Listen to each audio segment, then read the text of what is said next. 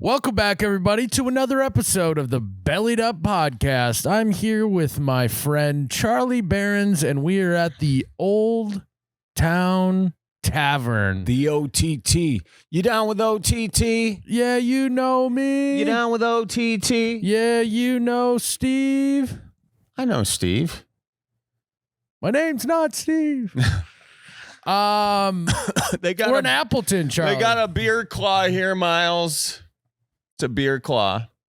The claw chooses who can come, who will. Okay, so you just go pick a beer. All them beers. Oh, shit. Hot coffee. Hot coffee on my... Sorry, dude. Fuck. That's all over you. Oh, man. Is that wet? Yeah, it is. Sugar tits. I'm so sorry, Miles. I didn't mean it, dude. I was looking at the beer claw.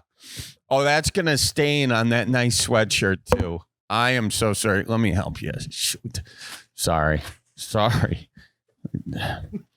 You really going to pat my dick? Well, I'm patting around your dick, all right? Trying to help. I'm sorry, This is dude. the only sweatshirt I brought. Really? Yeah. Well, I'm going to have to raw dog my arms all fucking trip. dude, how did it This spill is what I that was gonna fast? wear to the airport. I can't believe I did that. Oh, I'm so sorry. You can spill on me later if you want. Let me wipe off your This is seat. a classic situation. Let me wipe off your seat. You hit your brother a little bit too hard. So then instead of telling mom, you're like, no, you can hit me back even harder. Oh, jeez. You know, it's not my fault. It is the beer claw's fault. I mean, who puts a beer claw in a bar and doesn't expect accidents like this to happen? Oh, sorry, Miles. You okay? You gonna be all right? Yikes. Yes, I am going to be okay. Damn, that sucks. Although I may have to sue you now because that was some pretty hot coffee, and I don't know what kind of burns I'm gonna get underneath these pants. Well, unfortunately, it's a Yeti coffee cup, which means it doesn't work. Well, that was your first mistake, Charlie. Oh, Maybe next time try closing the lid when you're not using it. How about Habitat for Humanity, folks? I was plug charity at a moment like this? No, I was just to over try there. and make you seem like a better human. I was just over there this morning helping them put together a few houses for the less fortunate, and Miles is worried about a little bit of spilled coffee. You know, it's all about keeping things in perspective, and that's what I want the kids out there to know. Hey, Miles, you know the worst part about coffee when it spills is the smell after. Yeah, it just smells like crotch rot. You know. Yeah, I do know that. These are my good pants too. Those are your good. I'm gonna have to utilize the laundry at the hotel. Oh man, like a dunce. Wow. Yeah, you always know if you're doing laundry at the hotel, something went wrong. Yeah, something went did wrong. Just go wrong. You know, people aren't just planning on doing laundry at the hotel. Well, anyway, how's your day going otherwise, Miles? It's still going good, Charlie. All right. You know, I'm used to stuff like this with you. Now, folks, this was not planned, okay? Don't think we just did this for a cheap bit off the top of the show. Miles is sincerely pissed off right now. And, yeah, nothing you can do about it, though. It's in the past. The past is the past. Miles, you want to play the beer claw machine? This is the wrong time to ask, but do you have quarters? Holy shit, is this the Bellied Up podcast? Oh my god, hold on, I'm on the third floor.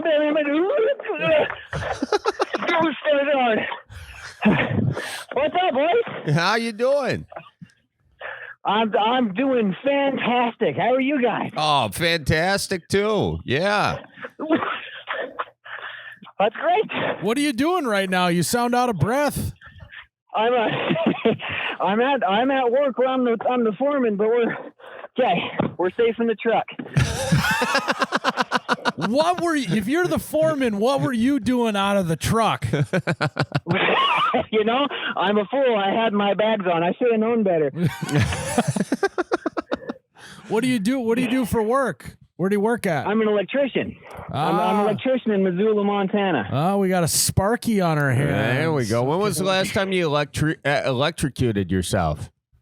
Oh, boys, I electrocuted myself in front of a whole office in the main building.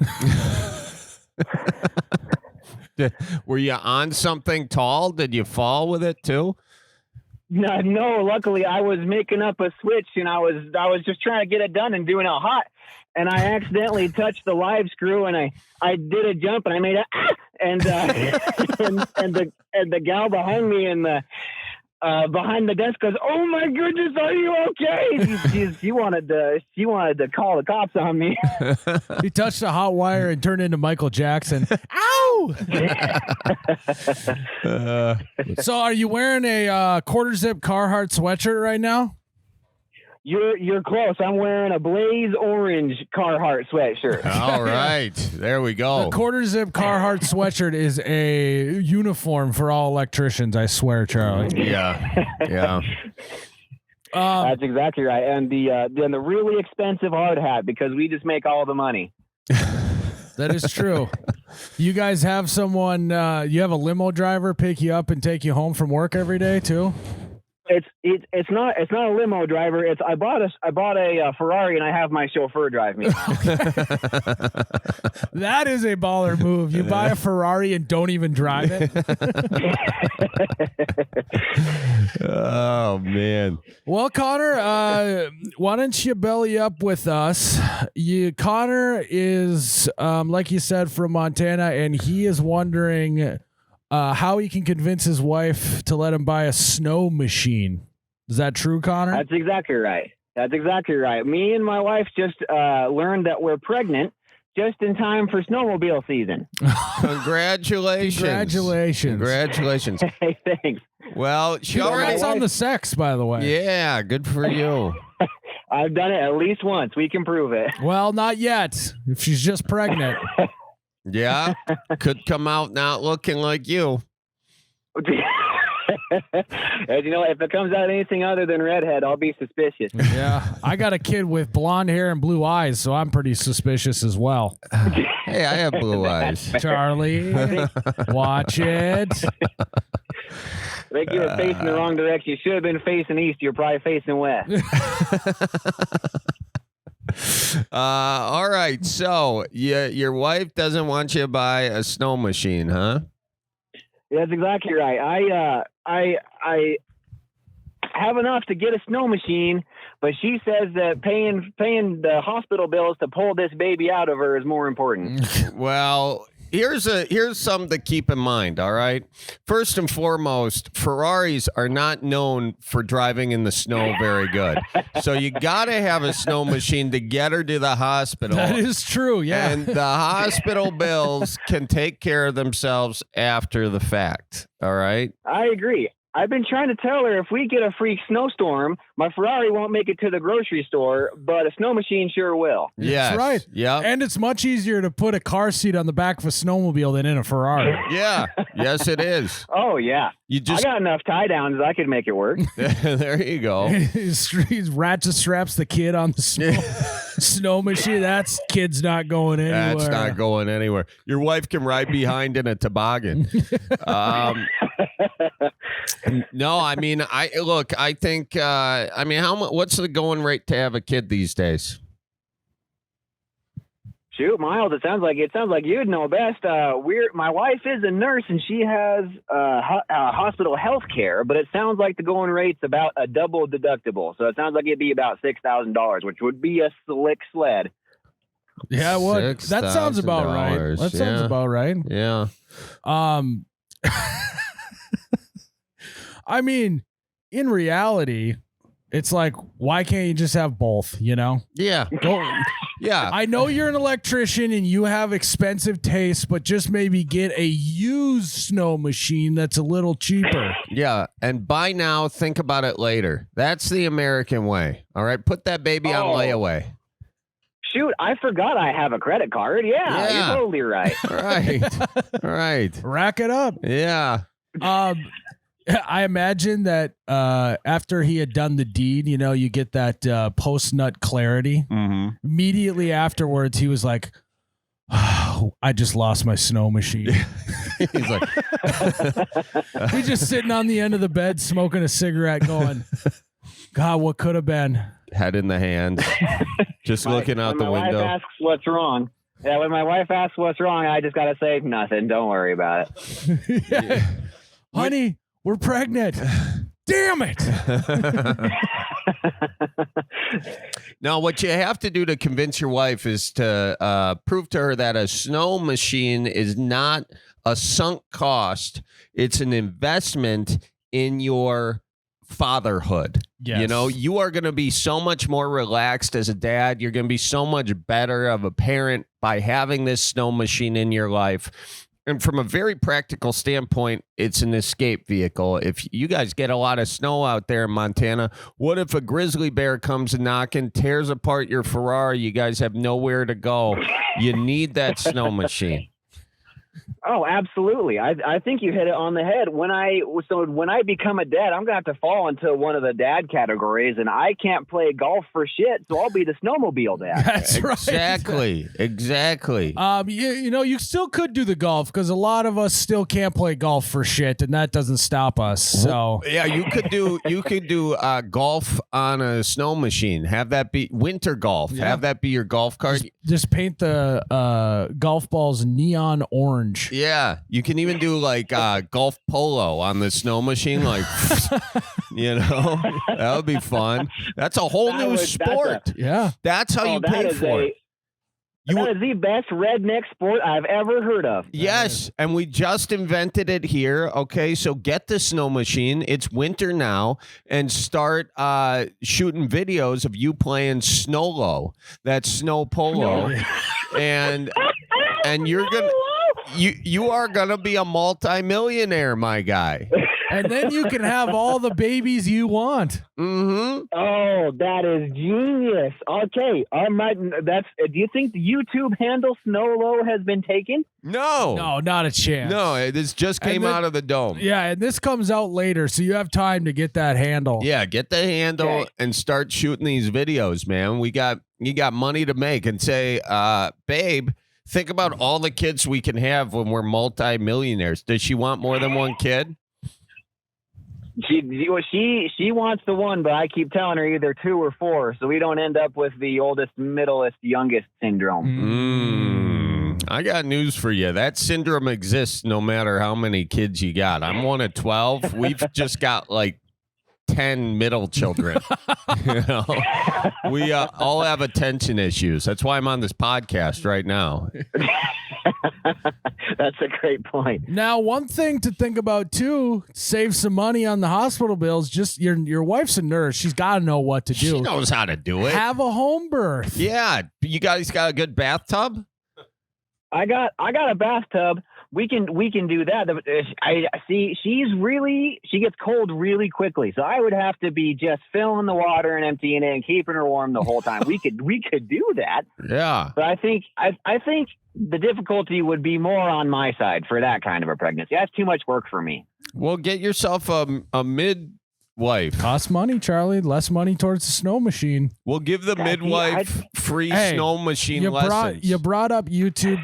YouTube has a video for everything. There's got to be a tutorial on how to have a home birth on YouTube. Yeah, we know half of your electrical work is you YouTubing it before you go in and do the thing. Yeah, and the time that he electrocuted himself in front of all those people is he didn't look at it on YouTube. Or he was looking at YouTube while he was doing it. He was like, that's a great idea. So I'll tell my pregnant nurse wife to just pick up some overtime shifts, then I can get my snow machine. That's not what we said. Okay, that's the worst. That's the worst idea ever. I love how our solution isn't just trade in your Ferrari for something a little bit more economical. You can't do that. No. Okay. So the best thing I'm hearing right now is home birth, and then I can have them both. Correct. Well, don't forget Snowlo. All right. Yeah. And snow low. Yeah. And snow low. I mean, how hard can it be? I went through it once. It's really just getting under center and going, blue 42, hot route. Is it hot? And then the baby comes out. I've been listening to the You Betcha podcast about Ryan's birth, and it sounds like all he had to do was hold a leg and play air guitar. I figure I can do that. That's it, man. That's all it is. I was a smart one, though. I didn't have to do any work. The nurse asked me if I wanted to hold the leg. I said, no, you got it. What else am I paying you for, I'm not. That's like I'm not one to fall for the scam where you go to those restaurants where you have to cook the food and you pay more money to do it. I think those are dumb. Yeah. That's like going to the grocery store and you checking it out. You're like, do I work here now? Yeah, self-checkout is a racket. Yeah. Self-checkout for a baby so I can kind of skip some things past the scanner. Yeah. Oh, man. No, well, congratulations on both your baby and your new snow machine. Do you know what you're having yet, or are you guys waiting? We just had our first ultrasound, but she's going to want to do some kind of baby reveal. And I told her we can do a baby reveal as long as we burn down a little bit of forest. You sound like the rest of the country. Yeah. Oh, perfect. Okay, what gender reveal should he do, Charlie? He should do it with. Okay, so you tell her that it's going to be either you guys get a pink snow machine or a blue snow machine. Yeah, there you go. But really it's going to be a red snow machine because you probably don't want a pink one, although a pink snow machine could kind of be cool. Or you put some sort of fluid in the exhaust. Well, that's going to ruin it. But wouldn't it be cool if you could find the color of your exhaust? Yeah, no, that's it. Okay. Your first snow low game, you're gonna reveal the sex of the baby. Yeah, okay? It's gonna genius. Instead of having a normal ball, it's gonna be one that explodes on impact. Yes, does a smoke thing like they do with the golf balls. Yes. Yeah, it's gonna be genius. Can you imagine a slow-mo video of him ripping on a snow machine with his? It's a boy. Millions of views. I just thought of something too, Charlie. What's that? Could do, if you guys wanted to let us know, we could do the first ever Bellied Up gender reveal call. Oh, yeah. Just throwing it out there. We can give you a little spark here for your new Snow Low YouTube channel. Oh, that's genius. We would love that. That's a great idea. So the way you say this to your wife is, honey, I'm not buying a snow machine. Don't worry. I am starting a side business. And buy the machine, buy the exploding golf balls. And then here's the good thing. It takes a lot of time for businesses to make money. So this is all a write-off. You're basically making money. You can't afford not to buy this snow machine, is what I'm saying. Yeah. This is a ski. Don't test me right now because I know what I'm doing. You like that ski do? Well, Charlie, let's not skip over the fact that he's pretty keen on us doing the gender reveal party. Oh, so are we going to Montana? No, he's going to call in and we'll review it live on the podcast. That's true. So now you have proof to give the IRS when they obviously are going to question this. Absolutely. Well, we could do both. During the first Snow Low game, you guys could be the commentators. That's it. Yes. Now you have plenty of proof to give the IRS when they come a-calling. Yep, exactly. Perfect. Well, we got a business here set up. We got a baby on the way. I'm feeling pretty good. Just don't kill yourself with electricity before now and then. Okay, so my main goal right now is to not die from electricity and to buy a snow machine and convince the wife it is a business venture. I like it. Yeah. And a home birth. Yep. And a home birth. So that's it. That's all you got to do. Okay. I think we can figure that out. Wonderful. Well, Connor, another issue solved here on the Bellied Up podcast. Thank you for calling in. Well, thanks, boys. I really appreciate it. It was super cool talking to you. Yeah, before you go, I got one more question, Okay. Charlie. All right. As a foreman and electrician, I want you to give me the top tips of being a construction foreman. Okay, you nailed it on the head by saying don't get out of your truck. Unfortunately, I'm behind, so I have to get out of my truck. But you can betcha I walk around and I look at one of my guys while they're working, and I don't say nothing. I look at them, and I kind of look around, and I just walk away. I don't say a single word. Yeah. Then he starts doing all sorts of paranoia in your head, you know? Yep. No, Yep. your presence is making productivity more. Yeah. It's a mind game, absolutely. Judgmental eyes. I like it. What else? Let's see. The other thing that I like to do is I like to call one of my guys and be really serious. Say, hey, I need you to come out to the truck right now, immediately. And then when they get out here, I just say, hey, how's your day going? It's getting kind of boring here sitting in the truck by myself, and I've listened to every podcast I could. So what's going on, man? Yeah. I just wanted you to come over so I had an excuse to roll down the window because it was getting kind of hot in here. Exactly. And he's wondering why he's behind and he has to actually get out of the truck. I like that. Yeah, I mean, hey, For everything I've heard, you're not lying. You are a foreman. You got that thing dialed in. I listen to your guys' podcast every day, especially about you doing concrete and being down in a hole. So I've taken all that straight to heart. Yeah, you got it easy. You know, you're usually working in an enclosed area. You know, you don't have to get all muddy and dirty and deal with people who live out of a cardboard box and have to bike to work every day. You know, you're the high class. That's exactly right. We're better than everyone, and don't forget, you really are an electrician, aren't you? I haven't touched a broom in years. Yeah, someone will clean that up. Are you a master electrician or what? Nope, I'm a journeyman electrician. That's all you got to be to really be a foreman around here. Do you have aspirations to be a master electrician or no? So the first time I took my journeyman test, I got a 38%, and I got lucky to pass the test in the first place. I think we're going to leave her here. So time out. You can get a 38% on your journeyman test and pass? First time, right?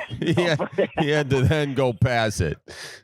No, that was the first try. This is the second try. I sat in my truck and toked on a little bit of electric lettuce and then went in and passed it. Oh my God. Is that how you electrocuted yourself? Too much electric lettuce?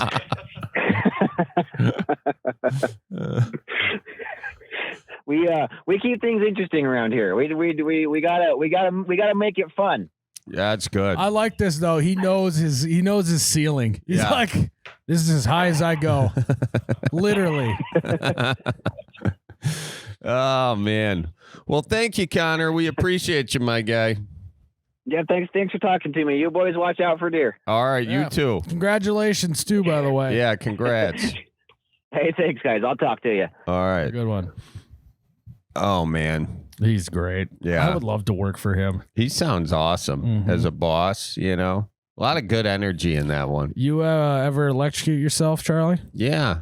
I have. I told you about that. I did it on my water heater. At the Really? lake. Yeah. What were you doing? I was adjusting the dial of how hot the water could get, and I just touched the wrong thing. The nastiest shock. Look at the nastiest shock. And when I came to, I had an epiphany. Yeah. Said I need to hire someone to do this instead. Yeah, I told you about the extension cord when I was a kid, splicing it and not pulling out of the wall. And I've electrocuted myself a couple times since. I did avoid a massive electrocution though. I was fixing this washing machine, dishwasher, and it had all the water coming up, so I was clearing it out on the bottom, and then I was like, oh, it still had water coming out. I was like, this is a deeper issue, so I pull it out, and then I get underneath and I'm messing with the live wires. And keep in mind, I don't know what the hell I'm doing. I'm just trying to see if something's not like hooked up or whatever. And then all of a sudden I was like, wet hands, live electricity, this is stupid. So then I went down and I shut it off. But I could have almost killed myself on that one. I watched my dad almost die. Really? How'd he almost do it? So at their lake cabin, they were getting rid of a baseboard heater. Oh. It was hooked up to electricity. Yeah. And he had thought that the electrician came in and made sure it wasn't live. Mm-hmm. Well, he found out the hard way it was live. Sparks flew. Oh. Emotions ran high. Oh, yeah. And we all were kind of like standing there, and obviously he was pretty Stoic. frazzled. Oh, he was frazzled. Yeah, he was just kind of what's happening. And we look at because he was going to cut the wire so we could take it off the wall. Yeah. And there was a little like indent, perfect little semicircle of where he tried to cut the wire and melted the metal that he was. Shit. Oh my God. So If you are standing on the ground, you are the ground. I could have had a lot more baggage not growing up without a dad, Yeah. Wow. Even more than I already got. Yeah. Well, we're just happy Bud's okay. Yeah. Yeah. So it's a lesson for all you guys out there. Yeah. If you're gonna do DIYELECTRICTY, YouTube it twice. Yeah. YouTube it twice, cut once. Do something to make sure the wire's not live. Yeah, turn your power off. All well, right. Charlie, should we take another caller? Let's do it. Amanda's on the phone. She's coming to us from Arizona, and she says her Arizona deal is flooded with Midwesterners. And Amanda, is it right? You want to know what that is all about, huh? Yeah, I'm curious. We've got Culvers everywhere. We've got Portillos everywhere. What is it about Phoenix that draws everybody here aside from the absence of snow? Well, it's not just that. It's arthritis. Okay. You know, we are. It's so true. Hard. My dad's like, when I'm down there, man, my joints are feeling good. Yep, there's just something about that heat that loosens up the old hammer toe. And you're like, I can walk here and not take ibuprofen. So what we're really doing is saving money on ibuprofen. They're like, my Paul Bunions feel great right now. My Paul Bunions. Yep, it really is a health issue for a lot of us. And also, if you look in the Midwest, you look at heart attack rates, they spike in the winter. Something about shoveling your car out of the snow isn't good on the old ticker after you get past 65. So people like to, they've paid their dues to they've sacrificed their sacrifices to the Midwest gods, and it's time to go enjoy some warmer weather. Well, and I think that if you're in the Midwest and you turn 55 years old, you're spending either your entire winter in Phoenix, Arizona, Scottsdale area, or you're going to somewhere in Florida. Yep, it is Arizona or Florida. That's pretty much what we do. And we go with they call us snowbirds because it is a migratory pattern. People... I can tell. The roads make that very apparent. And what's it like driving with all those Midwesterners down there? I'm not entirely certain that I have the most solid footing to talk about that, as I'm from the New York metro area originally. So you didn't even drive until you got down there to Phoenix? No, I've been driving quite a bit, my friend. In Jersey, in Rhode Island, in Northern California, around the San Francisco area, out here in Phoenix, and I got to tell you that Phoenix is awful. How dare Absolutely you awful. Put her in a box, Charlie? She said she's from New York. New Yorkers don't drive. How dare you? They She's have from good... New Jersey. Oh, New Jersey. How dare you? How does that make you feel that Charlie just said that because you're from New Jersey, you're a New Yorker? How does that make you feel? I feel like the majority would consider that a compliment. Anytime I've mentioned, like, my husband loves to throw me under the bus for being from New Jersey. So, yeah, it was a bit of a compliment, I guess I'll water off a duck's back. Take that, Miles. Why don't you try throwing me under the bus for something else? Charlie, how do you spot a Midwesterner in Phoenix, Arizona? Well, you just look at the Culver's drive-thru. Culver's drive-thru? Well, there's that. Or any golf cart that's on the street. Yeah. To be honest, yeah. Yeah, my dad, he doesn't vacation. He vacations in Southern California, not Arizona. Palm Springs. But he rented a place, and it came with a golf cart. And I tell you what, this is the giddiest I've ever seen my dad. Really? He loved that thing. It's like a UTV without the balls. It's a castrated UTV. That's a golf cart. There's just something about, in the Midwest, we like going, hey, Charlie, you want to go for a drive? Oh, yeah, that'd be great. And then you just spend 2 hours driving around not saying anything. It's the equivalent down south. You just get in a golf cart, you drive around your little gated community and just look at stuff. Are these Midwesterners like really clogging up the roads with the golf carts, or are they doing it in a respectful way? In Sun City, for sure.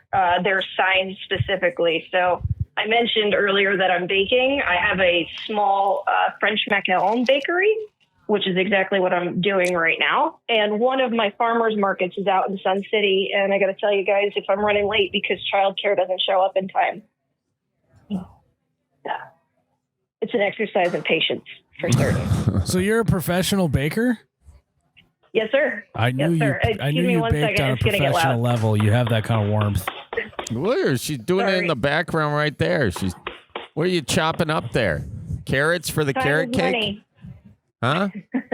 No, I'm banging on the bottom of the sheet pan. So French macarons or macaroons, air is the enemy in the recipe. So you got to bang out all the air bubbles so they don't pop and crack in the oven. Got to bang out the air bubbles. Sounds like something else. Yep. Sounds like a euphemism. How are you? Can you say? It could be. Yeah.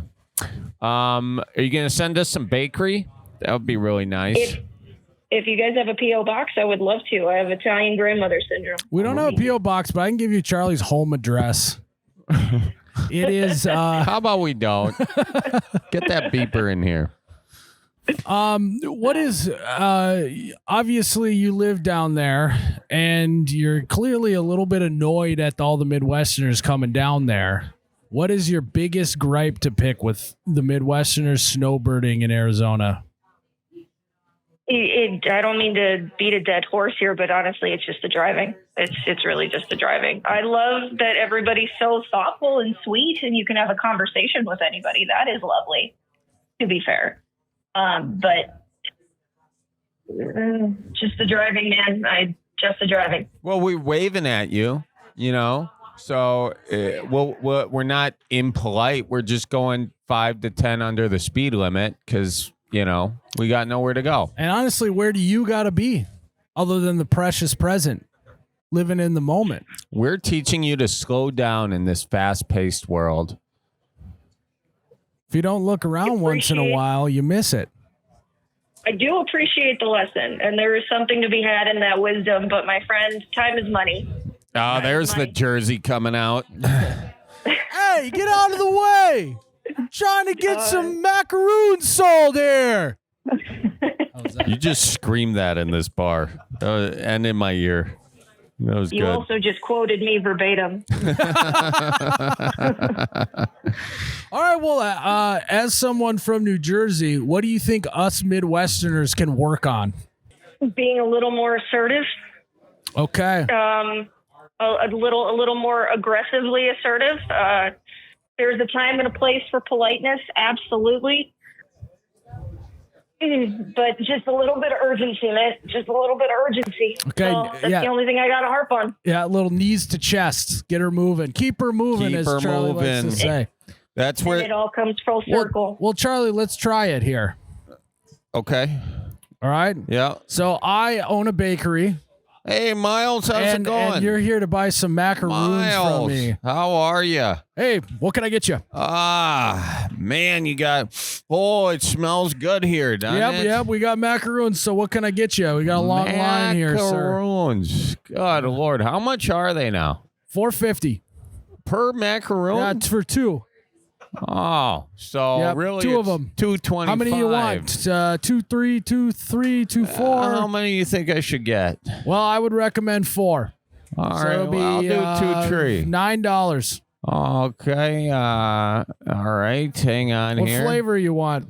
Chocolate. You got that? Yeah, we got chocolate. What else? Peanut butter. Peanut butter. Done. You got brandy old fashioned one? I don't even know what that is. All right.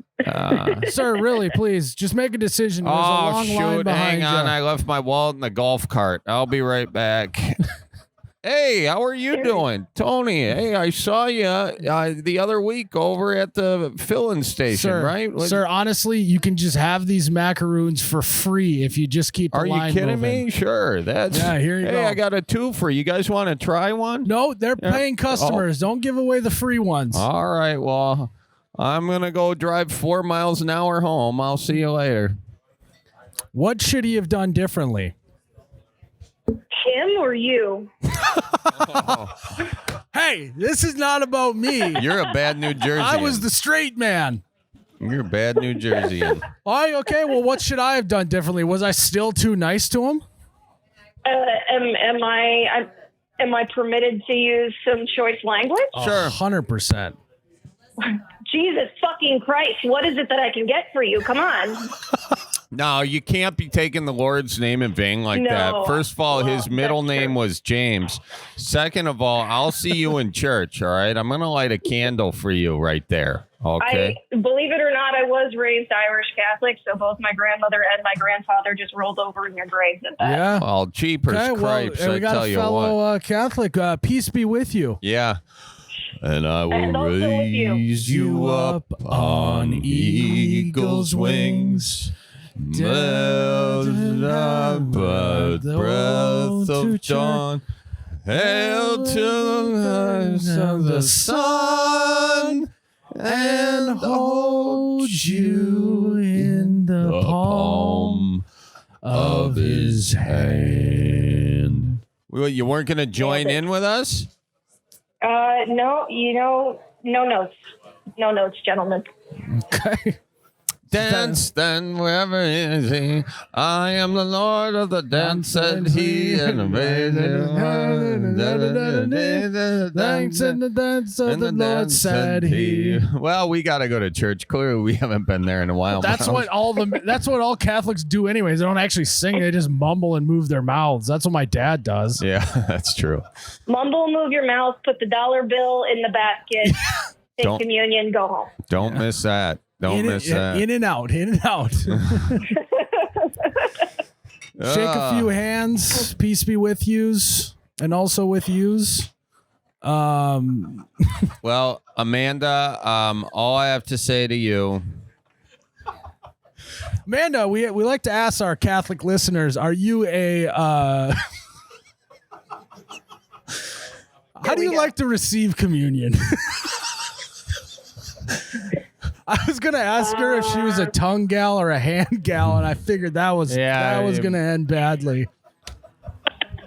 How do you like to receive your body of Christ? I feel like after the pandemic, it's only hands. Yeah. But, it used to be mouth. Okay. Oh, you were a mouth gal. Hi. Wow, you really are Irish Catholic, aren't you? Holy smokes. Very I pretentious. don't think they've done that Amanda. since the 70s. Pretentious? How is that pretentious? What? Because I know some people that are mouth people, and they're a little better than you. That's what they're saying. Because of blind faith? I'm still confused. Amanda, if you don't mind me asking, and trust me, there's a follow-up question. When was the last time you were at church? Oh, God. Actually, to be fair, no pun intended, I guess, with that.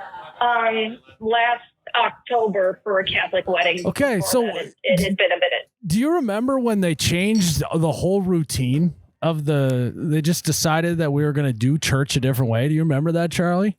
It was like all the responses were different, and people were getting it half wrong the whole time, and it was a mess. Yeah, it was like 5-10 years ago, and you can always tell the Christers, because they still screw it up. Sorry, guys. Excuse me. Still working. Get those air bubbles out. Well, Amanda, good luck with that. Okay, and we hope that the Midwesterners get the message here. We hope they hear this and they pick up the pace a little down there in Arizona. Or maybe you slow down and enjoy life a little more. One of the two. Yeah, that's a solid piece of advice. If I may, before we go, I do have two dear friends out here that are both from the Midwest. One from Chicago. I know how you guys feel about that. But her husband is from Minnesota, and they're two of the greatest people that I've ever known.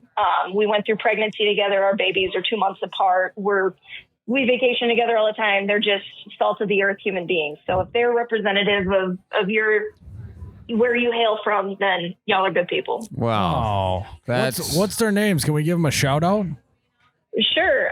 Melissa and Sean. Though Melissa, in our text message earlier this morning, when I told them that I was doing this, she did want me to say, "Go Bears." Oh my God. My God. It was Amanda, so good. It was nice talking to you, but your fib friends are not indicative of the Midwest, unfortunately. So makes sense you'd find a fib out there or two. And and when the folks are down in Arizona, where can they find your macaroons? I deliver to homes. I'm at different farmers markets, and I also ship across the country. So Amanda's Max is my business. Amanda's Max. We love alliteration. I love it. Well, like good stuff. Well, congrats on your baby. Congrats on your macaroons, and tell your fib friends we say hi. Thanks, gentlemen. I appreciate the time. Merry Christmas. Merry Christmas. Merry Chrysler. Well, Miles, I gotta tell you, she's a feisty one. She is a feisty one, yeah. And I mean, look, we're on vacation. That's what you got to remember about Midwesterners when we're invading your you towns. Chose to live in a phenomenal part of the country. It doesn't entitle you to making us speed up. Yeah, you might be living your daily life, but we are either retired or on vacation. So we're going the pace that we go. And there's no bottom rungs about it. Guys, we have Patrick from Alabama on the line. He is a structural engineer. And he says that he wants to go to toe with me. Wow. Yeah. I don't know what he wants, but Patrick, let's do it. Let's go toe to toe. What do you? I mean, I've just heard you complain about engineers when in your time as a concrete worker, and always giving engineers a hard time. So I figured somebody's got to stand up for the engineers every now and then. Okay. I knew this was going to happen, Miles. You couldn't leave the engineers alone, and this is the repercussions you get. All right, you guys go toe to toe. Also, pecker to pecker. Let's see what we got going maybe here. for Patrick, but not me. It's more like belly to belly. That's a closer fight there. Thigh to thigh. How about arm in arm? Yeah. Arm in arm. All right. Well, that's a whole other thing. Well, state your piece, Patrick. Yeah. So what did I say that really rubbed you the wrong way? What? I mean, I run into it every day at work, man. It's not concrete guys anymore. It used to be, but now it's welders and fabricators. Now everything's always blamed on the engineers, as if we had the final say so. When in all reality, I think the problem that we have when engineers and concrete workers and these guys don't get along is we get distracted by who the real common enemy is. Okay. And that is the client. Okay. Yeah. You know what? I'll agree with that one. The client is always wrong. In other words, the client is always a pain in the ass. Always. Whether it's the Navy on a ship that you're building or somebody's concrete driveway and they want it, 6 inches wider at this one spot after it's already been formed up and poured. Yeah. And I think for me, Charlie. So why is it that engineers get blamed for everything, Miles? Well, it's because you guys are the rule followers. You guys are the nerds. You're the ones saying we can't do it like this because the building will fall down, It's like, what do you mean? We've done it the other way 100 times in a row and the building's still standing. Yeah, but everything's always okay until it's not. And that's what we're doing. We're trying to avoid those bad situations. Yeah. I mean, really, I think the bone I have to pick is when there is a classic over-engineering going on. Would you agree that some people over-engineer things? Every day, man. That's part of the job. Well, give us an example, Miles, of something. When has an engineer hurt you? When has it been over-engineered? Pocketbook. Pocketbook? Yeah. Oh, it's a little spendy. The more time they end up engineering something, not only you got to pay them for more time, you then got to pay for more material. You got to do all of this extra stuff that ends up costing the client money. Ends up costing everyone more money. Well, yeah, but don't y'all end up making more money? That's extra overtime for you guys. Thank you. I was just going to say people helping people. Well, I also have another one, a little zinger for you. It'll say you're the concrete guy. You build it too good, you're not going to have any repeat customers. Planned obsolescence. Mm-hmm. It's like the iPhone. It's like the iPhone's intentionally making your battery go to shit. That's why every new building looks like a freaking IKEA. Yeah. Concrete businesses are built on upcharging for having to come fix things. How is anyone supposed to make a living if you guys are engineering stuff to a T? Stop doing your job so good is what he's saying.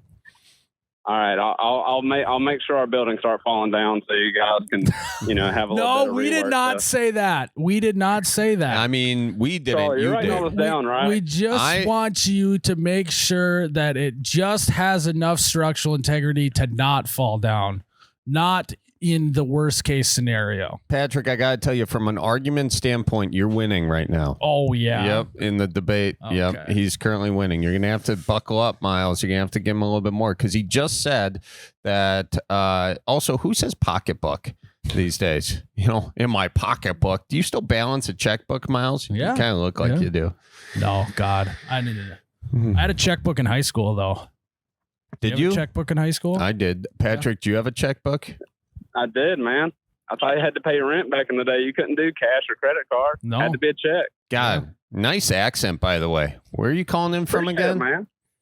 I'm from Mobile, Alabama. Mobile, Alabama. We got a Southerner on the phone, Charlie. I was just in Birmingham, or as you guys call it, Birmingham, and that was interesting. It was nice being down in Alabama.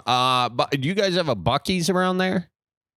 Yeah, there's one just down the road from me right now. Oh, my gosh. I got to tell you, I got a bone to pick with that friggin' Buc-ee's. Okay, I'm a quick trip guy through and through. And going to that Buc-ee's, that was like a quick trip made love to a Walmart while that dumb stuffed beaver cucked. It is. I'll tell you what's distracting is that giant wall of jerky they got over there, man. No. They have a giant wall of jerky? They do. That's got to cost more than the whole building itself. I mean, it's some spendy jerky. I will say you're impressed by some things when you walk in, but you start getting close to it and you peel the facade off and it's not as good as it looks. Okay. Yeah. Are you now Buc-ee's is a Texas thing. You're gonna have to get you a Texas fella on here to talk about that. Okay. So you're not, but they're just jumping over state lines and coming on over here. They're spreading like the oral herp. They are. They got one that they were saying might come up in Wisconsin, and there's a flare up every 9 months. Not that I know anything about that, and I got sounds like a good time to do. Sounds like a good comparison video coming up. Mm-hmm. Yep. Exactly. That would be good. A comparison video of Quick Trip versus, Bucky. Well, let's hear it. Okay. What's better, Charlie? Buc-ee's or Quick Trip? Quick Trip is better than Buc-ee's. Okay, Buc-ee's, if it was so good, did they need to put up a billboard like 7,000 miles away from the nearest Buc-ee's saying nearest Buc-ee's 7,000 miles away? It's hack marketing is what it is. And nothing that's really good needs a mascot there. Do the Green Bay Packers have a mascot? No. Okay. You only need a mascot if your team sucks. Unless you're the Badgers. Well, that's a good question. Is Bucky a woodchuck or what is Bucky? Bucky's a beaver, I think. He's a beaver, yeah. Yeah, Bucky the beaver. So why is the Badgers got Bucky? That's Bucky the Badger, and they also ripped off the name Bucky, from us. You can't be ripping off a mascot. And again, a Badgers got grandfathered into the mascot thing, and it, the bottom line here. What about the Bucks? The Bucks, of course, also grandfathered in. Same with the Brewers, but you don't need it for a freaking gas station, all right? And then you go into that place. Oh, they've like socially engineered a gas station. It's like I feel like a cattle in there. I feel like I'm in a herd of cattle. The way they shovel people around and the way you move. Like they took like all these videos and they had surveillance trying to find the easiest flow for people to get in and get out. I mean, it's too perfect. There's something deeper there. They're looking at something there. You do. And it's destroying the fabric of American society. That's what's happening. Miles, I think Charlie is just projecting a little bit because I think he really wants to be the official mascot of Wisconsin. He's just projecting that Buc-ee's has their own mascot. And if he's thinking, well, if this gas station's good enough for a mascot, Charlie's, Wisconsin's #1 fan. If Charlie was the mascot for Wisconsin, he wouldn't be able to walk into any bar because his head wouldn't fit through the door. Yeah, cheese wedge would be a little too big. That would actually be good. A Wisconsin mascot, big old cheese head. Don't. It's not going to happen. I won't let it happen. I'll do a smear campaign against it. Yeah. Patrick, you don't even like Buc-ee's. Why did it turn out you were calling in to give Miles crap? Now you're giving me crap. You're supposed to be on my side. I thought this was a safe space. Hey, this is part of being an engineer. You have to walk that middle line of keeping the client happy and keeping the construction crew happy, man. It's part of the job. That is true. You did a good job there because at first I was ready to arm wrestle you, and now I'm like thinking you're a great guy. So, hey, you are good. You are good. Hey, I appreciate that. What do you mean? Also, I had another thing to bring up. Yeah. You got a Navy ship you want to buy, sell, or trade?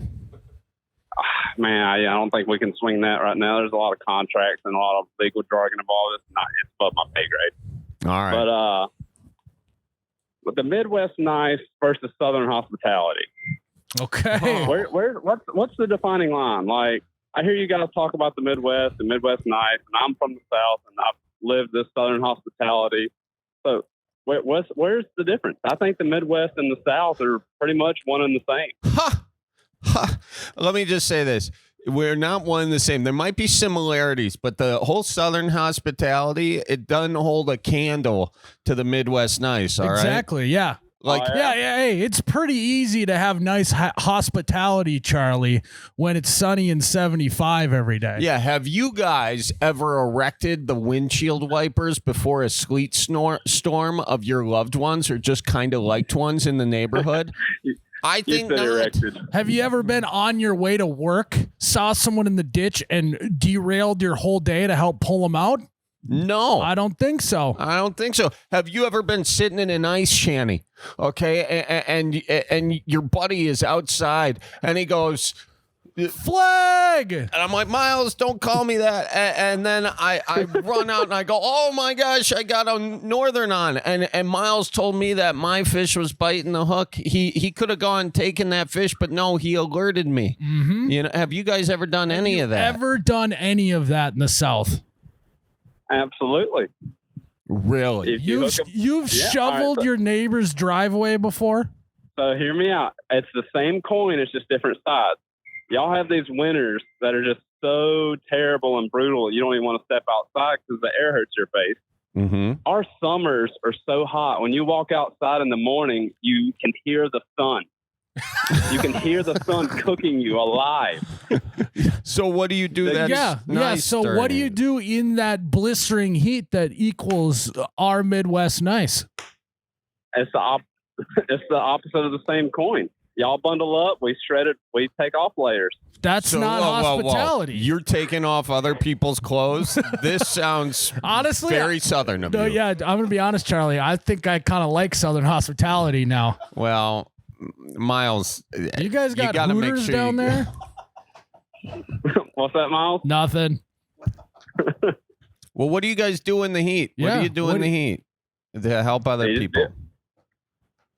I offer them a cold glass of sweet tea, bud. All right. That's a start. What else? Invite them inside, sit them down, offer them some lunch, give them a good sandwich, ask them how their folks are doing. Okay. What do y'all do when it's super cold outside and you see somebody shivering? Well, I mean, we give them our coat. You give them, you maybe give them a shot of brandy, Charlie. Yeah, that's the internal sweater. But here's the thing. Southern hospitality has to go a step above because we can't give a coat to somebody in the summer. We have to bring them into our home. Bring them into the luscious air conditioning that we're paying for.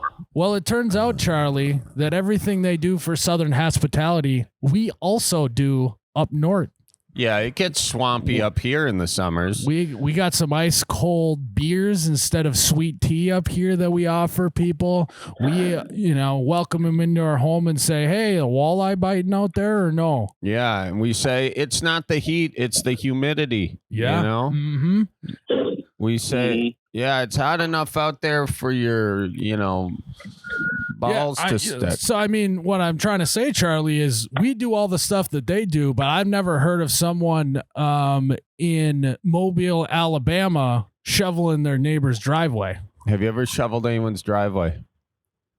Nah, never once. Okay. All right. Well, so yes, there is Southern hospitality, but I think Midwest nice beats it out. And also, I'm on to you, Patrick. I know when you say bless your heart, you're really telling me to go F myself. I would never say that to you, Charlie. You wouldn't. You would say bless your heart. And no, I just say, oh, he sure is. I'm sure his mama loves him. Charlie, you're a guy only a mom could love. I got that. Patrick, what are you building over there in the stockyard? What are you in? You're in the shipyard. What are you building over there? We're building a couple Navy vessels, a Coast Guard vessel, and a big dry dock right now. Oh, nice. How's the Navy looking these days? Are we going to beat China or what's going on? Right now, they're looking haze gray. That's what we paint everything. Haze gray. Okay, because when you get out on the sea, it's largely hazy gray. Yeah. Yep. Yeah, and now we know what the weather's like in the, South China Sea. It's hazy gray. That's right. Yeah, that's it. South China Miles, Sea. I got one more. Miles, I got one more bone to pick with you, buddy. I'm sorry. I like it. It's all right. I think there's a little bit of a conspiracy on our hands that needs to be addressed. All you see, a lot of my favorite content of yours, Miles, has always been the Yeti comparison. Yeah. No worries. And I've noticed lately I haven't seen any more Yeti comparisons coming out. So it begs the question, has Miles been bought out by Big Yeti? I would love to be bought out by Big Yeti. The paycheck that could come with that. Have you seen what that company is worth? They're worth $1 billion. Well, Charlie. I bet they're $1 billion because they sell a freaking coffee cup. If I was bought out by Yeti, I definitely wouldn't be sitting at this bar with Charlie. What? I thought we were here because we're friends. Oh yeah, sorry. Yeah. Oh my gosh. We would be in the Caribbean at a bar doing this. Well, it begs the question: where have the Yeti comparison videos gone? Well, one, we've done a lot of products, and I don't want to just pick something on their website and make fun of it. That's the low hanging fruit. That's what someone who is an amateur would do. I got to make sure that I'm waiting for the fresh new stuff that is so absurd that it basically writes itself. So sounds like he's waiting on that next Yeti care package to show up to his front door so he can have a review of it. Oh, I would love that. You could sling that stuff on Facebook Marketplace Right. for a pretty penny. Patrick, you seen any product you want Miles to do a review of? Tell you what, that Yeti backpack's a little bit out there. How much is it? More than I can afford. Probably $600 for a backpack. Backpack? Yeah. I mean, you got to hand it to them. They're like, there's a bunch of rich people out there with that like dog bowls. White coolers for white collars. You said that. That's right. That should be their catchphrase. Yeah. No, it's also one of those things. I've been doing Yeti videos now for like at least 4 years. That now it's to the point where I want it to be a little bit of a sweet treat when we do it. Okay. Yeah. Oh, here's the Yeti bag. Oh, it's on sale, Charlie, for only $184. Dear God. What the hell? I mean, at that price, you lose money not buying it. I know you can't pass up on those kinds of savings. Clearly, it's not selling very well. It's action-packed, tough enough to get dirty, smartly designed to sort your essentials. Wait, it says tough enough to get dirty? Yeah. Honestly, yeah. Oh, you can get the 35 liter. You know, I usually measure my backpacks in liters. I don't even know how big that is. The 35 liter backpack's on sale for $200. Are they selling these to Europeans? Liters? Okay. This one's waterproof. It's blaze orange. I like the blaze orange. It's waterproof. Blaze orange would be nice. I come in handy. Dude, that's $300. Are you free? Yeah, but it holds 28 liters of stuff.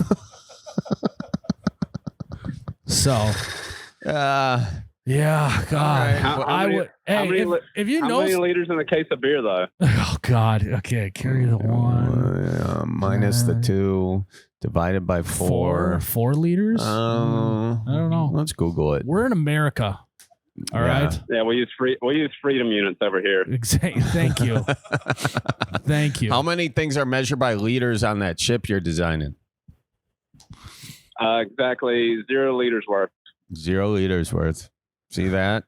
I mean, that's got to be a weird thing. Don't or do engineers use the metric system, or are they still using the American freedom system? It depends on the project, which is weird. You would think all one Navy would use the same thing from boat to boat, but different boats use meters, different boats use freedom units. Different boats for different folks. That's why engineers cost so much. They're spending their whole time converting different metrics. See? Oh, it's terrible. Again, Miles, it's not the engineer, it's the client. It's true. Yeah. Bring it all back, Charlie. That's what I'm talking about. Yeah. I got your back, Patrick. I got your back. I appreciate it. Well, thanks for calling in, man. This has been really insightful.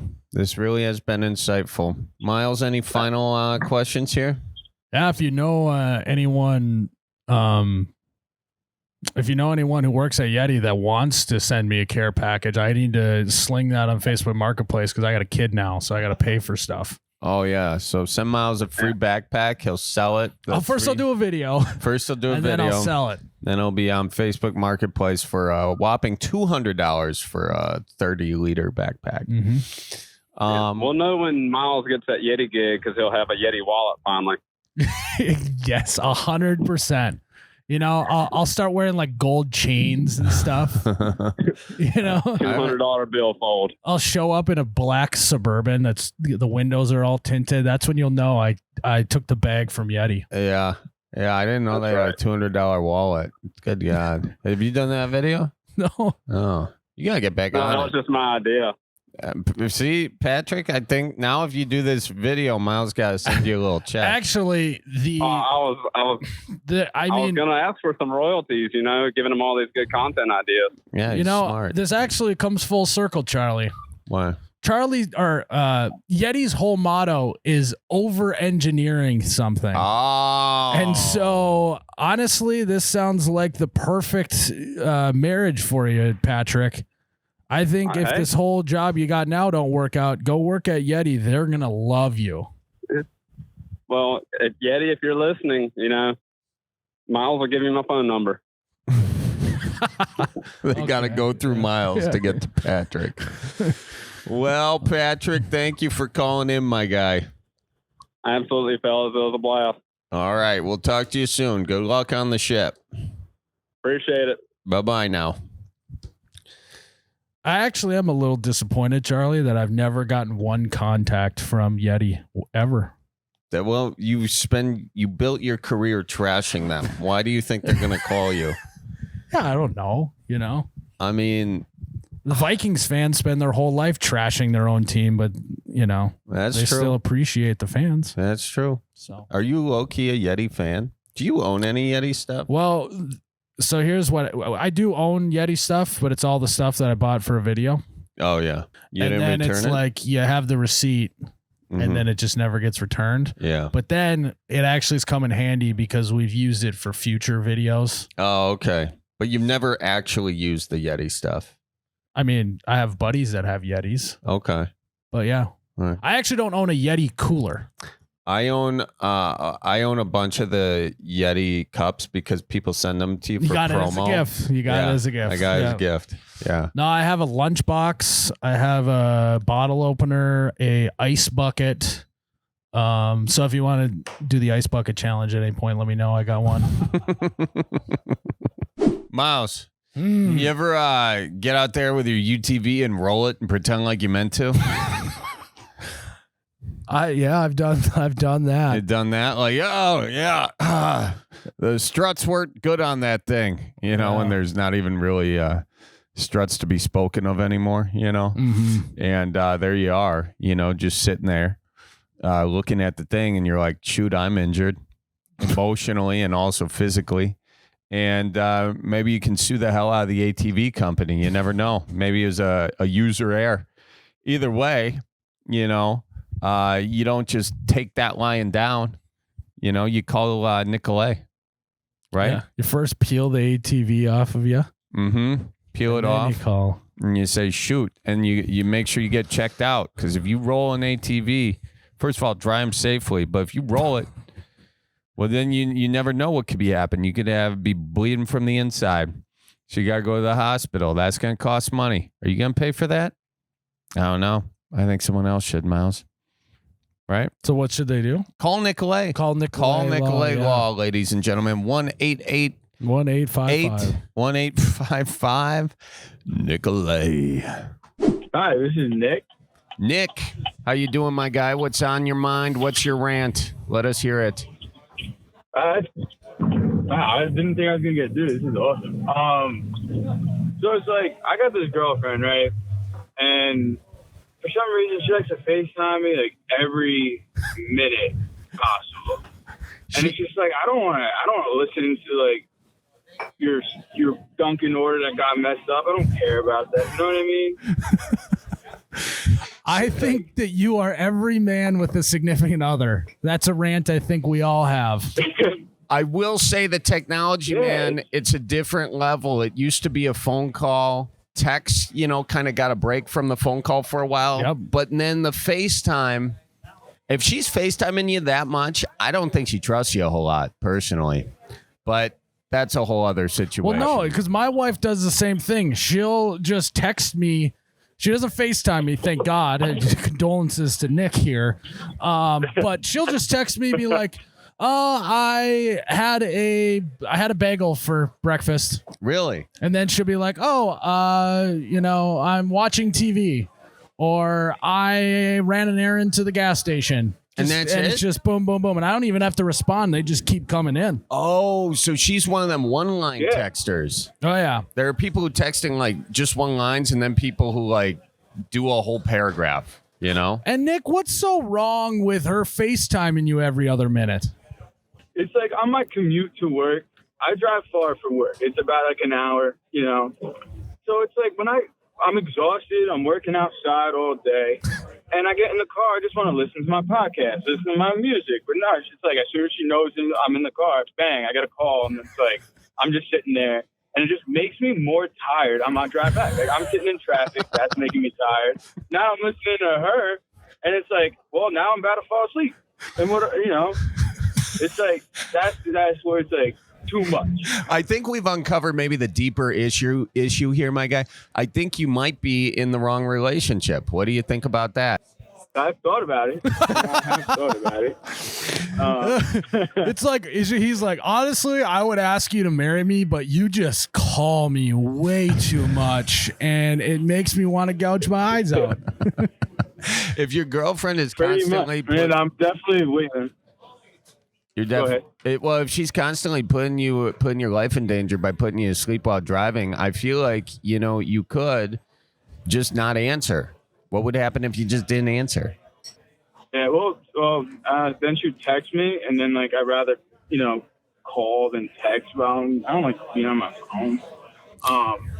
But sometimes I'll be like, hey, like my mom's calling me real quick, and I'll call you back, and I hang up, listen to like songs for like about 10, 15 minutes, and then like muster up enough energy to call her back, and then I'll call her back. He's like he's like listening to like motivational speeches just to stay awake and like work up the courage to call her back. You're like, you got this. Did she when she calls, like does she ever say anything of interest to you? No, never. Not one thing. No. So give us like a list of like what are the main 5 things she's calling you about? What is she dumping on you at the end of your workday? So I'd say the main thing is how like her day went. She's a teacher, so she'll say, "Oh my God, you'll never believe like what happened in the classroom. This kid did this, and I said this," and then he laughed. And I said, "Oh, okay." And then it's like, "Oh, well, this teacher said this about me. Like, I'm so excited." I'm like, "Oh, good job." And she's like, "Yeah, but like blah blah blah," and like go into like gossip with it. I'm like, "Oh, okay." And then she'll say like how her Dunkin' order was messed up again, and then it's just like the repetitive kind of thing, and it just puts me to sleep. Well, what you need to start doing, what you should start doing is just getting ahead of it. You answer a phone, you just go, "Wow, I can't believe that student did that today. I can't believe that teacher said that about you. God, Dunkin' sucks because I get your order wrong. All right, honey, well, I'll see you when I get home. Bye." Just get ahead of everything. Yeah, I've tried it one time. And how did that go? Go ahead. It didn't go well. She thought that I wasn't listening to her or to give her a chance to yap, and I just told her that I already know what you're gonna say. I was like, "Did I say everything that you were gonna say?" And she was like, "Yeah." And I was like, "There you go." I got ahead of it. I think there's really 2 issues here. There's the one issue of FaceTiming when you don't want to be FaceTiming, but then also I feel like you got some kinks to work out in this relationship. Are you guys good when you're in person or no? Well, yeah, when we're in person, we're good. We joke around together. We have a good time. And she's always on the TikTok thing. And it's like, sometimes I just take her phone and shut it off on her. But other than that, yeah, we're pretty good in person. Yeah. Other than stealing her property and making her do something else, things are going well in the relationship. I was on this. Yeah. Have you ever been on a FaceTime call where she's like cooking or something and she puts the phone down and the phone is just facing the ceiling, so you're just talking to a ceiling for 10 minutes? That usually happens when she's in the bathroom. She doesn't cook, which that's also another issue I got to train her on. But train her on? Oh, wow. my God. I don't think that's... train her how to cook. I don't think that's the right mentality. Are you close to your girlfriend right now? No. I went to get a haircut and she's off running errands. Okay. The way you said no sounds like yeah. She's in the next room, but you don't want that to happen.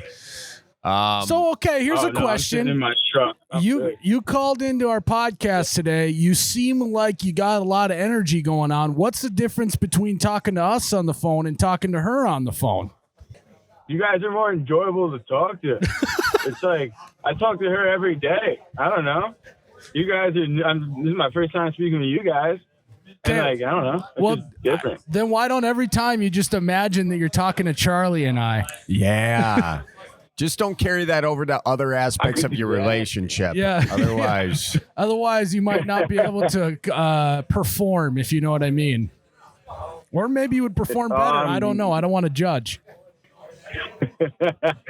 I mean, I could try it out and let you guys know next time. But yeah, she just doesn't bring the same energy as you guys. She's more monotone. Oh, so that's the deal. So it goes like this. Hi. Yeah, work today was kind of crazy. This one kid, Dylan threw spitballs at the wall again. Does it sound like that? Exactly like that. I'm like, what did you do? I don't know. I might be a little bit on your side because that was boring. I mean, I'm guessing the listeners that are listening, they tuned out. They probably shut the podcast off when I started doing that. Yeah, I'm trying to think of an actual solution to help you, and I know you were just calling in to rant. Have you ever thought about breaking your forward-facing camera on your phone? Just like a little like chisel and a hammer real quick, and then you're done with FaceTime calls just like that. I thought you were going to go a different route and just break up with her. I thought you were too. I thought you were going to say break up with her. I mean, you could do that, but, if you're still going to, actually, that's a better idea right there. You save yourself the phone. That's perfect. Or you could break Save her myself phone. the phone, the money. Yeah. I could break her phone. No, don't do that. That's not, just break up with her. I got to pay for it. Yeah. Yeah. I mean, do you think this relationship's going to work? It's sounding like a disaster to me. I don't know. I mean, I guess we're still young to figure that out. I'm 23, so I'm not worried about it. If it works out, it works out. If it doesn't, oh well. Yeah. Smart. Maybe you just find someone you want to FaceTime with and then start there. How does that sound? And that's what life's about, Charlie. Find someone that you're happy to FaceTime with. Exactly. Yeah. Well, And want to listen to. Yeah. Yeah. Well, we appreciate you calling in, my guy. Yeah, well, thank you for having me. It's been a pleasure. Yeah, and good luck with your gal, and thank you for sharing the rant. I get it.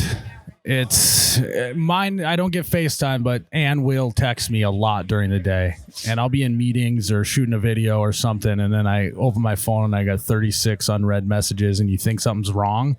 But no, it's just a journal, It's just like it's a ledger of what she did throughout the day. And if that makes her happy, that makes her happy, Charlie. Does she get mad if you don't text her back? At first, but then she realized that this is my life now. So. Oh, yeah. You know what? That would have been good advice for that guy. He's setting the wrong precedent by opening up the FaceTime. Yeah, I should have just never answered. Yeah, because then she'll find out if she needs that FaceTime, the truth will set you free. Hey, Maggie. Come on, belly up to the bar. Water is warm and the beer is cold. What's on your mind? Am I seriously on right now? Oh, yeah, you're on. I'm Charlie. No, this is a recording. Yeah, it's not. That'd be funny if this was. Like if someone answers first and then, gives me a little, hint that I'm going to be on or something. Oh, we're not that buttoned up. My question. Okay. Oh, okay, cool. This is more for Charlie. Oh, sorry, Miles. Sorry, That's Miles. all right. That's all right. Why? These tend to usually be fun for me. So here we go. Okay, why do you have such a big chip on your shoulder about people from Illinois? Oh. Yeah, Charlie. Oh, my God. What's so wrong with people who live a little further south than you, Charlie? All right. What's so wrong with Illinois? There is nothing wrong with Illinois. There's just something not quite right about it, okay? And I'll tell you what it is. It all stems Soldier Field, Chicago Bears, okay? And the audacity that Bears fans have to think that they're even at the same level as the Green Bay Packers is something I just resent, all right? And that's the beginning of it. The other thing is you guys come up to Wisconsin in your fib cars, all right, and you expect it that it's Chicago rules. You drive around Chicago, it's like a NASCAR race, okay? You come to Wisconsin, we go a little slower. We wave you past twice at the stop signs, and it's not because we got nowhere to go. Oh, hang on, my mic is getting a little crazy. It's not because we got nowhere to go. It's just that we're not that interested in getting there that fast, but you guys are pow, pow, pow all the time. And also prices in Door County have skyrocketed. I'm not going to say because of you, but you sure haven't helped that situation. Those are just three things that are kind of beefs that Wisconsin people have with Illinois. And there's more, but I will say that we love you a lot. We really do love you. We just sometimes don't like you. Like if and that's it. And I think that's a healthy thing. We do love you. It's, it's like, let me ask you this. Do you guys have any beef with anyone from Wisconsin, or do you just not think about us? I think that's really what it is that you guys just aren't thinking about us, and that makes us even more angry, Yeah, I think you're right. Not really thinking about you. See, you break my heart like this. I'm going to go home, cry about it, stuff the emotions down before I walk outside, and then it's going to come back in some unfounded hatred of Illinois. And that's where the chip comes from. But it's meant with love. So that's all I got to say. Okay. Well, that's good. Well, I got my question for you is what is your gripes with Wisconsin? I just didn't understand why they didn't like us. I remember when I was younger, I had a friend and her cousin from Wisconsin would always come down and visit and call us fibs. And I didn't understand why. Well, I'm outside of Chicago. I'm like a northwest suburb, so yeah. So Charlie, you got to put yourself in their shoes. They're feeling like these are like unwarranted shots. They don't feel like they've done anything wrong. That's because everyone comes up to Wisconsin, they go to Milwaukee, and they go, "Oh, this is almost as cool as Chicago," you know, or they say like, "Oh, this is kind of like Chicago but worse," you know. Or they go, at least there's plenty of parking here. We got more than parking in Wisconsin, all right? So we're sort of fighting back against that air of superiority that Illinois gives, you know? Well, and here's another question for you as a fibula.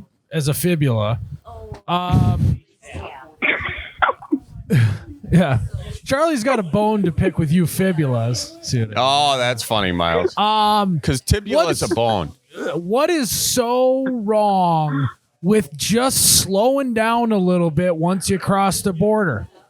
What's so wrong with not cutting people off in traffic? What's so wrong with laying off the horn instead of laying on the horn? Thank you, Miles. Thank you. Why can't you guys just, hey, show a little bit of respect in that sense? Thank you. Yeah. Miles said it better than me.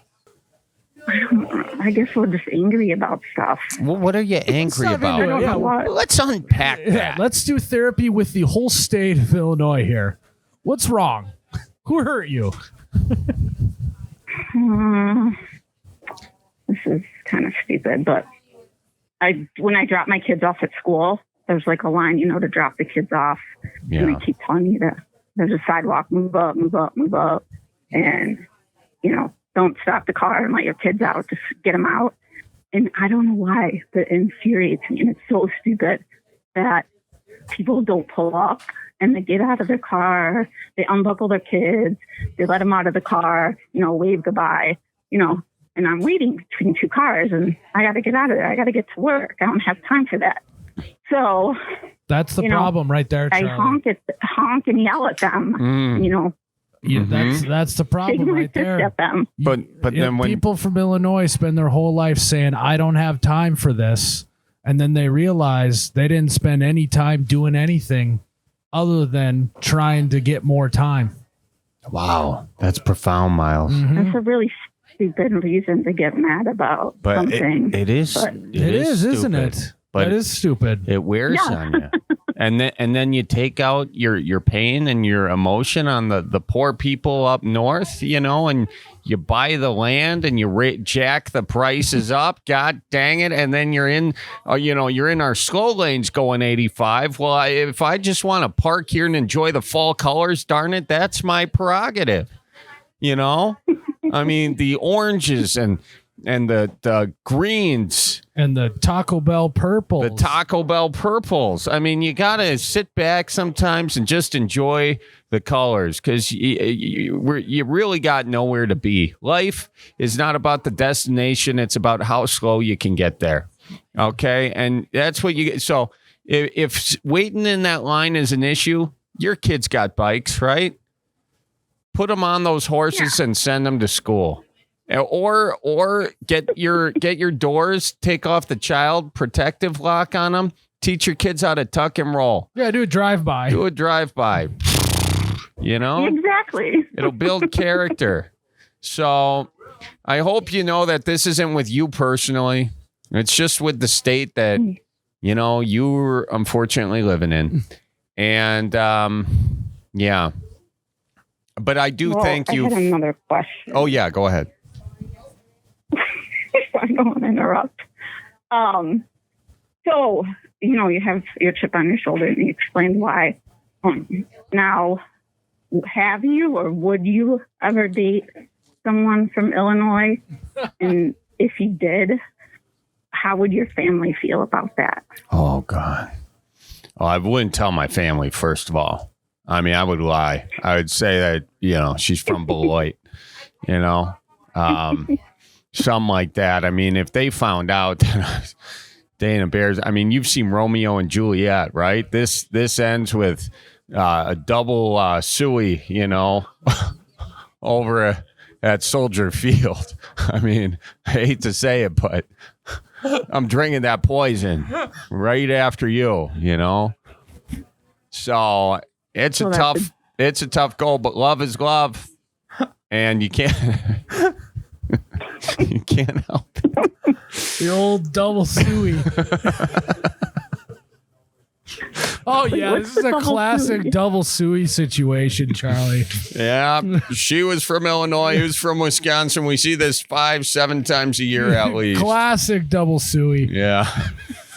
Why? Who are you trying to hook me up with? Cousin from to the Illinois? double homie, Yeah. No, there's this show on Netflix. It just came out, and it's called No One Wants This.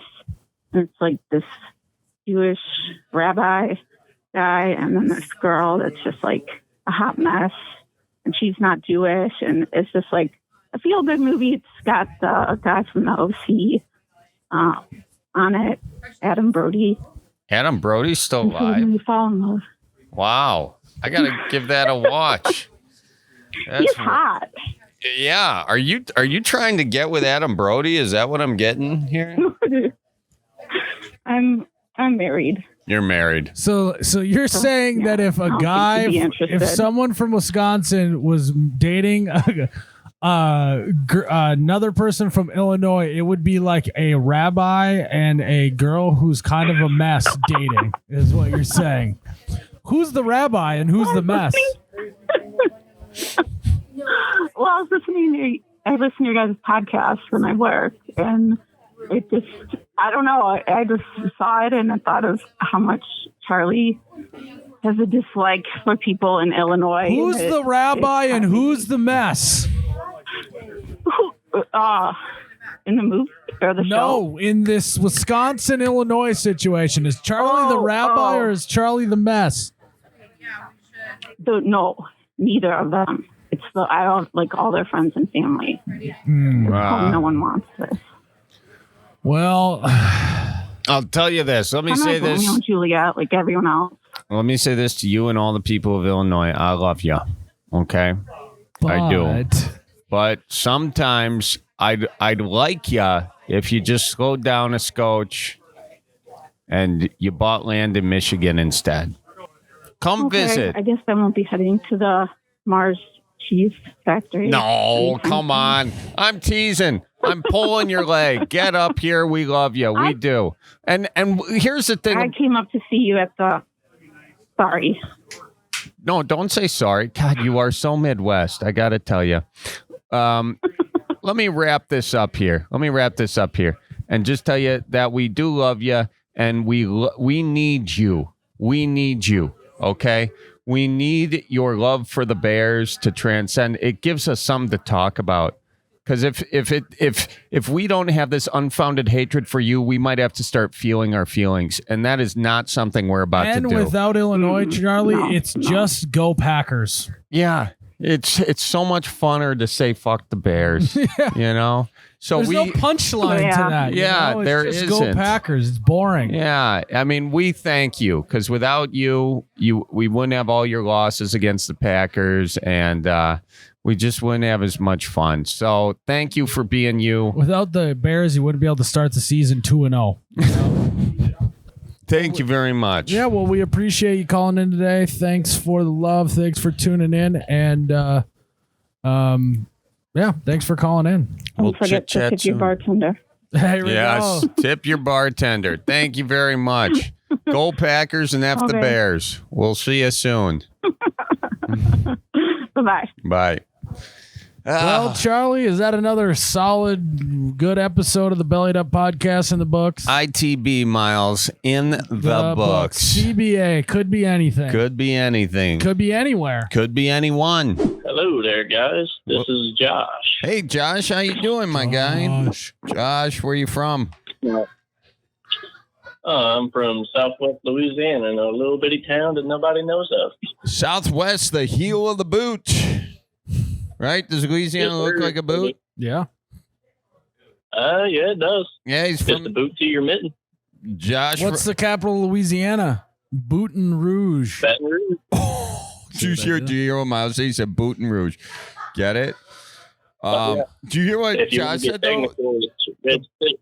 The boot to my mitten. That was really, it was Oh. fun. Sorry, Yeah. Josh, I missed Boot what to you your said. mitten, okay? Which part? I don't know. Why don't you belly up to the bar with us, Yeah, Josh? tell us what's on your mind. All right, I'll belly up with y'all. All right, so I had a question for you guys. Okay. What's the Midwest equivalent to a crawfish boil? Oh, well, I mean, we got a few equivalents to a crawfish boil. One would say a fish boil. Another would say a fish fry, you know? One of those things, because I think you got crawfish boil, you kind of just dump it all out on a plate. I would say the closest thing is probably a fish boil or a pickled fish salad. You know, you get a bunch of fish salad. You get a bunch of veggies in there. You get the northern pike with the Y bones. You don't want to clean the Y bones. You just chop them up, put in there, pickle it. My Uncle Joe makes a great one. But then you can just kind of dump it out into a smorgasbord. We got a couple options. But anyway, why do you ask? You know, just being nosy. Just chilling out on a Wednesday. Okay. That's what But you... also, had something interesting happen. What? Had something interesting happen last night. Do tell. Okay. So over here, somebody stole a truck and drove into a convenience store and stole their ATM. That's very inconvenient. That took that Yeah, very inconvenient. that took that convenience store and turned it into an inconvenience store. Did you see what Miles did right there? Did you see that? Oh yeah, I see what he did.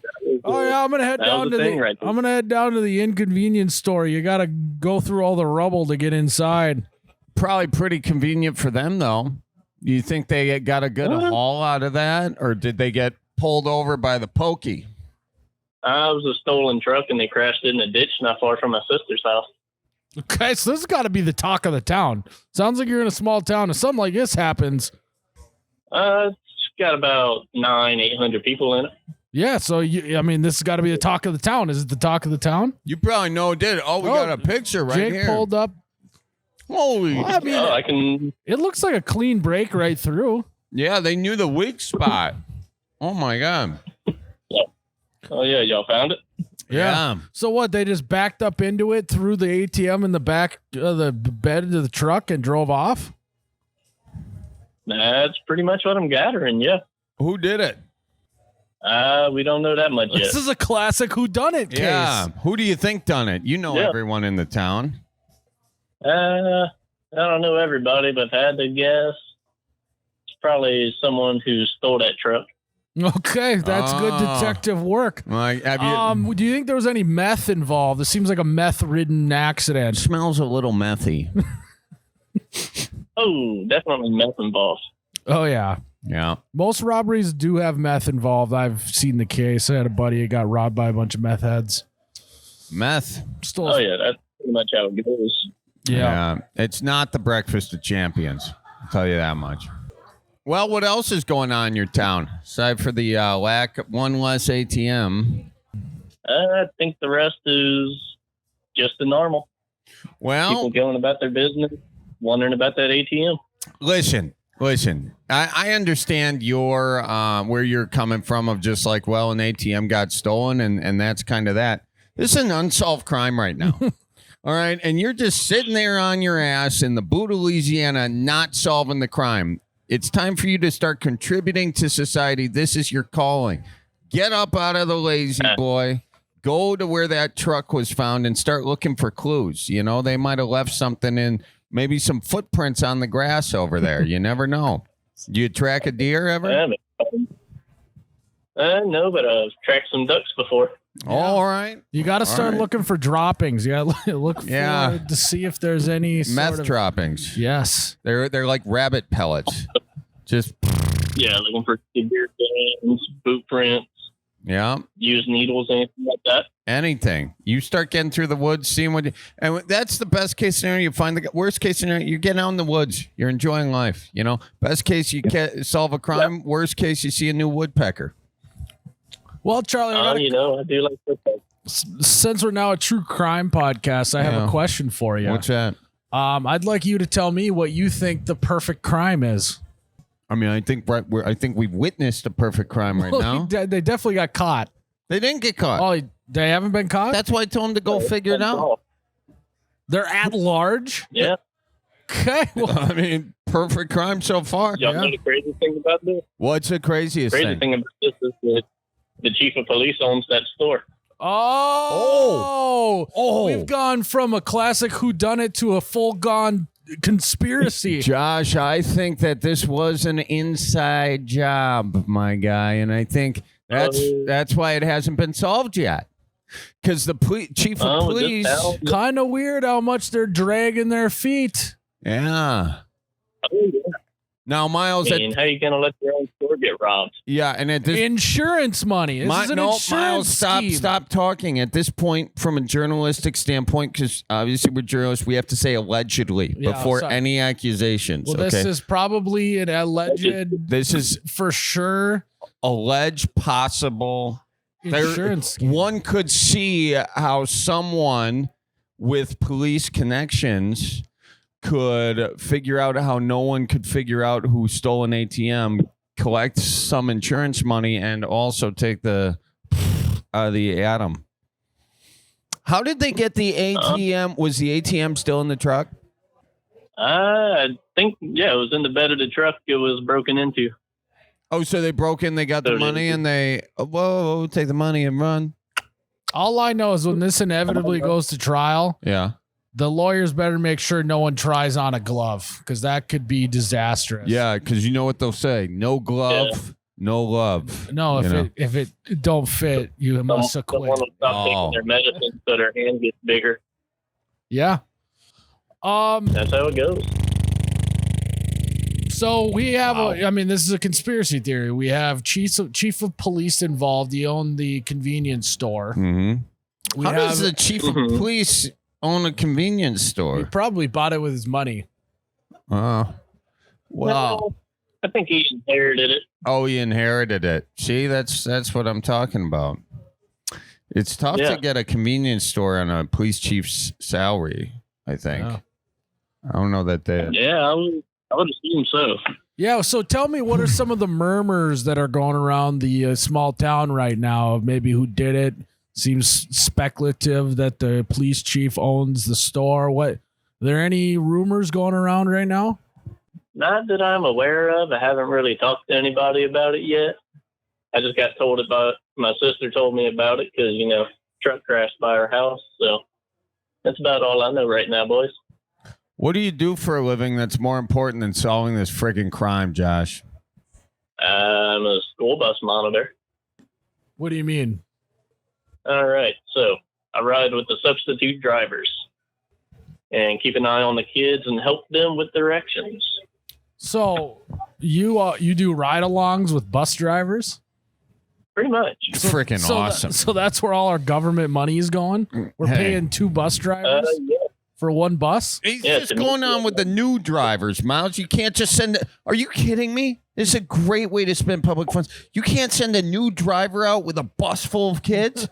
The one kid, probably you, Miles, is going to smell the weakness and start freaking with the bus driver, hijack that thing, back it into a convenience store, steal the atom, and then they're off on the deal, ripping it out, going through the woods and hanging out with meth heads.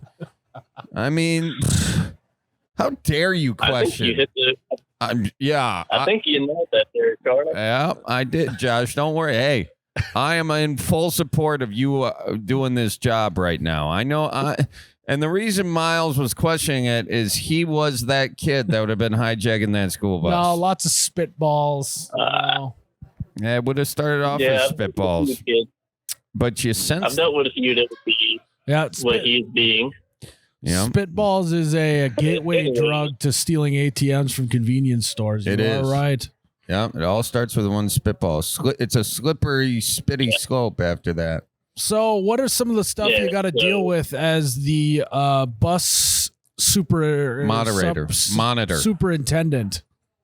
Kids who were just like you were acting, spitballs and shit, breaking up fights, little arguments. Are you guys still allowed to use the rulers to discipline, or is that frowned upon now?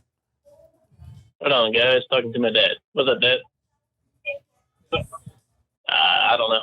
Mama was talking about tomato sauce and something. That sounds good. Is that your dad? Yep. Yeah, it's my dad. Hold on, Dad. Can you ask him what he knows about the burglary? What do you know about the burglary in town? I know that somebody backed the truck up. They found the truck. It was stolen. They backed the truck up, broke the front end of the lawn yards open, and they found the truck down Elliott Road by Randall's house. Yep, that's all we know right now. Does That's all they know. Does he know any details about how much cash was stolen? No, we don't know that. Does he? What? How much cash was stolen? Look, I promise you that cash machine has a tractor in it. They know exactly where it's at right now. Pretty sure it was still in the bed of the truck when they found the truck. Don't know. They didn't say. Huh? Does he think it was an inside job? Yeah, ask him that. Do you think it was an inside job because of the chief of police? No. No. Why not? Because I ain't never heard nothing bad about Cruz yet. Now, it could have been the last chief of police that we had. What's his name? Sean? Sean. Then I'd have said, oh, shit. Sean done made him some money. All right, Dad. Tell your dad we says hi. Or hey, bye. it's your family, bitch. All right. Well, he said hi. Real good. Okay, so all right, good to know. Current police chief of police is he's a straight shooter, but the old guy Sean, kind of a piece of shit, probably would have done it. Who knows? Sean may have done this in retaliation of losing his chief of police job to new guy. Maybe. We may have a new lead. We may have a new lead. I feel like we're on CSI Louisiana right now. Yeah. Also, I just learned where a cop came from. Chief of police. Oh. Cop. Shit. No, I got that. I don't know if that's true or not. No, it's true. I just thought of it. Yeah. What would be the tagline if this was a CSI, right before they do the intro? Mm-hmm. They do the opening scene and then he takes off his glasses and says a one-liner. What would be the one-liner? This guy lost more than his pin. Wow! Honestly, I think they would walk through the doors and say, this place is wide open. Wow! Yeah, or... So where are y'all drinking at today? Are you changing this up? We're not done yet. Let's withdraw from his. All right. I lost it. Yeah, I mean, we can go convenience store again, Yeah. Now that's inconvenient. Yeah, well, this convenience store sure seems inconvenient. Yeah. So we're over at the packing house in Milwaukee. You want to fly up here? We're right next to the airport. Yeah. I mean, he's got I had an airplane. He's got a crime to solve, Charlie. He can't be fleeing the state. That's true. Now, wouldn't it be something if he was the one that did this and this is his alibi? I mean, that would be hilarious. Did you do it? Well, Josh? I got an alibi. Well, who's your alibi, Josh? I was drinking a Miller High Life at 2:30 a.m. What the time of crime? Well, that sounds like someone who maybe robbed a convenience store would say. Yeah. Who are you drinking with, Josh? My dogs. Your dogs. Oh, convenient. They can't talk. Yeah. Hey, put your Very dog on the convenient. phone. I want to talk to your dog. Put that dog on, Josh. see. Tell your dog I says this. I'll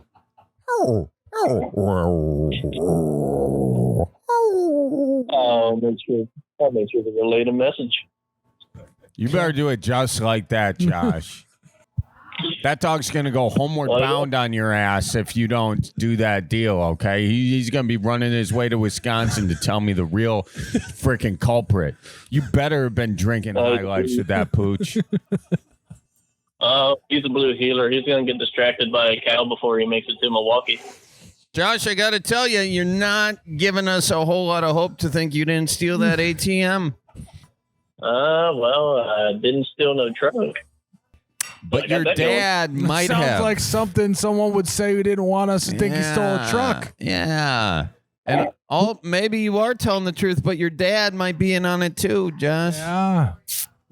Well, if he's in on it, then good for him for living the retirement life. I think you guys are trying to frame that former chief of police. Sean. I'm going to call the Louisiana Sun. Plant a little story in here, plant a little seed in their brain. I thought you were talking about good journalism, Charlie. It's 2024. It's dead. All right. Well, honestly, good luck on the case. Good luck finding evidence. I appreciate that. I know you call us back once you find him, because I don't know if I'm gonna be able to sleep very good at night knowing there's a criminal at large currently in the boot of Louisiana. All right. Hey. It's good talking to you guys. Yeah, watch out for gators and snakes and creepy crawlies. and pickups and ATMs. Yeah. All right. Y'all watch out for deer. All right. Thanks, my guy. We see you soon. My favorite part of the call was that his dad had, he was, I don't know anything yet, but he came off if firing. I had, is not the current chief of police. He's got the dirt on the old guy. So he can't, I like that he comes off firing on it. Yeah. Mm-hmm. Good dad. Josh is a nice guy too. I hope he wasn't offended we accused him of potentially being involved in this, but he did start. Everyone's a suspect. Everyone's guilty in our mind unless proven innocent. A little suspicious. Okay, Cale. Well, why don't you belly up to the bar with us? Tell us what's on your mind. Well, I've got a lot of friends that are wanting to do some double dates, but they just can't seem to pull any girls. So I need some help on how I can be a good wingman here. Okay, so one, not to brag, you got yourself a girl, correct? Well, I do, yeah, believe it or not. Are you married, girlfriend, fiance? So I'm actually 17 years of age, but so I'm not married. You're 17. That complicates all the advice we're going to give you. Yes, it really, really does. I had a whole host of things that I was going to maybe say. Thank you for clarifying that before we were in some legal trouble. I figure it was good we get that out of the way. Yeah, okay. First question that pops in my head is, why are you so worried about going on double dates at 17 years old? Well, I'm just trying to help out my buddies, You guys are 17. Yeah. What are they more? Are they more interested in Fortnite than hanging out with girls, or what? A lot of them are, yeah. And what's so wrong with that, Cale? Well, there's nothing that's wrong with that. They just, here's the predicament is they all would like some, they would all like some female interaction in their life, but they don't know how to get it. And so I'm trying to be of assistance if I can, You sound like you're 30. You sound like you're 30. I sound like I'm 30. Is that what you said? Yeah. I actually get told a lot that I'm really old. Okay. Or I sound like I'm really old. What do you? So, well, hold on. How did you meet your girlfriend? I asked her on a date at school. Well, yeah. Yeah. Okay. Well, do you say where, like what class, where in school, how did it happen? Was it at her locker? I didn't ask her. I didn't ask. Oh no. So it was for a dance. Hey Bronco, you want to go close that door for me? Did you just call someone? Hang on, pause. So pause. Did you just call that guy Bronco? That's his name. So Bronco and Cale. Cale and Bronco are chilling, playing Fortnite on their summer break. No, we're working right now. Oh, where are you working at? We're beekeepers, believe it or not. You're beekeepers? No This way. just keeps getting more and more. This is the onion that just keeps peeling. Hey, is Bronco your brother by chance? No, he's the boss's son. Do you mind if I put you on speaker so I can use both my hands? Yeah. Go put us on speaker. It's just. Zzz. Okay. All right, boys. If you can't hear me, let me know. I'll figure something else out. What are you doing while you're talking to us? Well, so we got these pallets that we're putting what's called loading boards on them, and we put them around like honey boxes when we strap them down, or like underneath boxes so the honey doesn't spill. And we're just banding them up so we can store them. Oh, that's great. I like that. Yeah, we can count each one you're standing up. It's nice. So you're wondering how you're going to help your guy buddies get girlfriends. Is that what you're wondering? Well, at least, I don't know, just help them out a little bit. Whatever you can do to help me with that. All right, Charlie, I want you to close your eyes and pretend you're back in high school. Okay. How are you going to help your other high school friend get a girlfriend? What's step one? I was not good at this in high school.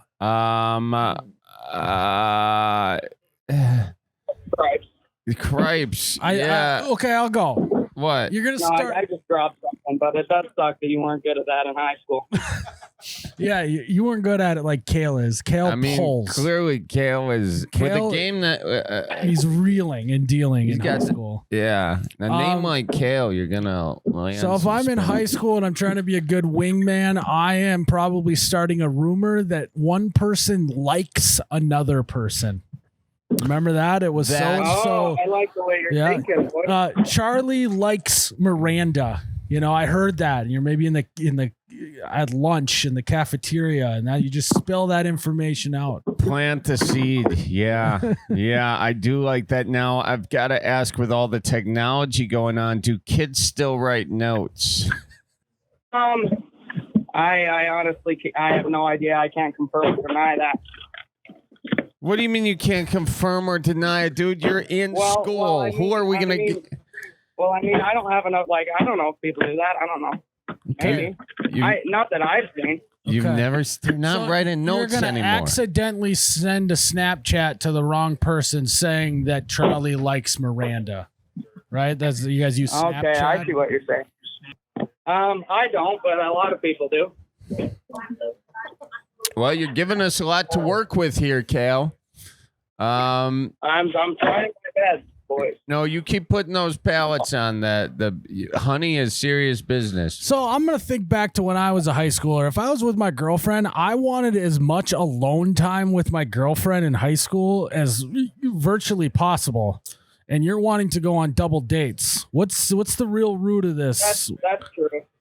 What? Sorry. Say that again. What's the real root of wanting to go on double dates?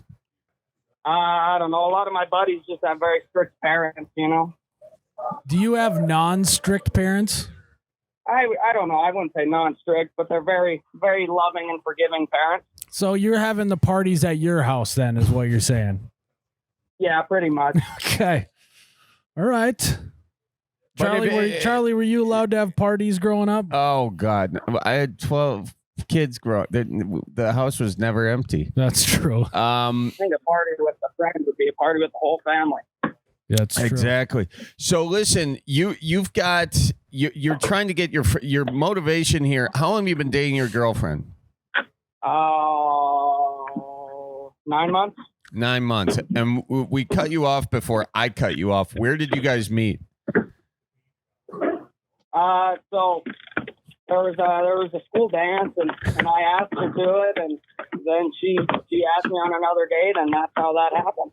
Okay. I like Christ. Just dropped the pallet. You just dropped a pallet? Did you get stung by a bee? I haven't yet today, but I did a whole bunch yesterday, or the day before. A lot of EpiPens getting thrown around at this job. I like it. All right, I got the solution. Yeah. Cale, I'm not allergic, so I don't ever have to use the EpiPen. But Bronco here had to use one yesterday. Well, sorry to hear that, Bronco. Bronco was almost not bucking anymore. I can tell you that. Close call. Well, he just took it like a fan. He just held my hand and. Is Bronco there, by the way? Birth, Can we talk to Bronco? Oh yeah, here he is. There you go. Bronco. Hello. Bronco, you there? What? What are you doing working at a beekeeping job being allergic to bees? It's my uncle, family business. It's a family business, you know. You risk it all for the family. That's how it goes. So I know I was allergic to like a month ago. So well, glad you've changed course. Have you fired up your resume now knowing you are allergic to bees? No, I should though. Yeah, I mean, it's just you're constantly living in a state of thrill. I could die at any moment. And maybe that's what keeps you there? I could. I know. We got plenty of EpiPens here. Just give me another one. They get back to work. What happened yesterday? So you're not even getting the day off after getting stung by a bee and getting stabbed with a EpiPen. No, I work 7 more hours after that. And how old are you, Bronco? 16. Okay. They just, they don't make kids like they used to. Bronco's one of he's one of the my dad would be very proud of Bronco. He'd be way more proud of Bronco than he is of me. With a name like Bronco, you really got to live up to that situation. Well, is that your God-given name or is that a nickname? Oh, God-given name. I love it. That's. I mean, what do you a ever guy. wonder why you're named Bronco? No, I do actually wonder why. I don't know why, but I wonder all the time. You ever ask? I do ask them, and they don't even know why they named me Bronco. Oh, okay. Okay. All right. We'll leave it at that. You're 16. Hey, Bronco, do you have a girlfriend or any idea how to get Cale's friends to talk to? Yeah, wait. Is Cale talking about Bronco right now while he's in the room? Turns out I am that friend. You are? Yeah. Okay, well, Bronco, what do you wanna hang out with girls? Yeah. Okay. Well, why haven't you been able to hang out with girls and talk to girls? They scare me. They scare. You can't even just. How can I help make Bronco more comfortable around people of the female variety? I mean, with a name like Bronco, you shouldn't have any fear. I think what he does, Charlie, is you got to lead in with the bee thing. Oh, yeah, he's a bee. Oh, I like the way you boys are thinking. Yeah, you just lead in with the beekeeping. You maybe you just lead. Bronco just about brought the whole building down, in case you boys are wondering. How? He just about KO'd the ceiling with the forklift, but it's okay. We're good. We didn't get crushed. Anyway, sorry to interrupt you. Resume. Should I even ask if he's certified on that thing? No. No one that works here is certified. That's the wrong answer. What if we were undercover OSHA agents? You got to say yes, we are. Everybody here has went through many hours of rigorous training on the forklift. Good job, Cale. Okay, so what you're gonna do, Bronco, is you're gonna be in the hallway at school. Oh, sorry. Hold on. Bronco just took off on the forklift, but I can relay this message for him if you want, or you can wait. I think the forklift is a good look. Bronco can give tours of a beekeeping facility, so find the I like the way you think. Find the nerdy bee loving girls or find the machine loving girls. He can give forklift rides. Well, I'm thinking you go the badass route. I like the way you think. What's a badass route? Yeah, like he needs to be leaned up against a locker in the school hallway and just casually around some girls be like, I almost died last week. Yeah. It's a close call, but I like the way. Yeah, nothing a little. And then I've got to help. Like add on to these stories, right? Help them, give them more reasons for them to be true. Yes, Cale. Build the legends, my man. He got stung by a bee, and he just didn't even stop. While he was running the forklift, I had to stab him with an EpiPen. The guy just keeps going. He's the Energizer Bunny. Yeah, help build their relationship upon a mountain of lies. Yeah, she's just like, what a man. Yeah. One, his name is Bronco. And 2, He's named after a crazy horse, for heaven's sakes. He's got to be a good guy. yeah, exactly. And nothing will make someone like someone more than if they flirt with death and survive. Nothing's hotter than that. That's why all the women were crazy about Evel Knievel back in the day. Women love guys who flirt with death and come out unscathed. Exactly. And you've got to talk. You say you can even throw it in there. Bronco is the Evel Knievel of forklift operators. You know, like I've seen him. Yeah. Build the legend. I like the way you boys are thinking. I tell you what, you guys, whoever's running that beekeeping place is running a tight ship. You guys haven't stopped working since you got on the phone. See, I tried to call you earlier, but then old boss man started yelling at us, so I had to hang up. Oh, that's what that was. So it's, yeah. All it was and then click. Thanks for letting us know. But yeah, well, yeah, he's gone now though, so we can do whatever we want. Yeah, I like that. Well, I think just help Bronco out. One legend at a time. Build one legend at a time. Start with Bronco. Once Bronco gets himself a gal, you can move on to your other friends. I like that one. And one at a time. Don't want to overcomplicate ourselves here. You know, with a name like Bronco, you should just tell everyone that his middle name is Danger. And I don't think they're going to bat an eye at that. I'm going to be one question about that. What? There's not going to be. Oh, no. Oh, I don't know. I'm just not very good at doing two things at once. Sorry, forgive me. What's Bronco's actual middle name? Let's determine if Danger's a better one. Bronco, what's your middle name? What's your middle name, Bronco? Clive. Oh, sorry, Cliven is his actual middle name. Cliven? Bronco Cliven. Yeah. I mean, you say he sounds like an outlaw. He does.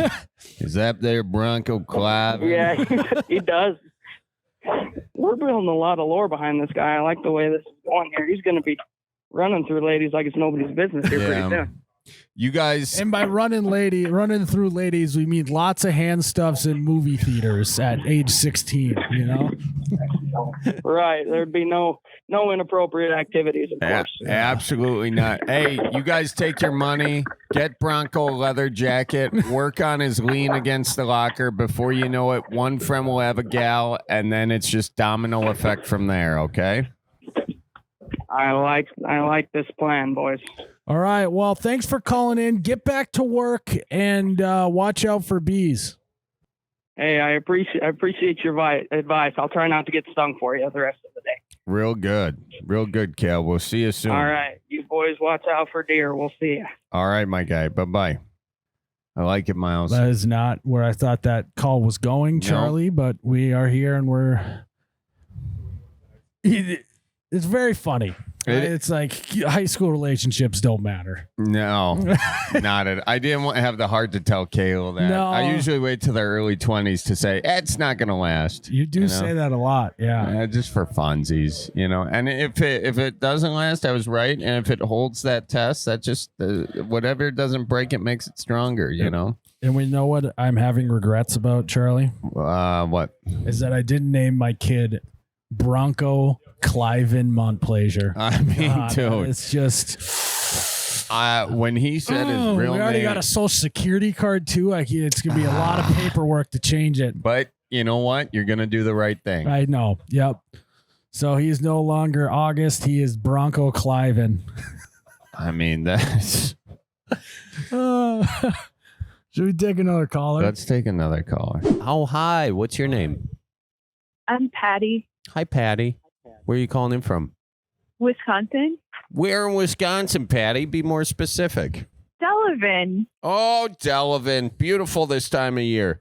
Belly up onto the bar with us, Patty. Tell us what's on your mind. Well, I went through a breakup. I'm sorry. A couple of weeks ago. Oh, yeah, it's so such a bummer, right? Yeah. Did you like him? Oh, I hated him. No, of course I liked him. Well, did you break up with him? I only date guys I like. Well, I know, but you broke up. Honestly, though, you'd be surprised. There's a lot of people out there that date people that they hate their guts and they just are afraid to get out of it. Stay in it, you know? Yeah. Well, give us some details on the breakup. Yeah, who did it? He did it. What was his reason? There was no reason. Oh, It was so weird. Yeah, so I don't have closure. And then apart from that, I have some of his stuff. And I'm friends with, we all have the same friends. What's the friend group saying about the breakup? What are they? There has to be some information about it. They're like, what? Like, well, okay, because I kind of just, it was weird. Okay, so we were planning on getting together and I was making a pasta bake. And then all of a sudden, we're going back and forth. Oh, let's have some pasta bake and hang and whatnot. And then he's like, we need to talk. And I'm like, what? And I called him. I'm like, you want to break up? I'm like, no one texts that. Like, who texts, we need to talk? And then they want to pour tea or something. I don't think that happens. Yeah, but I was like, do you want to break up? And I will have to say, it is nice to get a warning shot text, though, about the talking. Yeah. It's tough to just think that you're going to hang out and have fun and then you show up and it's somber. At least you got a little bit of a warning shot. It was a heads up. I could see that being something. So, but then he called you and he really told you the deal, huh? well, then I'm like, well, do you just want to break up or whatever? And he's like, yeah. And I'm like, okay, I have some of your stuff. You have some of my stuff. Like, let's just meet up somewhere and like exchange the stuff. So, okay, fine. You know, we meet up, we exchange the stuff. No one talked about anything. There was no talking. It was just like, okay, canceled. And I'm like, okay, cool. Like, but not cool, but fine. But I don't even think our friends even knew the difference because we're both pretty independent. Like, I'm busy a lot. He's busy a lot. Like, we're both doing stuff. So I don't even think anybody even realized that, like, we weren't together, you know? You have no insight as to why he wanted to break up. He just canceled his subscription to you without any notice. I feel like I am a fiercely codependent person, and I love too much and I do too much. And like, we're both musicians and we're both busy and whatever, but like, I still take the time to like, I just think that he didn't like not having all the, like, I don't know what he didn't like, but I think I did too much. So you're saying you squeezed the teddy bear a little too hard and the head popped off. Mm-hmm. Yeah, I think I did, you know, and I just, but then again, I don't think I did though. Cause like we would go for like a while without hanging out or whatever. I don't know what I did. I don't know what I did. How old are you guys? I don't know what I did. I don't know what I'm 43 and he's 32. Okay. Do you have, so you think that might be the reason? It might, if you had to put your finger on something, it'd be that you were a little too much for him. Well, I have a secret. Oh, please, Daddy. He has a very good friend who is a girl who has had a crush on him for many, many years. And I don't like her, and I don't like the way she touches him and talks to him and stuff. And one time we were all out and she stepped to me and she said something, you know, like rude to me. And I didn't take it. I was like, girl, I said, y'all can like and love each other as much as you want to, but it's going to take me a long time to warm up to you, you know, the way you're acting and stuff like, you know what I'm saying? Yeah. And it was like kind of like one of those things. Yeah. And then everything kind of like fell apart. And you know what I mean? Yeah. He had to choose homies and stuff like that. And also like, also what? Yeah. What were you going to say? Well, they both have a similar lifestyle habit that like I don't have. Smoking weed. And like, no, not that. It's something else. But What? they're connected. I just, you know, it's not, you know, it's just like when you ski on mountains and stuff and like Cocaine. Cocaine. I'm not. That's exactly what you're talking about, isn't it, Patty? Hold on. So you're saying that they like to go skiing together? Is that what you said? Like, no. Snow. Booger sugar. Ditch. Oh, they like to do coke. They like. So you were right. You know what? Look at me. This day and age, Patty, I gotta tell you, with all the fentanyl and stuff going on out there, cocaine's not so bad. You don't want to be messing around with the booger sugar. Okay, so in the end, this is probably the right thing to do. Probably the right thing, as much as it sucks. Absolutely, it's the right thing to do. Like, I'm not. I mean, obviously, like, my ego's bruised, and I'm, I have feelings, right? Yeah. But the thing is, this is my question. So that's the backstory. But the question is like, I still have, like, some of his stuff, and Didn't you do the meetup? What do I do? Didn't you do the meetup and already exchange stuff? You have more stuff on top of that?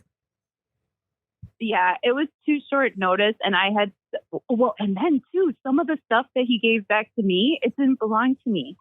He gave me back. Okay, so that was this whole time I've been trying to see if there was an opportunity to ask this. I'm just going to ask it, Charlie. Do you think that there was a chance, and I don't mean to hurt your feelings here, that there was another girl, mainly the coke girl? Not to be like whatever, but the coke girl's really not that attractive. Yeah, I know it's good. It's good you're whispering that, because we'll just keep that. I don't think. Yeah, you're OG first. Oh man, well, okay, yeah, all right. It doesn't matter if I whisper it. I don't think they're attracted to. I think she's attracted to him, but I don't think that he's attracted to her. And like, he does have a female roommate, so like maybe the laundry got mixed up. But he gave me back this like black thong that is like not my size at all. Like, it's bigger than me, and yeah. And I'm like, why is this in the laundry that he gave me back? And then like I did it. It was so short notice. Would it fit his roommate? Is the question. Well, his roommate's married. He lives with a married couple. It's a whole thing. Yeah. Do they have pineapples at their house hanging upside down? You know what? I freaking love pineapples. Like, I love pineapples, dude. Like, the fruit, Yeah. Like, why does everybody have to take everything, right? Like, the rainbows, the pineapples, the unicorns. Like, well, everybody's got their own things, Everybody's got their own thing. What the hell is she doing a stand-up bit? I don't know. What's the deal with all the swingers? Yeah. I love pineapples, and now they took that from me. Flamingos were my favorite bird, damn it. Now they think I'm fornicating with Mrs. Walensky down the street. Dingos? Flamingos. Oh, flamingos. Yeah, that's a swinger symbol, too. I didn't know that, actually. Ay, caramba. Yeah. Oh, my gosh. My golf partner loves flamingos. Well, now you know. I feel like this call, she's just slowly losing her innocence. Like, I feel like we're just exposing her now to more things here, and I don't know. I'm like, oh, my gosh. I guess do you know how babies are made?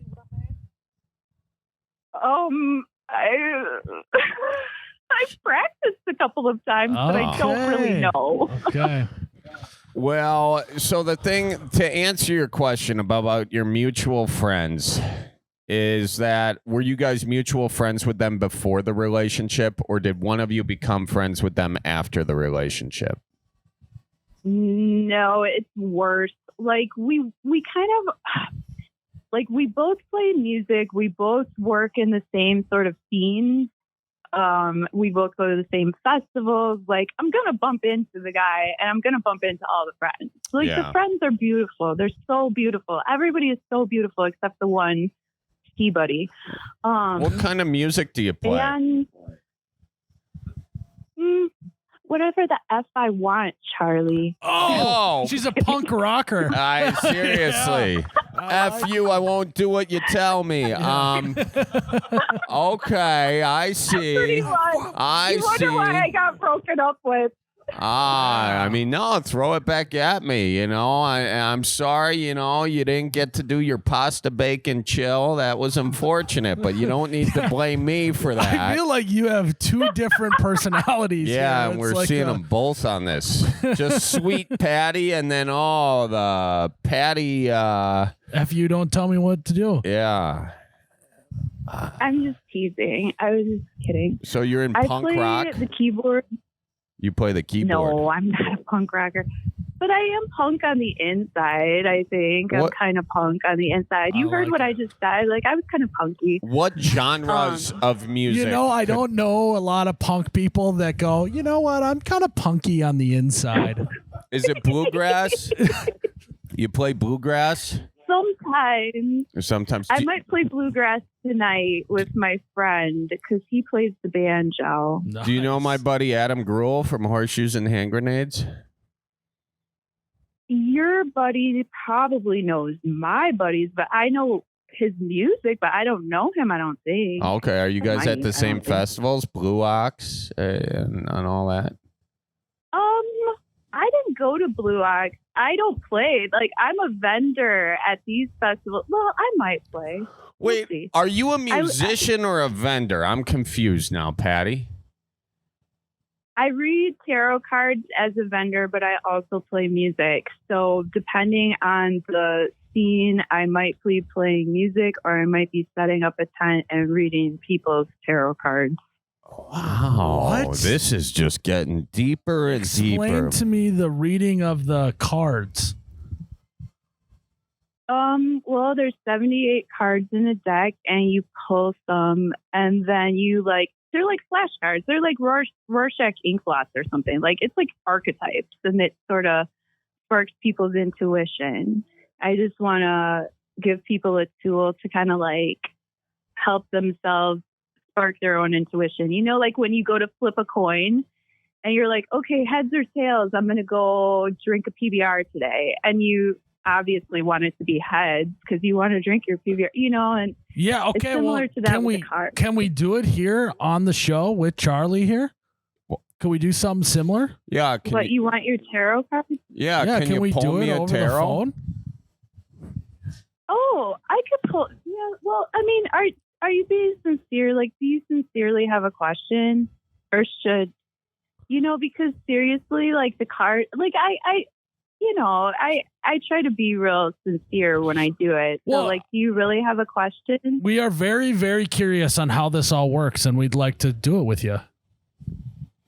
All right. Well, the way it works is that whoever's the client, whoever's going to ask the question, you keep that question in your mind. Please don't tell me what it is, but just focus on it like really hardcore. Okay. And like, let me just look around for a deck of tarot cards really quick. Yeah, I gotta get. Don't accidentally pull the sheep's head cards.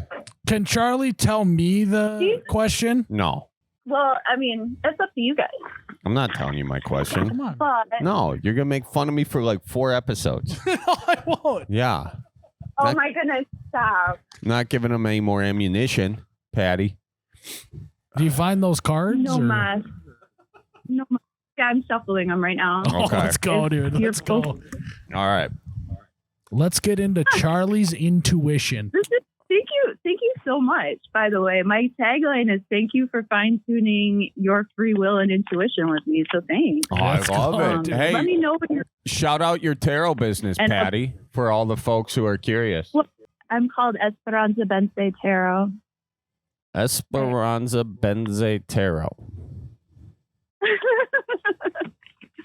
You can find me all over southeastern Wisconsin.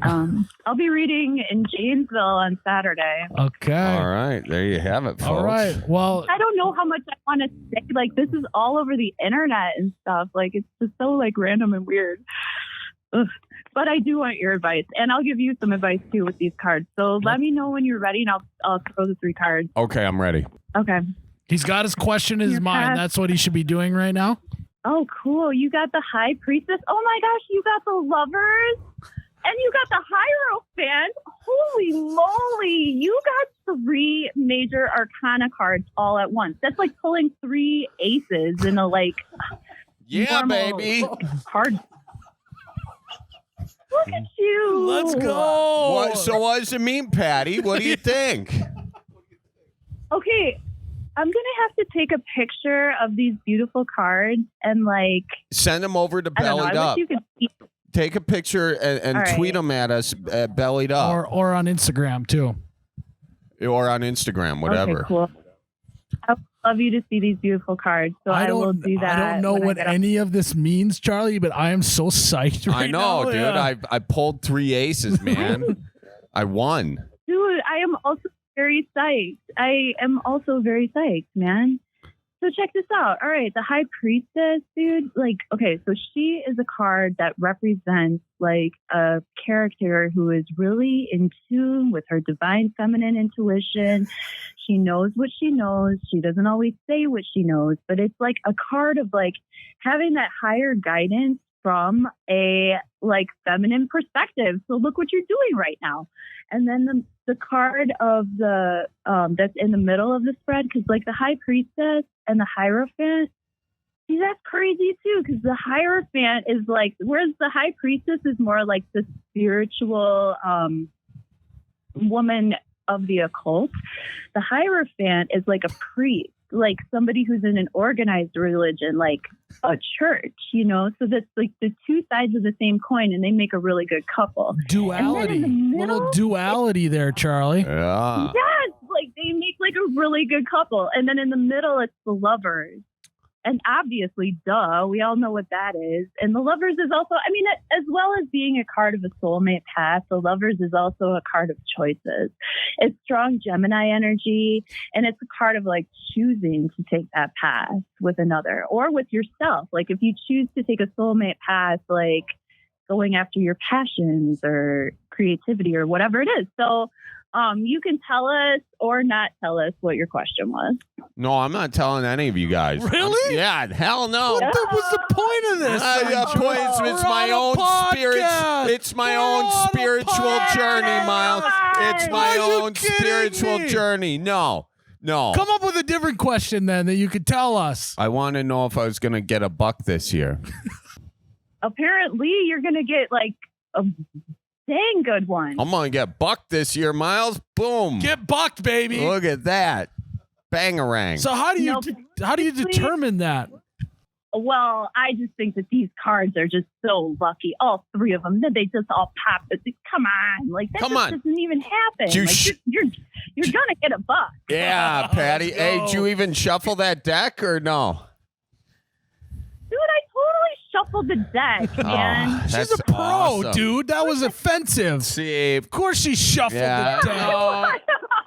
How dare I? I'm sorry, Patty. Patty, that's awesome. Hey, you really put some juice in my gas tank today. I appreciate that. That was really nice. Some OJ. Driving on. Oh, you should definitely put gas in the gas tank, not juice. Well, you know what I Oh mean. my god.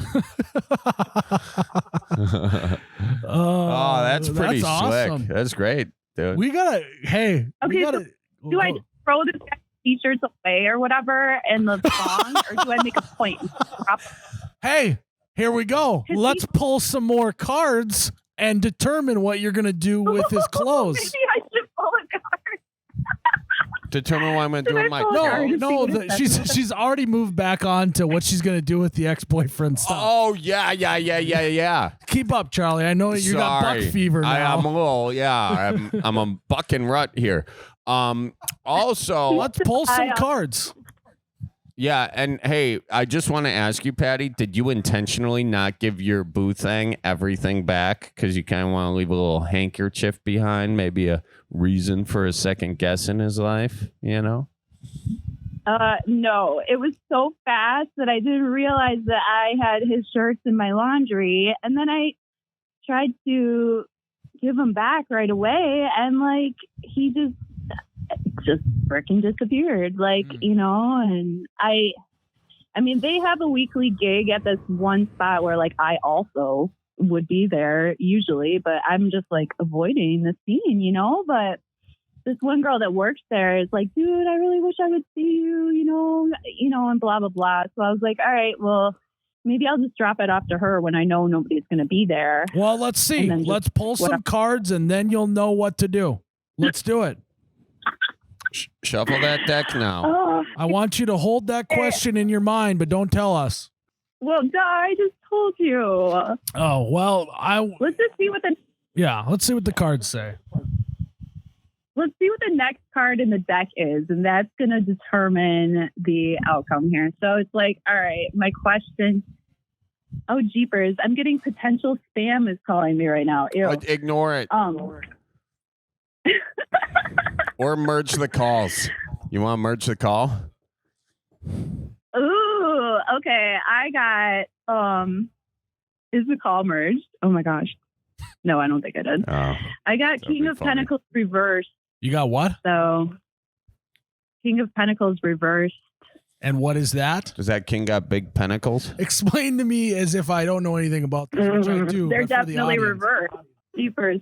Okay, so the King of Pentacles is a card of like somebody who's really responsible. They're usually a Taurus, a Capricorn, or a Virgo person. They're very earthy and they're very like able to take care of people, places, and things. They're a good father figure. Now, the King of Pentacles reversed, that's like being a little bit irresponsible or maybe needing to get a handle and get a little bit more grounded in the situation. There's some sort of ungroundedness to the whole situation. I think you got. I think I'm just gonna chill.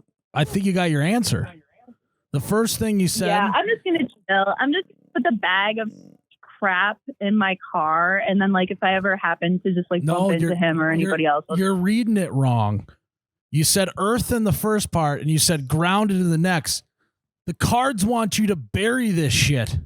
Oh my god! Wow, Miles, you Dig did it. it. You got it. Dig a hole, Yeah. dump it in, just like the old farmers do. Cover it up and go on your way. That's it. And it will be very spiritually revitalizing for you to put in the ground. Yeah, it's kind of like death. Hold a funeral for that relationship. Yes.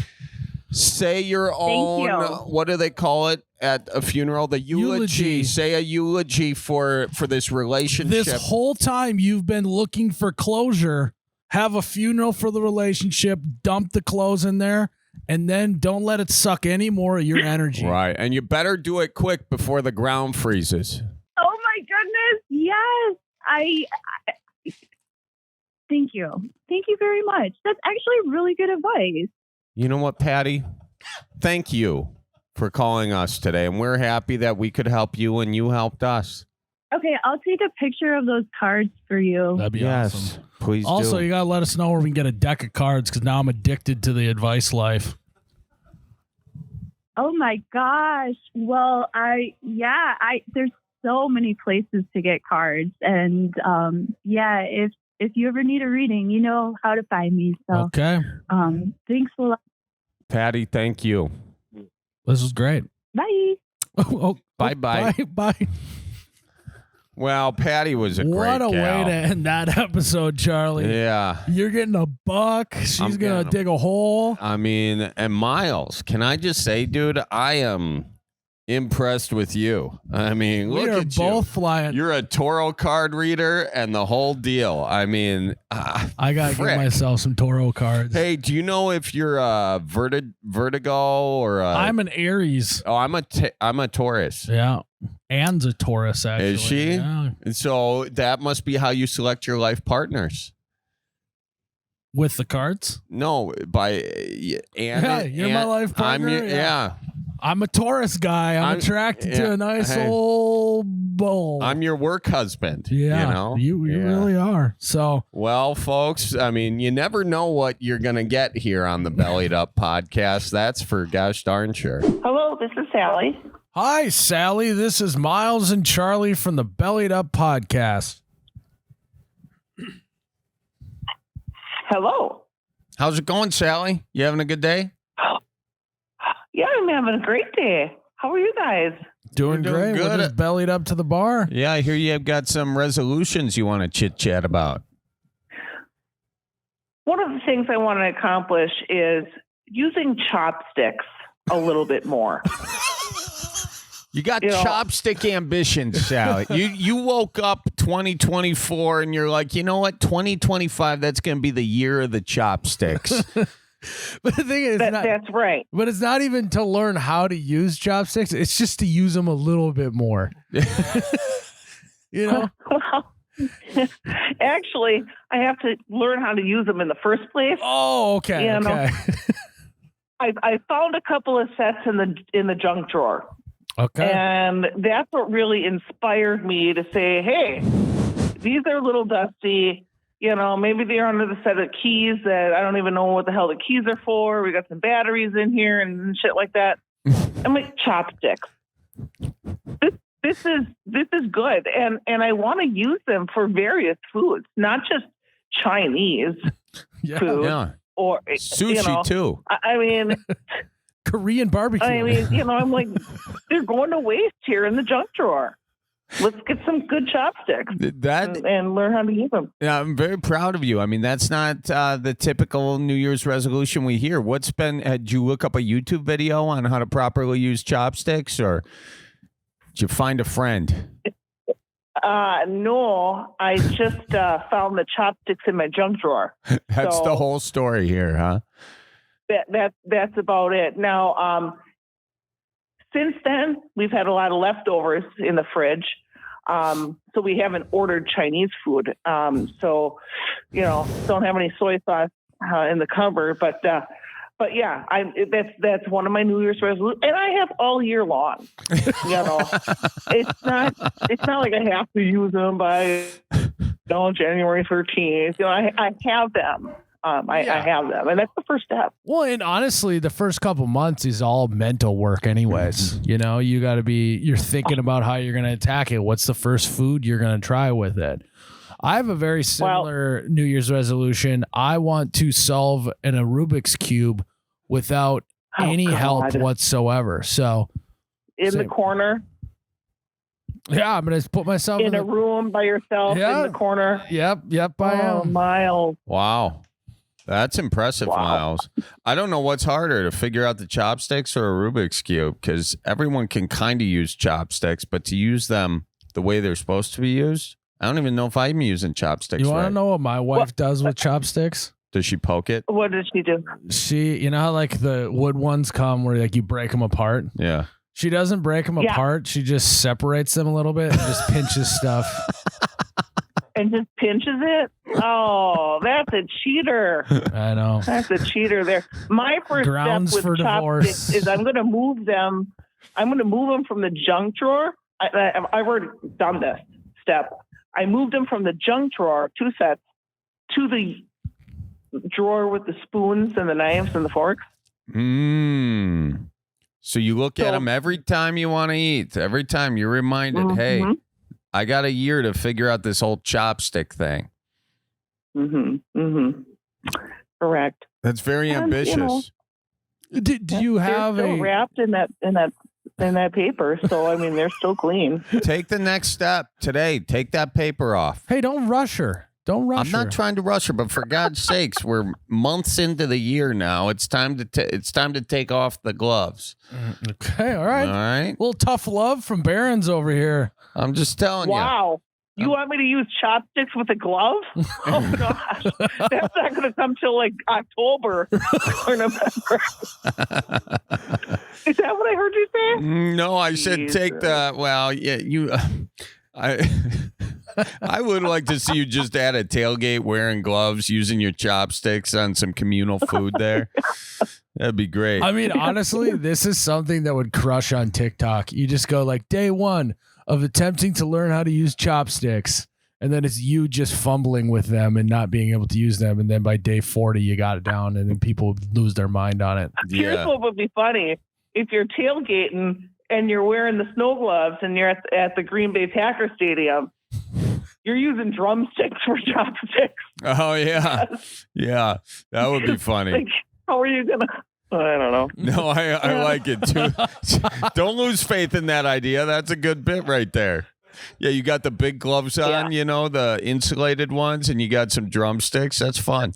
Correct. That's good. I like what you're doing there. Do you have an idea? Stick the hell out of it. Do you have an idea in your mind the first food you're going to attempt this with, or are you just going to let it happen?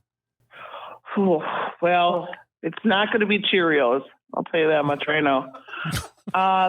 Dang it, that was what I was gonna suggest was Cheerios. Okay, well that's off my list. What else are you thinking? I'm thinking cubes of chicken and some broccoli. Yeah, very good. Why do they call it chopstick? You don't really chop with them. You ever think about that, Miles? You can stab with them. You can stab. They could be stabbed. They're really like they're holding sticks. Really, they're not But chopsticks. again, that's a beginner move. You separate the wooden chopsticks.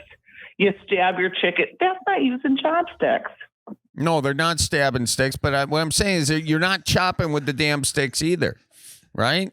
Like you're not chopping your broccoli. You're kind of chopping a little bit. Kind of chopping. God. Kind of a little bit. In my thing, Miles, chopping it's more of a pinch. Yeah, they're pinch sticks. They're pinch sticks. Yeah, because chop would mean something gets divided into two, right? You think it's like that they're You're correct. Do you think it's that they're chops of like bamboo? Oh, that could be it.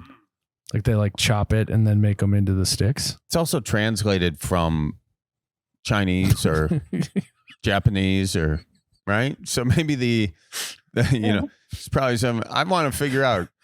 Hey, can we figure out why they call chopsticks chopsticks? What are you doing on your phone over there? Texting his girlfriend all fucking day. Oh my gosh, who's texting their girlfriend? On the job, yeah, Jake is. Jake, how long you been dating her? Oh God, Jake. Say that again. Come from calling him chop.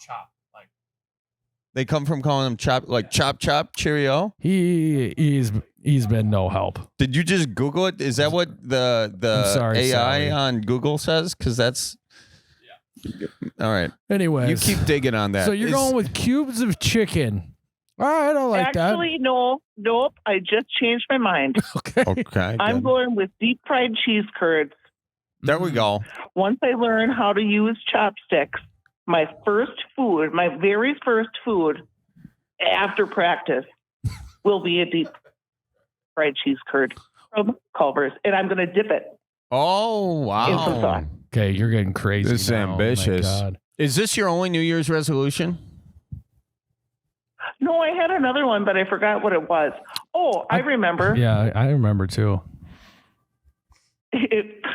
I kind of forgot like what I called because it was like back in January when I think it was like to not use vacation time or PTO. That's not what he until said. March. What did she say? Oh wait, maybe.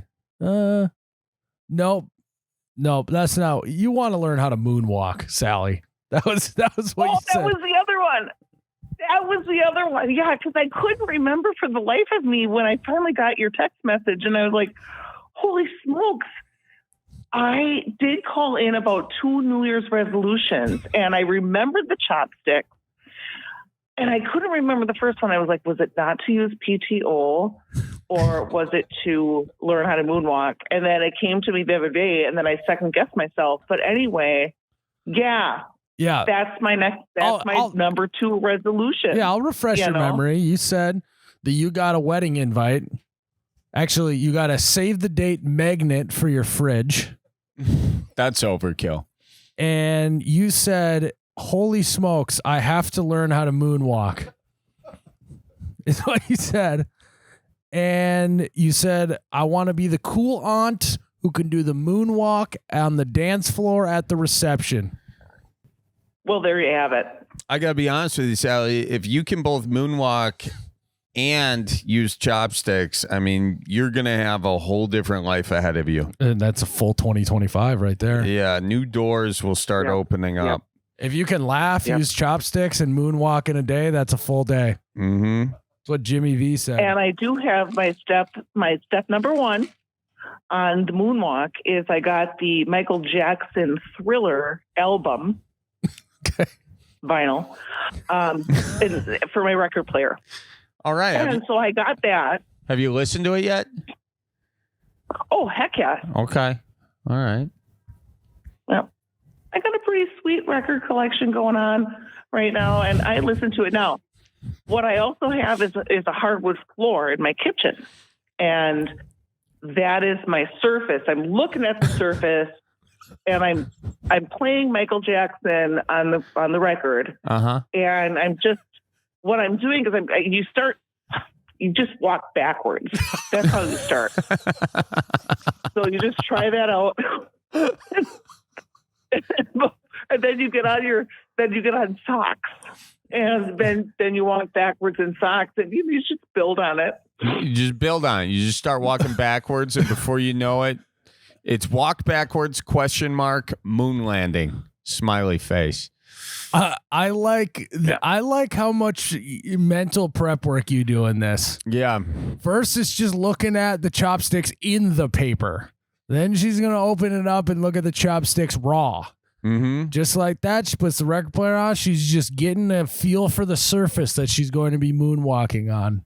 I like that. Looking at the surface. Yeah. She's got her socks on. You're not rushing the process. I don't think anyone would accuse you of jumping in head first. No. I don't think. No, and then when you're looking at the surface, you're thinking, oh my gosh, I should probably Swiffer sweep that before I put on a fresh pair of socks and walk backwards. Yeah, again. but the dust is going to help you slide better. So that's maybe. Oh, that's a good point. Yeah, you have a good point there. I mean, it's going to be an immovable object meeting an unsolvable force in 2026 when your New Year's resolution is learn how to dive head first into something, into the water. It's going to be. You just got to dive head first. Hey, don't count your chickens before they're hatched because we don't have any here. We're not talking about 2026. We're talking about 2025 right here in the now. And that save the date. I put it on the beer fridge. Jeez. I should have put it on the main fridge. Well, you want to remember it. You put it on the beer fridge. Sally, you're using that way more. One thing before we move on from the moonwalking, you might want to rest your Michael Jackson record for a sec. There's a Drake song where he actually explains how to do the moonwalk in the lyrics. What? You guys remember that? No. Jake, what song is that? No. When Drake tells you how to moonwalk in the song. Drake? Yeah, he's like right foot up, left foot slide, left foot up. Tootsie slide? Oh, I remember that song, right but I didn't. Left foot slide. Yeah, you didn't realize that he was just explaining how to do the moonwalk? No, I did not. Are you guys jonesing me? I'm not. I didn't realize that. I don't think that's how you use Jonesing. So right foot up, left foot slide. Okay. You're literally moonwalking, I know Charlie. it's not the Cupid Shuffle because I tried that many a times at my niece's weddings. The Cupid Shuffle is not how they explain how to do the moonwalk. I got news for you. I got news for you. I just Charlie just moonwalked with my direction. Yep. Actually, Drake's direction. But I'm already beating you on your New Year's resolution, Sally. It's time to get in the game, all right? We're 3 months into this year. Let's start shaking off the dust, cracking the chopsticks. I'm your motivator here. I love that, and I love your inspiration, and I love you guys. Listen to you all the time. Charlie, I've met you in real life a few times. I've been to 6 of your shows. Miles, I listen to your podcast. I'm a patron right now. Let's Patreon. Go. Just keep on doing what you're doing. You guys make people laugh, and the world's not a fun place a lot of times. But if we can, listen to you and, love you up, and you make everyone laugh. So I don't know. I'm getting corny now, but that's all I have to say about that. No, Sally, Thanks, thank Sally. you. Thanks for that. It's way too many of my shows for you to come to. My God, well, I gotta get you free tickets at some point. No, here. you don't, because one of them was an accident. Oh yeah. Okay. Do we have any time? Okay, we do. You can edit this or whatever. So last year, I went to see you in Bowler, Wisconsin. Yeah, at the casino. Got tickets. I asked my husband to buy them for me for a super early birthday present, and he was like, okay. And so by the time I booked my tickets, the casino was out of rooms. And this is such a long story, but I'm going to cut to the chase. How I got okay. So we had to like book a hotel like 40 minutes away, and we weren't going to drink and drive. And the hotel we stayed at had it was owned by Amish people, this, that, and the other. And I'm just not going to get into it too much, but so I could go on and on about this story. It was like the most craziest night of all.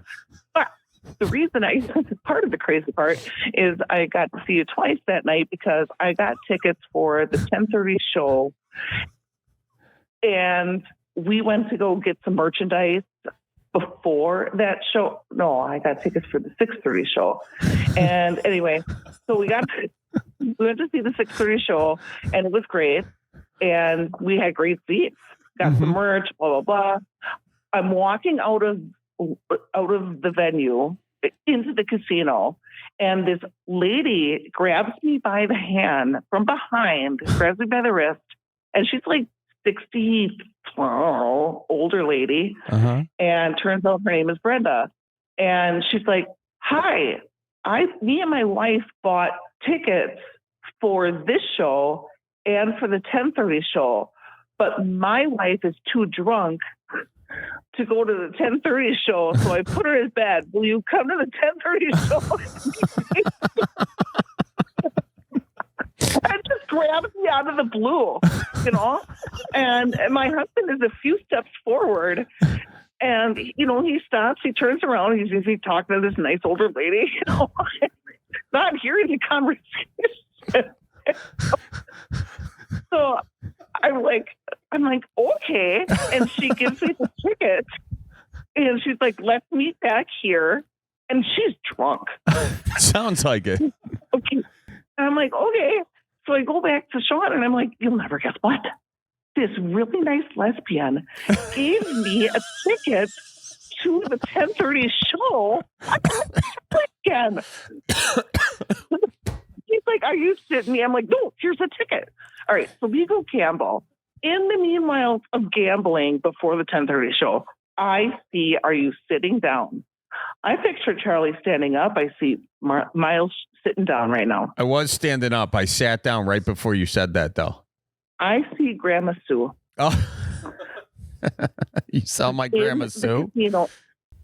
In the casino with her beautiful white hair and a little team of people around her.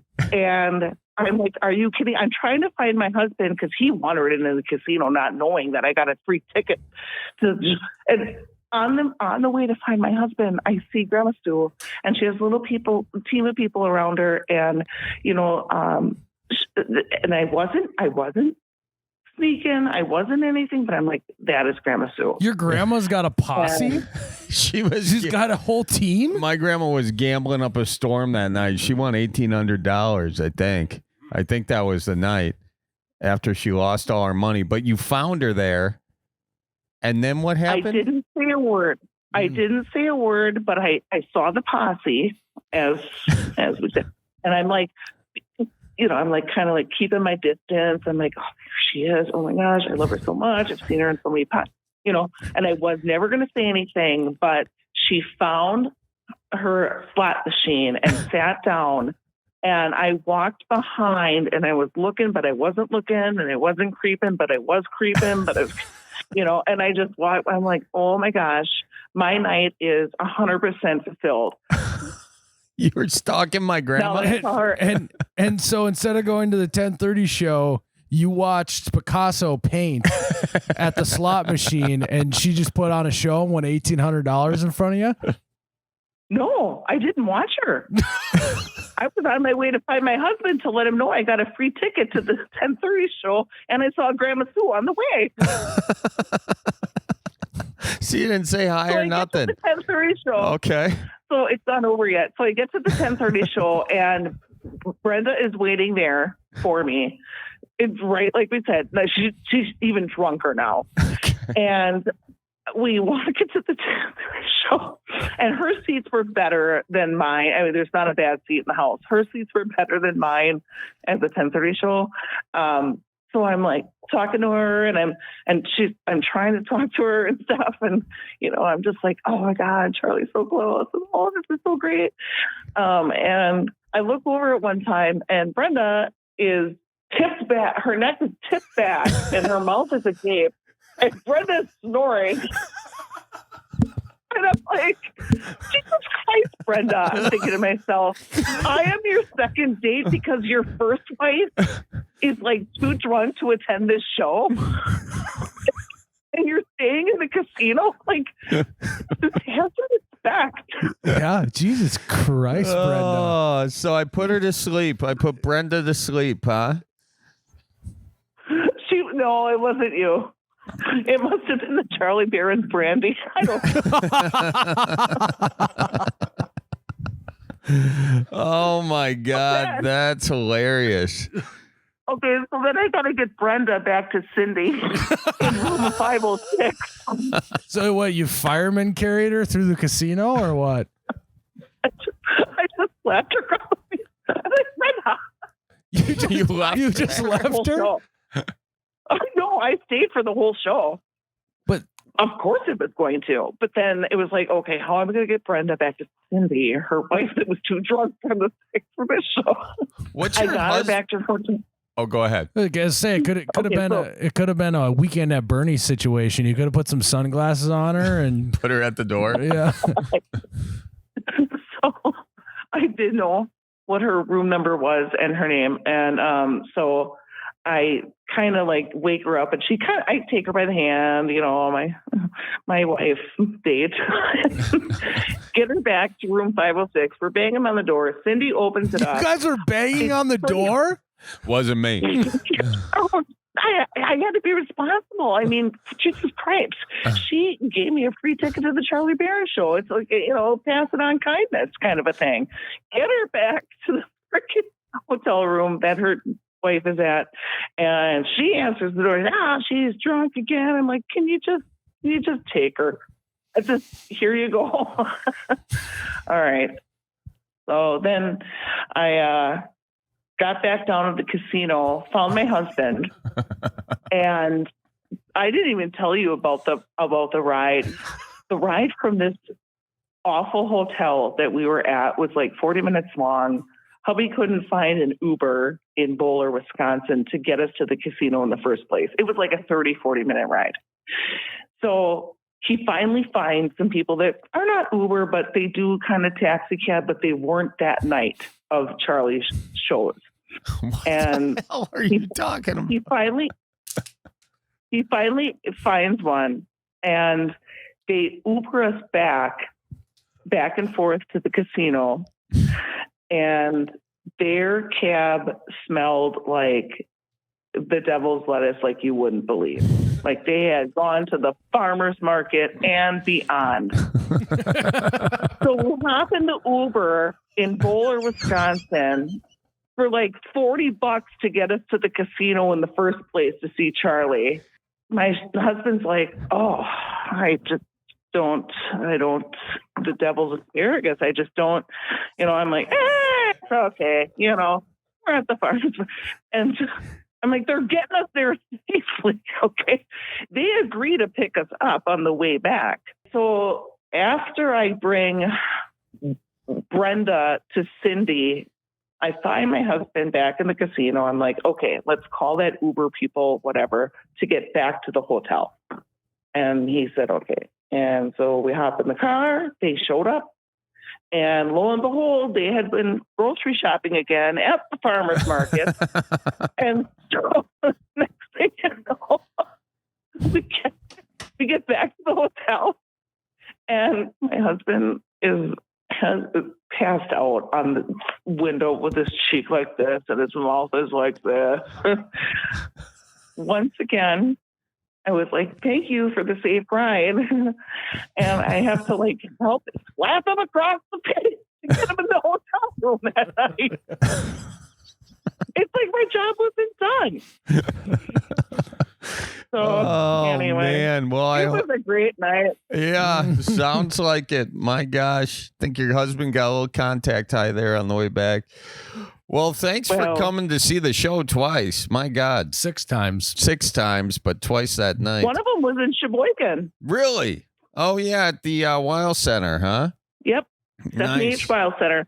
Well, and that one, not to brag, I did bring a Charlie Berens virgin. She drove in from Beaver Dam to see your show with me.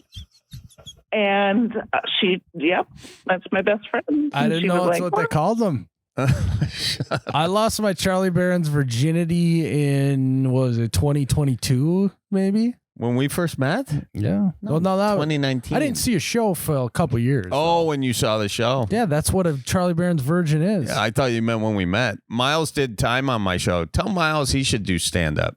I want to tell Miles so bad that he should do stand-up. Yeah. I would go see, I listen to the You Betcha radio all the time. Well, I appreciate it. And you're so damn funny. You're so great at impromptu. Both of you choose. Oh, so do that if you feel comfortable with it, you know. Keep on making the world laugh, man. Yeah, I like to spend too much time at home to be a stand-up comedian. Yeah, well, you kind of have a different life now. Yeah. And that's a good thing, too. Yeah. You know?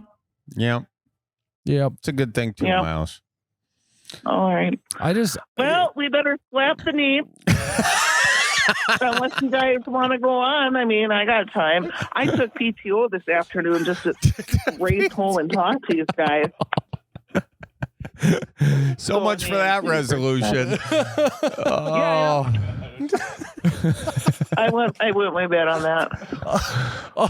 Also, I like you call in, you say your New Year's resolutions, and then we're like, what was that second New Year's resolution? It's like, oh, yeah, I remember. It was something that you didn't say at all. You're just bullshitting us this whole time. Did you ever effectively do a New Year's resolution, Sally? Yes, actually. I resoluted to put chapstick on more often. Yep. And also, also, this is a really bad one, but this is one I absolutely stick to, is to not litter out of my car window. And that one came, back in 2012. So I'm stuck to that one. Congratulations. What McDonald's? What were you doing in 2011? You were just launching garbage out the window? No, that was before recycling was cool. I was like, you know what? I'm going to do that. That's my New Year's Resi. New Year's Resi. Well, I like how all our resolutions are just like, it's either like just something that normal people just do all the time, or it's like, yeah, my New Year's resolution for 2025 is just to not commit any crimes. If I can just stay out of jail, it's going to be a good year. Or like, no, my New Year's resolution for 2025 is to collect more magnets. Like, I really need to do that. Just stuff doesn't stay on her fridge, you know? She tries to put stuff up there, just doesn't have enough magnets. Well, Sally, listen, this has been a lot of fun. Thank you for enlightening us. Well, you're welcome. Really glad talking to you guys. Hey, Charlie. Yeah. Not to beg or anything, but I am done with my very first bottle of Charlie Berens brandy. Oh, And you want another bottle?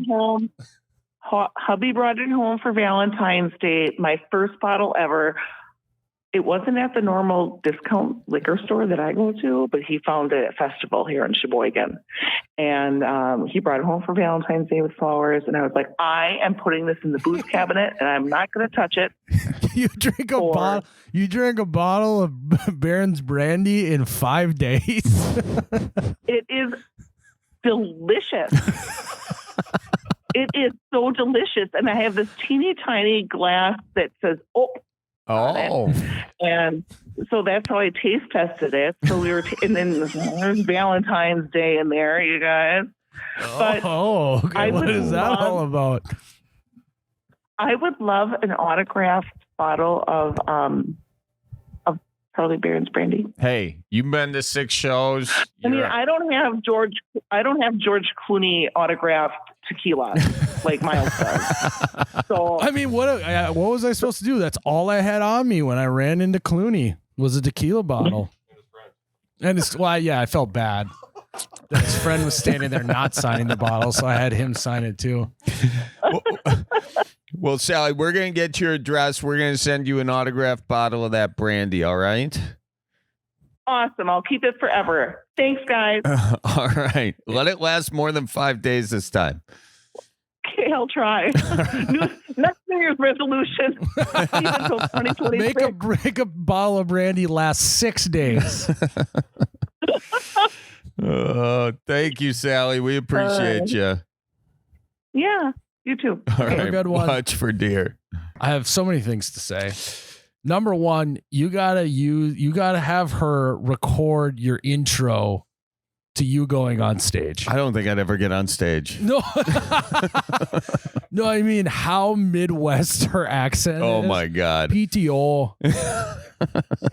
It was butter. It was perfect. Yeah. She's great. You know. Oh, hey there, folks. Charlie Berens. I love how when she was talking about that casino, she said 3 times she was just gonna give us the short version of that. She spent more. Anytime someone says, "I'll just do the short version," you know it's not going to be the short version. So I buckled in. Yeah, we sure did. Wow. Well, Miles, if we had more time, I would have definitely asked her about that Amish hotel and what was going on there. But we should have. But there was so much other stuff to process. Thought she was getting a horse and buggy ride to the casino the way she was talking about it. Instead, she got a horse and buddy. Ooh, marijuana. You are talking to Emily and Braylon. Emily and Braylon. Well, why don't you belly up to the bar? What do you got in your mind today? Well, we are actually in a rehab, and we were just seeking suggestions for recreational activities. Okay, hold on. Back up the truck. Back up the ATV yeah. here. Who is we? You said we are in rehab. Why are you in rehab? What kind of rehab are we talking? Emily and Braylon. Oh, yeah. We got a twofer here. A BOGO. Buy one, get one. I thought that Braylon was the town she was in. I thought so too. Okay, so we're talking to 2 gals in rehab. Did you meet in rehab or go there together on the same court order? Yeah, we did end up meeting here. So Well, they say that that's one of the steps to rehab, Charlie, is finding a mate to help you along the way. That's true. You need a support system. It's good you guys found each other. So what ended up, how'd you guys land in rehab? Let's bring up the past. Okay, well, this is Emily speaking. I am in rehab for alcohol. and me being Braylon, I am here in rehab for fentanyl. Okay. All right. Not Okay. messing around. So we're getting both ends of the spectrum here, Charlie. How's rehab going so far? Give us the update. It's actually it's going really good. The first week is the hardest week, but now that we're a couple weeks in, I mean, shit's actually starting to go smooth. So Okay, so it's after a few weeks, rehab is basically just like summer camp or what? yeah, something like that. Yeah. Okay. Good. But we're running out of activities. And I'm the recreational leader, and I have to come up with activities to do for all 45 patients to enjoy. Oh, okay. Have you started cigarettes yet? Oh, yes. I didn't smoke cigarettes before getting here, but that's a habit you pick up real quick. Oh, actually? Yeah. I didn't know that. It's like a Yeah. staple of AA. Everyone drinks coffee and It is, smokes like, literally, cigarettes. that is one of the top recreational activities here. Well, let's see here. What can we put on top of the cigarettes? What can really increase that buzz? So running is out of the mix there. Where is the rehab? It is. Where is the rehab facility? Yeah, if they go running, Charlie, the people are going to think they're trying to escape. Yeah, that's true. And then they're going to chase them down with a net. They put up fences. Oh, you guys So got nobody can go for a run. Oh, so you guys are in one of those high security rehabs. It's a glorified jail. Okay. We prefer to call it like A commune. a deer farm. You know. Yes, if you will. So do you have a lot of outdoor space you can kind of play with here, or is it mostly indoor activities you're looking for? I mean, yeah, there is quite a bit of outdoor space. We have a smoking side and a non-smoking side, but as you can imagine, nobody really goes to the non-smoking side. All right. So you I wanna... did not know that about rehab. I'm glad you called in. I now have a talking point with someone who just got out of rehab at the bar, you know? Do you guys have bags set up there? Yes, we do have that, but nobody really plays it because one of the boards is broken. Okay. All right. Okay, well, there's first activity. Wood shop. Yes. Yeah. Good job. That's a good one. Yeah. You guys could make Problem bagboard is sets. We're not allowed to have anything that can possibly kill somebody. Or Okay. be dangerous anyway. Okay, so no Wow. power tools Yeah, or that's- screwdrivers even, I guess, Charlie. As you can imagine, tensions run high. So what do you here guys sometimes. do? I suppose you guys don't have steak for dinner ever? It'd be tough, otherwise you're just maybe Chicken top. fried steak the other day. Okay. So just a lot of plastic pretty good. silverware. Yes, very much so. That's tough. You guys could Charlie, you might like this one. What? You guys could do improv night. Oh yeah. Yeah, that's great. Oh, that's a great idea. Yeah, you guys can that is role- a really good idea. You can role play. Me and Charlie will give you an example here. Yeah. All right. So Charlie and I, we're walking down the road, and this is the role play. Hey, Charlie, you just got out of rehab, right? Yeah. Do you want some fentanyl? Oh, no, Miles. There we go. You passed the test, Charlie. See, it's that much fun. Not only is it fun to do improv, you guys can do life lessons within it. And really test the waters on your guys' skills that you're learning. Yeah, you can express really yourself. practice that accountability. Yeah. Because I know one thing about people who are in rehabilitation is they love to talk about the vices that got them in rehabilitation, right, Charlie? Yeah, that was our first question. We found that out. Yeah, that was. Sorry about that. Yeah, that was rude in retrospect. No. Gotta embrace it. Yeah, I suppose. Yeah. So we got improv, we got workshop. What else, Charlie? Have you guys ever? Can you do leather working? You know, Leather working? yeah. Can you learn how to make some wallets or something for the 4 people that still have wallets? You guys should do a Etsy shop. Yeah, you guys can start your new business right now. And you got a great people. People are a sucker for a rehabilitation story too. You just put that front on the website and just say we're all recovering, and this is our way to cope. And you guys are gonna sell wallets like crazy, or handbags. You can call them rehab bags. You know, RB. Yeah, that's a good selling line. Yeah, Coco Chanel should watch out. What if you guys become the next Coach?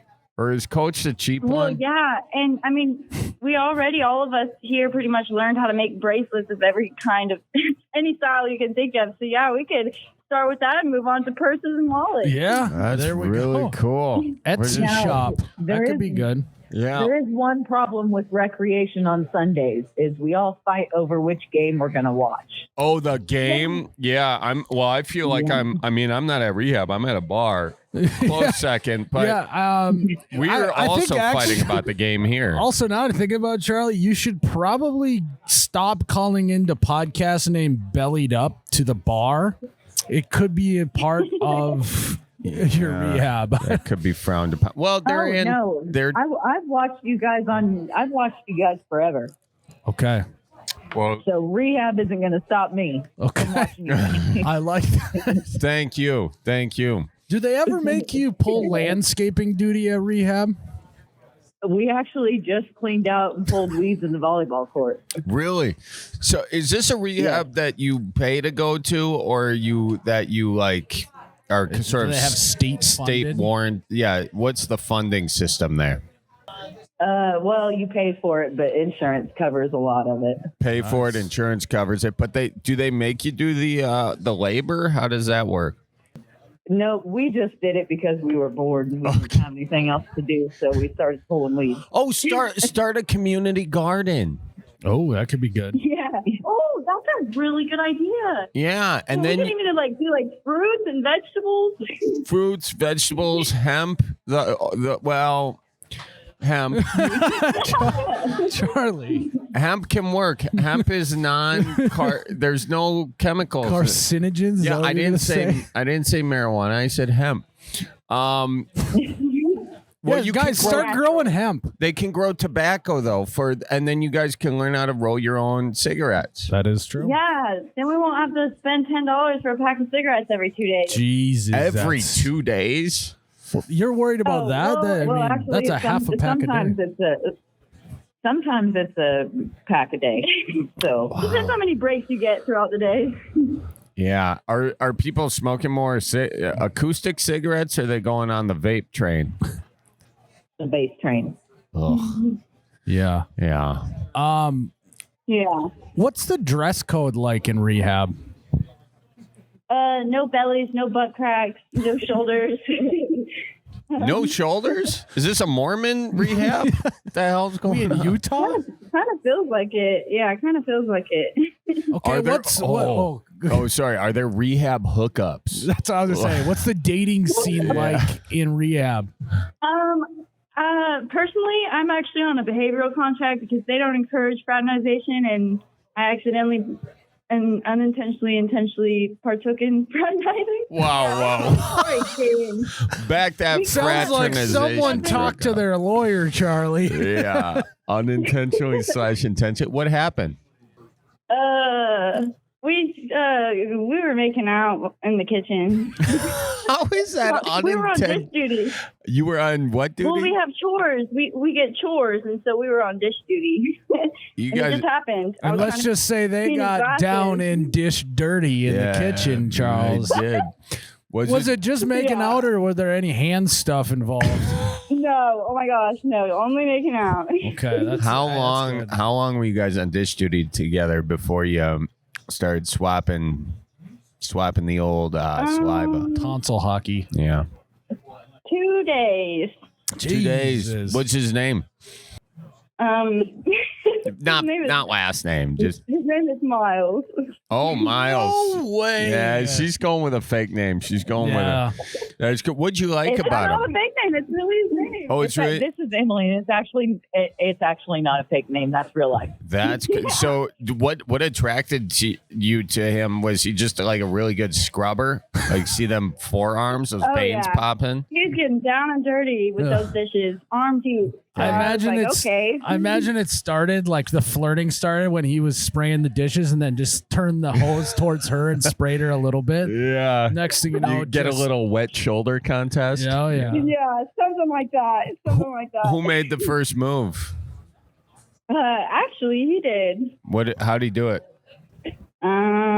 Really intense eye contact, and then one thing led to another. Charlie.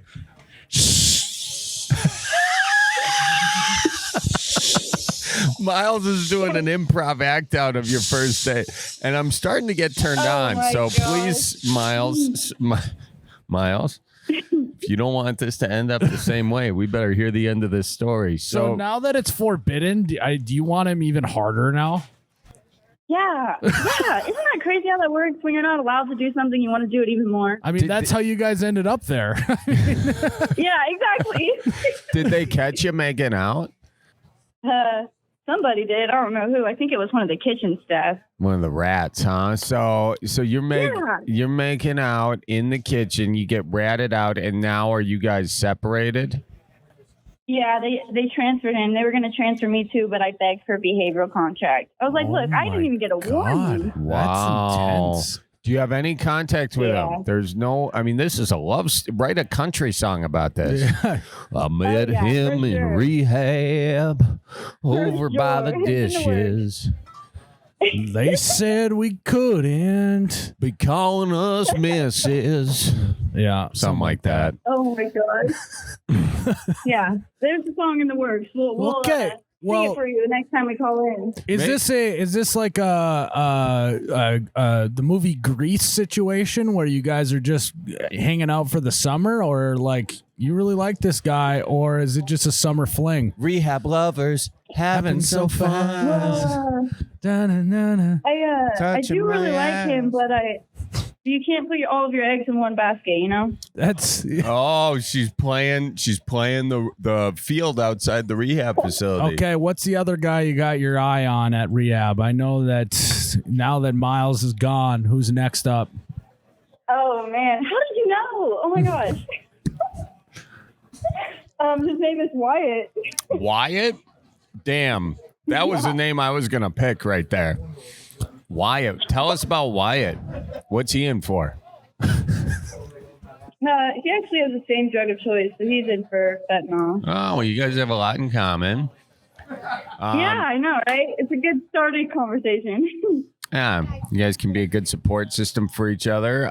What do you like more about Wyatt than you do Miles? That he's more genuine. I feel like Miles is kind of just, like he was just into the flirting and the acting of flirting. And Wyatt's actually genuine, has genuine conversations with me. Oh, and he calls me beautiful, so that's cool. Beautiful. Oh, beautiful. Yeah. Well, it sounds like Miles is just in the rear view mirror now.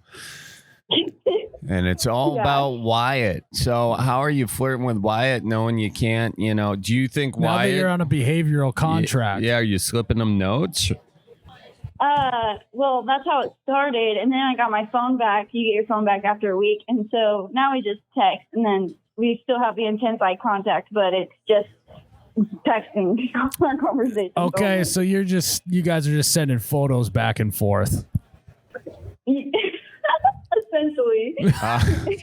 Dude, hey, rehab is crazy. It's, I mean, No, it's like, crazy is an understatement. it's like a retirement Yeah. home in there. Just It the is. I mean, I play hormones. Sudoku and everything. Sudoku and cards. Does it- Yeah, it really is a retirement home. Does the staff suspect that you and Wyatt are trading ugly bumpies over the text messaging? Not to my knowledge. I mean, Nice. I feel like I'm a lot more discreet now. So Emily, right? Emily, you don't got any love interests in rehab? No. That was a hesitant no. Is it Wyatt? You can tell us. No. Okay. All right. Okay. We'll leave it at that. Yeah. Yeah. Emily's mad because she No, called. I just got out of a very long relationship and it ended very messy. Oh yeah. Yeah. Yeah. It's give it some time. Well, we gotta talk to Emily. Emily, you're the one that called in, right, about the recreational activities, and here we are just talking about. Charlie, I still just have so many questions. Okay, keep going. No, I know. It's just my head is spinning. Well, give us one, Miles. That's fine. Yeah. Is the staff nice to you there, or are they kind of hard asses?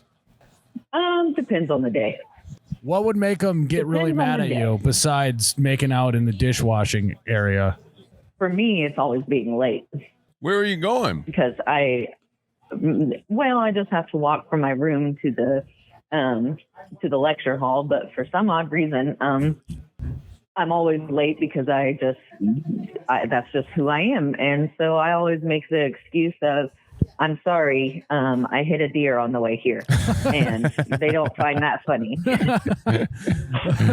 I find it very funny, Emily. You know what? You're not late. You just have time blindness. Try that one next. It's like I'm time blind. yeah, it's a medical condition. I have time blindness, so you can't be mad at me for showing up late.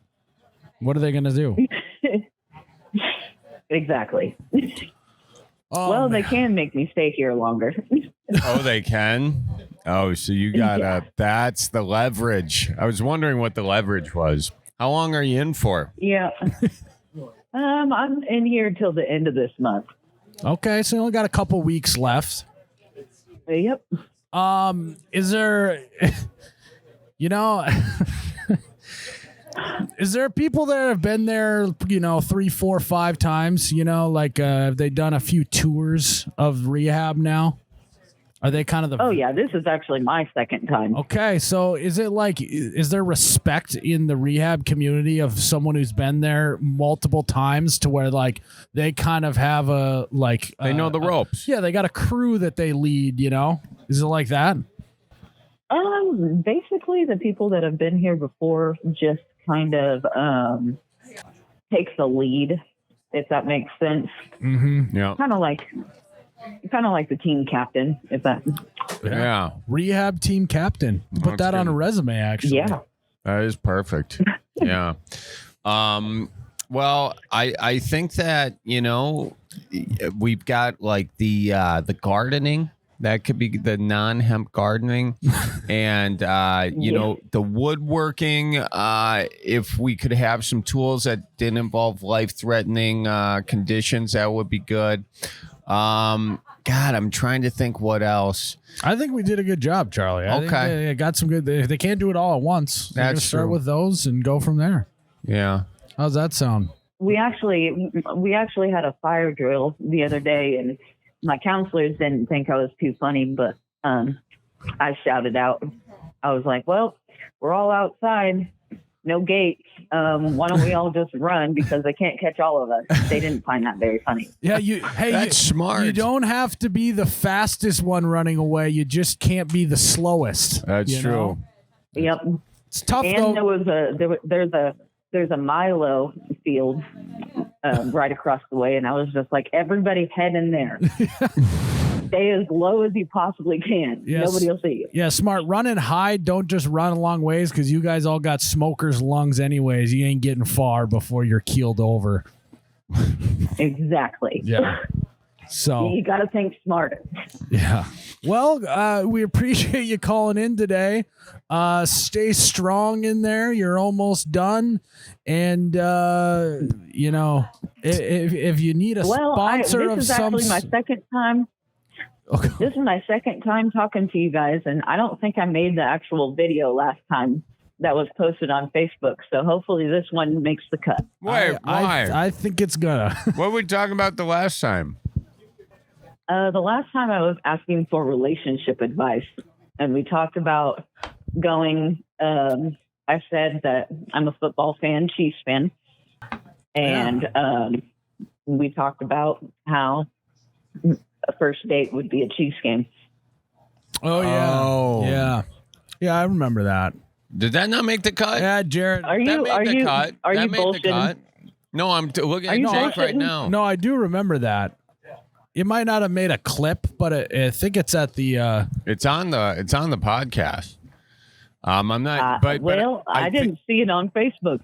Oh. Well, this I think will make a video cut out of. Yeah. So, yeah, don't you worry about that. All right. All right. All right. Well, All right. congratulations, Well, you guys enjoy your beer for me. Yeah, yeah. Hey, and- we'll drink one for you. All right. Yeah. Order a Coors Light. Drink it for me. All right. All right. You got it. Good work, you guys. All right. Enjoy rehab, and we'll talk to you soon. We'll see you on the other side. Okay. All right. Good gals. That was Good gals. again. It's just like that's a world that no one ever talks about. Mhm. I like that they made rehab not such as a sensitive subject. No. Because you don't know what goes on in there. No, summer camp, hookups, the whole deal. I mean, there's like a TLC show in there. So, guys, we got Amanda, the Wild Rice Bar and Grill bartender here.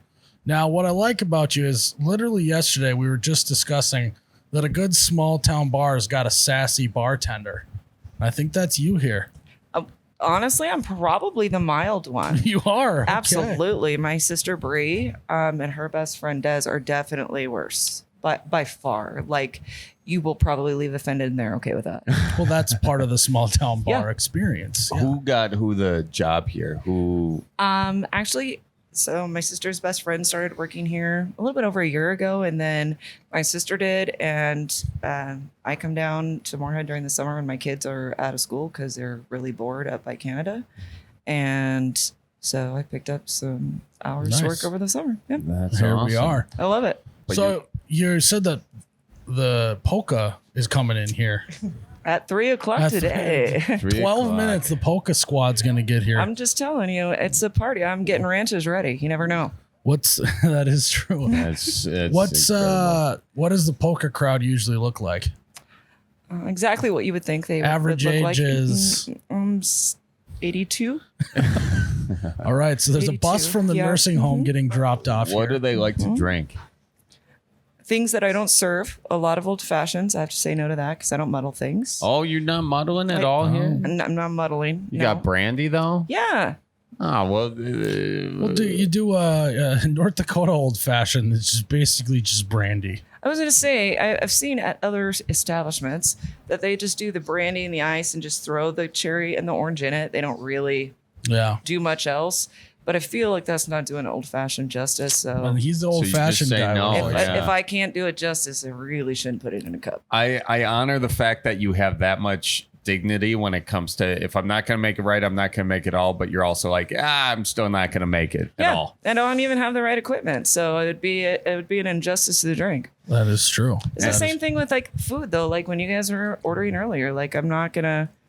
No, you said You the guys tots pay- suck. Yeah, get the fries, get the ranch, I'll let you know anything Yeah. you want. Tater tots, not so good. Right. Not when you have those delicious fries to choose from. That's true. You know? Well, so we like to say on this podcast that the best Midwest therapist is your bartender. So I think on this one we should ask her for some advice instead of the other way around, Charlie. What do you think? That's pretty good. You looking for some advice on anything? Well, let's start with you, actually. No, you go ahead. Oh my gosh. Okay. All right. So let's see here. I gotta think of mine. I'm All right. Well, so as you know, I'm getting older, right? As we all are. Starting to develop waking up with just random body pain, like a shoulder will just be sore or lower back pain. Yep. What's the best remedy on how to handle getting older and having everything start to hurt? Literally get up and power through it. Like, don't be a wuss. There is. Yep. Just take your hits and keep on going. March forward. Just keep going. Is that why you see a lot of older folk here at the bar? Is that the liquor kind of tends to heal the pain a little bit? Definitely. Yeah, there we go. Joint juice is what we call it. Now, do you think you're feeling it more because you got that personal trainer? Well, that when I found when I'm not doing that, then that'll because I'm not stretching and stuff. But it's still some days you just wake up, you didn't do anything the day before, and you just hurt everywhere. Yeah. Yeah, just ignore it and move on. Okay. All right. Like yeah. literally just power right through just that. You got stuff to bury do. it deep down and never bring it back up, That's Miles. right. All right. A leave and ibuprofen go a long way. I think. Yeah. Sometimes both. Yeah, and a beer. I mean, A little beer, Yeah, that'll absolutely. that'll ease the pain. That helps the Aleve activate. sometimes I've heard. it's severe. A good keg stand will help that out. A you keg know? stand. I'm just saying. Do if you guys do keg stands at this bar? We do horseshoes and beanbag tournaments and keg stands. I mean, literally, it lets lawnmower race it out. I'm not joking. All right. Charlie's a pro. I don't think he should be able to play because he did do that professionally when he mowed the lawns. Oh, yeah. I feel like that's It's an an advantage. amateur league is what you're saying. You want to keep Absolutely. it amateur. Smart.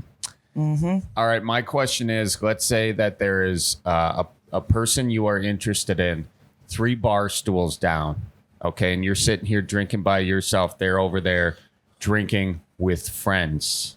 Okay. Okay. What is the in to say I like this one of the 3? Yeah. Because you don't want to can't buy just one offend. drink. You got to buy them all drinks. That's true. Buy them around. So if they're sitting over there chit chatting and you kind of like one of them, you buy them all drinks. But now, how do they know which one? You have to go over there and just have the conversation, or do you even have a conversation? No. Is it weird to just? No, this is where you use your own advice, guys.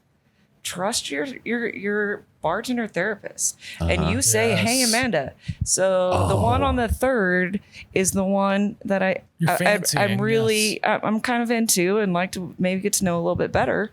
And you say, I want to buy them around, and I make direct eye contact with the one that you bought the round for, and so say, it's eye contact. I say with my body language, the gentleman over there bought you around. And then I do this, and then I do this, ladies. Oh, wow. So use the bar. And then, of course, that's a big tip right there. Communicate that. Well, and it really, like, it's fun for us to help each other out. Like, literally, it's so much fun to be in a bar where, over there I call the nursery because that's where all my babies sit that are, like, people think are 12 when they come in. I'm like, I swear I've carded them, and their parents come in here all the time.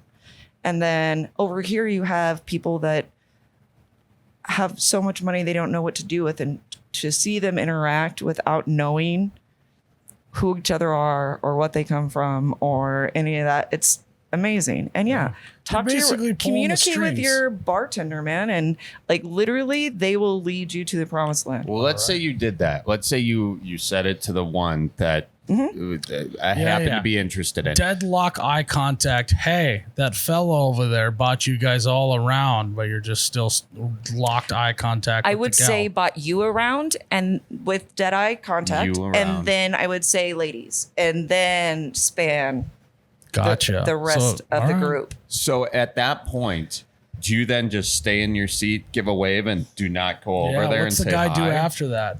Yes. You make direct eye contact. She's going to make direct eye contact with you. Period. It's going to happen 100%. Mm-hmm. And you do and she'll say thank you.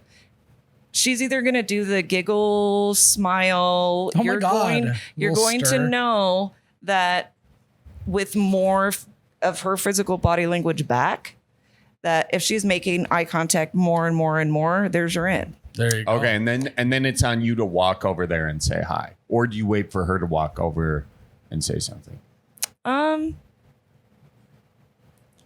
I'd use your bartender for that one too. Oh, wow. What if we don't have a bartender? She just really wants to be involved. What if we don't have a bartender as helpful as you, though? Well, I think most of them are. Really, I do. Yeah. And like when her friends go to the bathroom or something, like we're not above being like, so you interested? You're right. Very to the point. Then there's no awkward situation between anybody. Yeah. And I can be like, hey, she's got a boyfriend to you. And you're like, cool, but about it. Have a good night. Okay, cool. All right, let's try the gal in the other corner over there. Right. Yeah. Well, then I'll just make eye contact with the 5th friend down, Yeah, that's how that works. Okay, not for you. All right, what about you? Yeah. You were his second choice. What about how are you feeling? You just wait till the friends go, because they have to go to the bathroom in pairs. Yeah. So pick a girl that's an odd number group because then at least one of them is going to be singled out and probably weakest from the herd. Okay. Jeez. Wow. How do you, because you go into a bar, you have to develop that relationship with your bartender first, right? Like if someone were to just ask you. Money talks, Charlie. You drop a 10 or a 20 on the table and you say, hey, you mind helping me out? They're going to be like, absolutely. Well, now that's another question. Is that offensive right there Is it offensive? You're like, it's a $20 bill. No, it's not offensive. Like $1 is $1, but I also I guess I treat my guests the same way that I would expect to be treated somewhere else. But not every bartender is as helpful as you. We've found. Yeah. We've been to a lot of bars. You've been exceptionally helpful. I would say about 75% of bartenders are as helpful as you. You're gonna have a 25% once in a while. Really? Yeah, that'll happen. There's a lot of things for me like money's not worth it, and just kind of like you guys do, you kind of scope people out as you're talking to them. I do the same through their body language, the way they act, the way that they interact back with me, and kind of I'm not gonna be like, oh, here's $20, can I buy your drink, but can I hold it first? No, you can't until you drop something in there. You're not going to deliver it yourself. I got this. Yeah. You've got everyone's safety in mind too. That's a big everybody's got to get home safe. And I take people home all the time. Smart. That's awesome. I like that. You are the iconic small town bartender. There we go. I have a blast. You said you had to buy, sell, and trade for us, right? Dude, it's free. No buy, sell, or nothing. Just come get it. Pick it up. Okay. They come as a pair. Okay. There is one female and one male. One is a miniature horse. He is about 32 inches tall. Okay. His name is Turbo, and he does not run fast. And I like that. I have a miniature donkey who is smaller than that. And Would you say that the best things come in small packages? Then is what you're saying.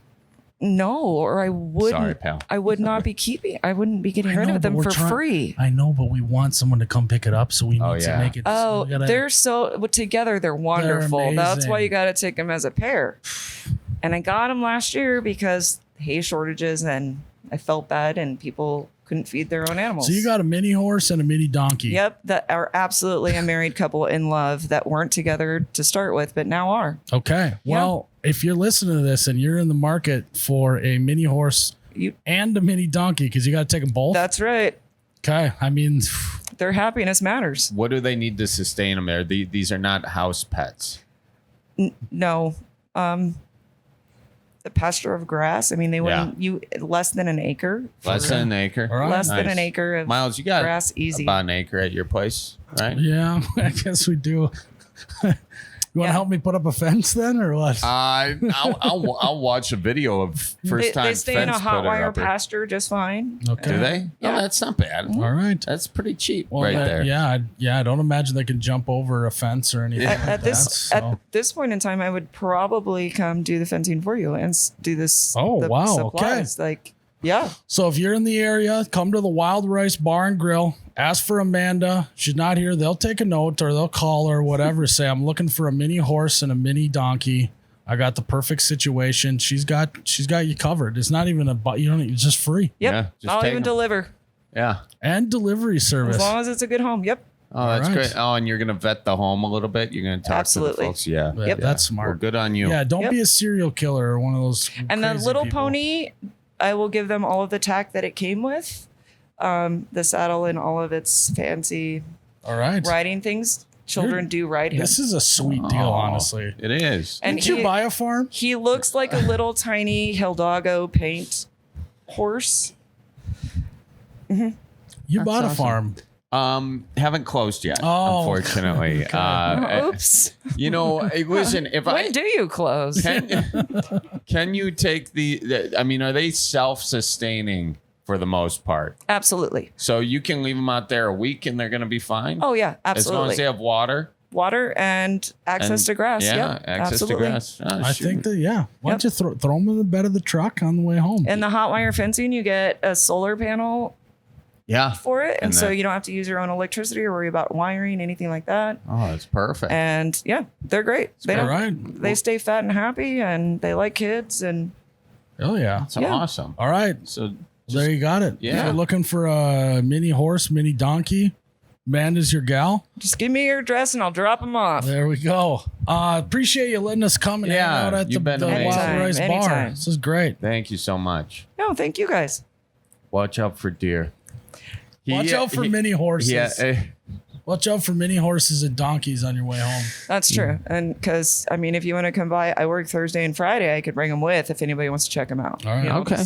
Just time to the tables, you know. Yeah. All Awesome. right. Whatever. You've heard of a horse in a bar. Have you heard of a mini donkey in a bar? Never. No, me neither. It's about to happen. Yeah, there we go. I'm excited for these suckers to find a new home. Me too. Yeah. Miles's front yard. Yep. We're going to go up after this and fence it off, right? My fiance would murder me. Or If I came would she home. love She it? might fall in love.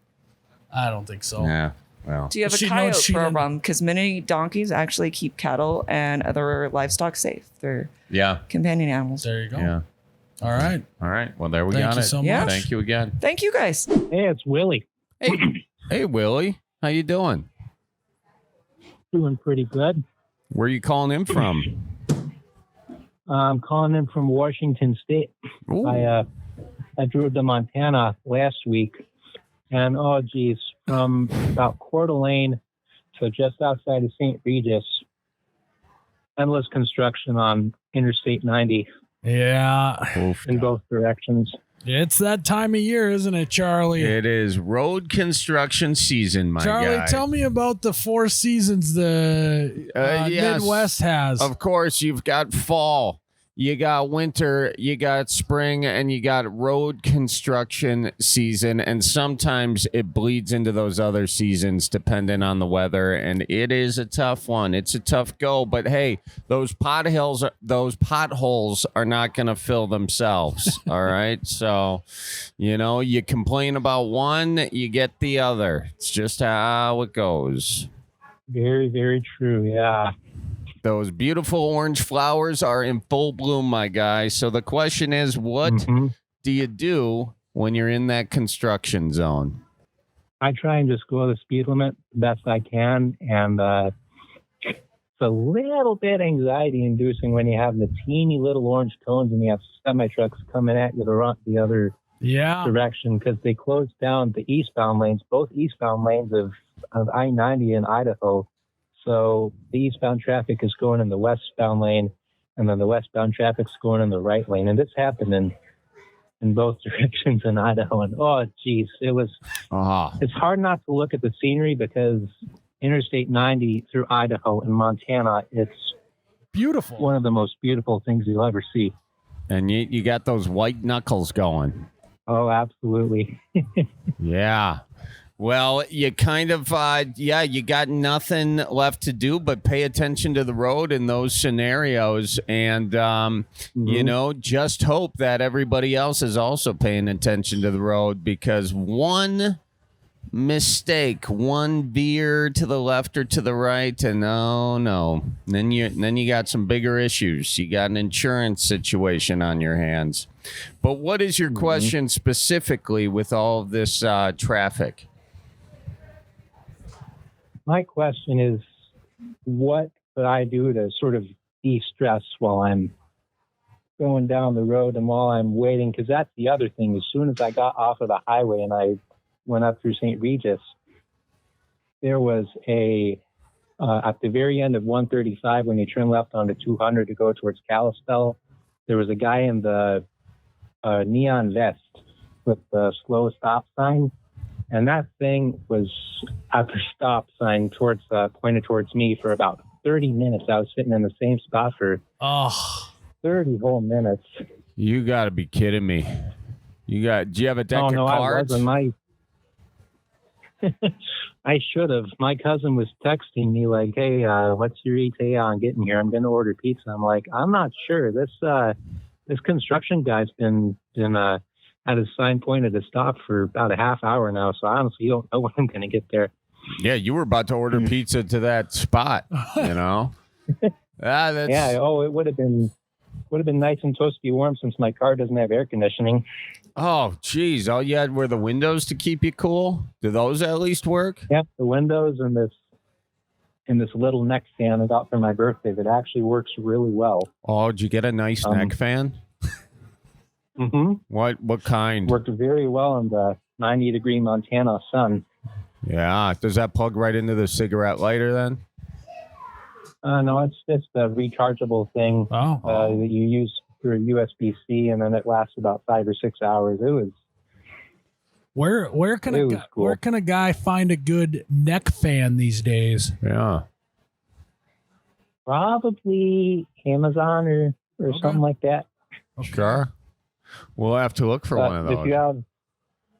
If you have an old Honda Civic like I do and it doesn't have air conditioning, that's your best choice probably. Well, we actually have a guy who has a blue Honda CR-V with 130,000 miles on it, and the AC works about 75% of the time. Mm-hmm. Would you be in the market to buy $3,000 OBO or best offer? Yeah. Does that interest you at all? I just thought the Civic. We had an old Honda van for about 21 years, and then we used to live around Cleveland, Ohio, and the rust just ate that thing up. Yeah. So the salt on the roads, it'll do that. Lake but Erie coming off the lake. Still 21 years though. I mean, congratulations. So 21 years and 211,000 miles we got out of that Odyssey. It was a workhorse. And how did it finally go, that Odyssey?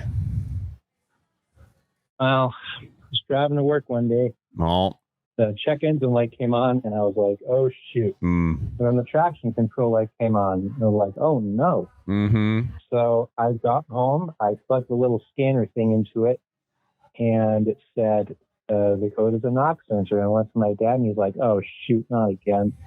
Because I guess what that meant is that somehow, some way, somewhere where I had parked it when I was out in the public somewhere, rodents had found their way into the engine, and the car was clean as a whistle, but somehow rodents had found their way into the engine, chewed the knock sensor wires, and my mechanic was like, it's going to be $3,000 to fix this. Oof. Yeah, no. Oh, no.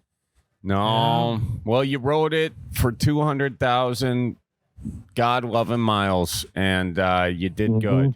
I grew up in that van. Did you? It's you guys didn't have a home and you lived out of the van, or?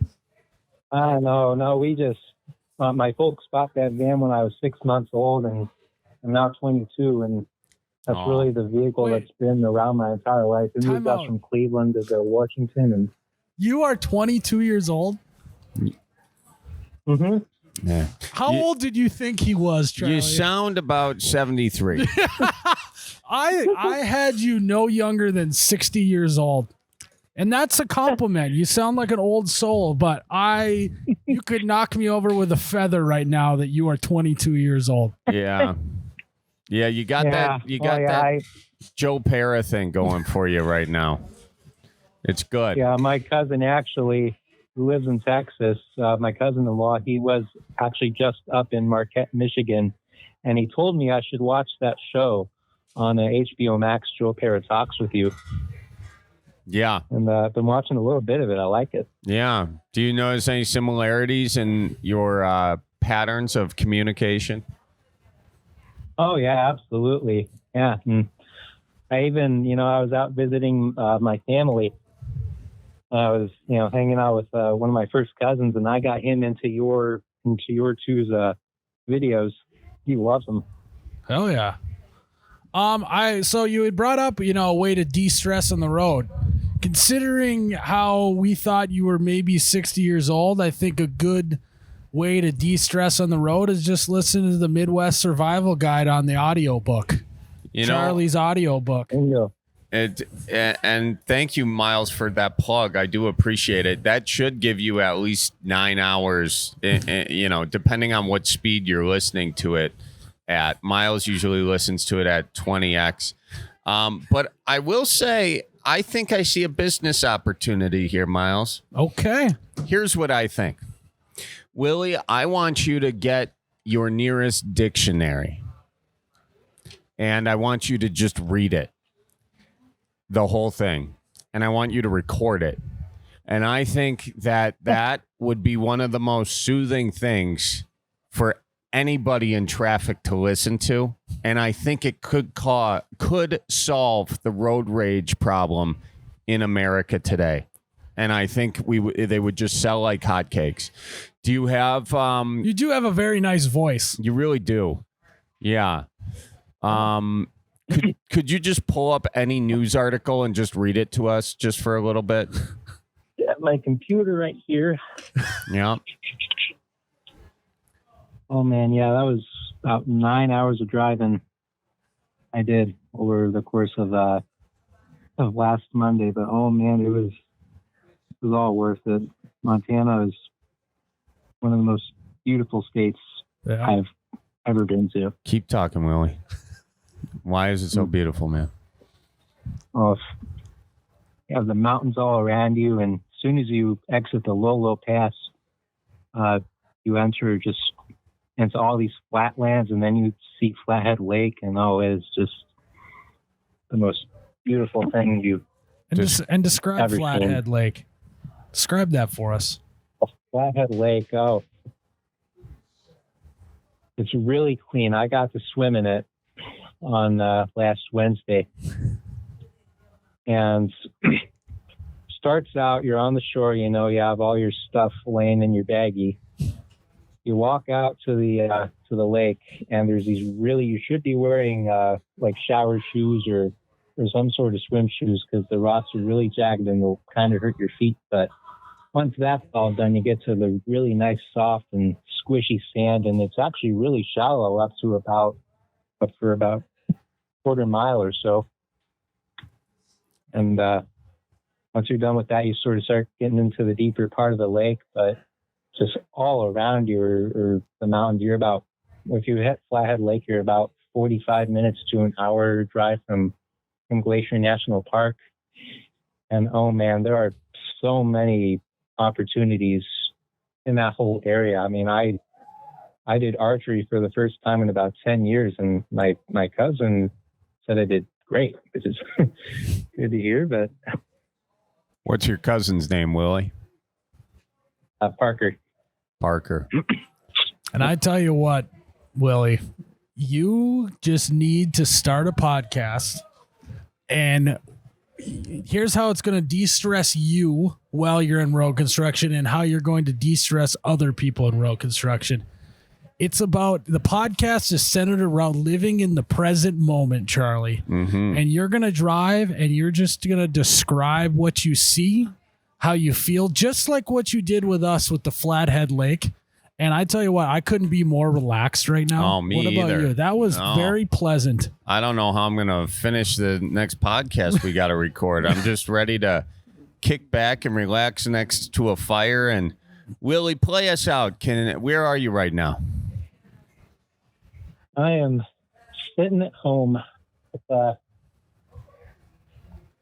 with just the radio next to me and my computer, and I think the cat might be downstairs.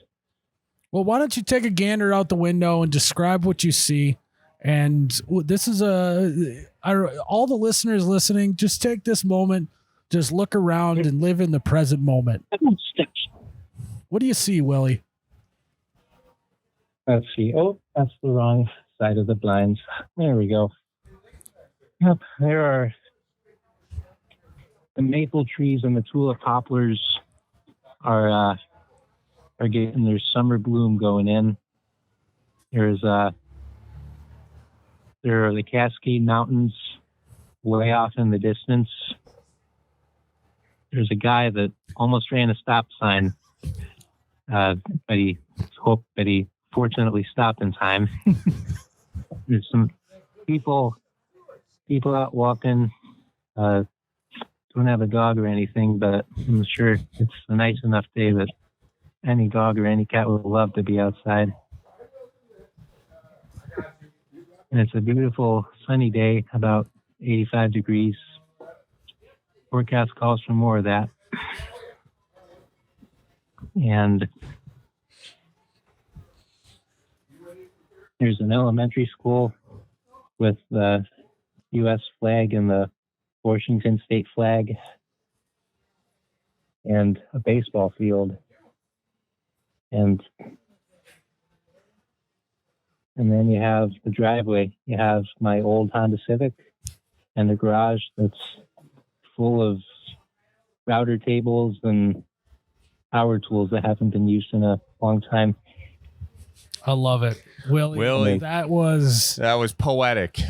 You know, I think we may have found a new segment on this podcast. I think so. Willie, free Willie. Yeah. Free your mind and listen to Willie. Willie talks. Yeah.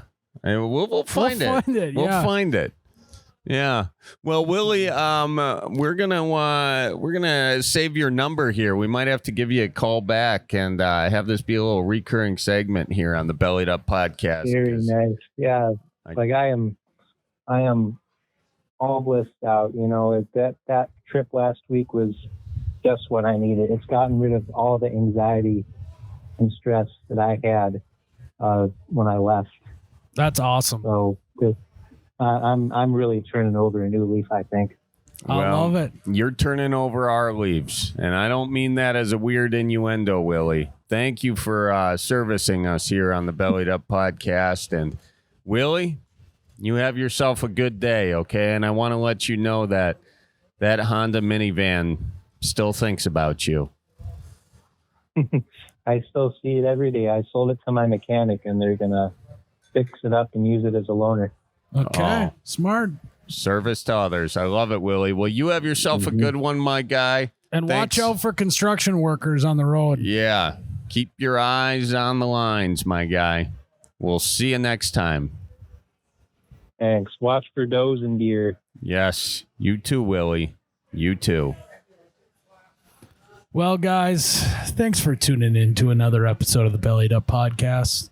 I felt somewhat we turned into an NPR episode. How about you? We did. We really did. Honestly, I feel really good. Willie's got it right. He does. It's just noticing the things, because before you know it, they're gone. Mm-hmm.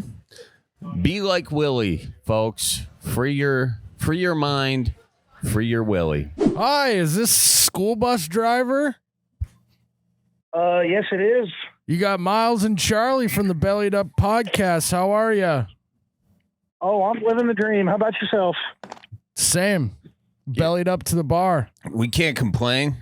Should we dive into it, Charles? Let's dive into it. All right. Sounds like you fellas are having more fun than me today. Oh, yeah. So, guys, we have a school bus driver on the line from the Midwest, and he wants to, talk about how exhausting it is to drive a bus in the Midwest, and number 2, his goofy living situation. I'm excited. So, Mr. Bus Driver, what is so exhausting about driving a school bus? You're just sitting there driving, man. Well, I don't know about you boys, but I like to wave and say good morning and everything to everybody I see.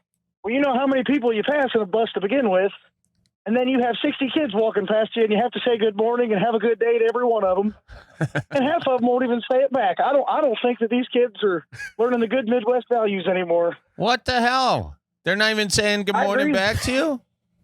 Heck no.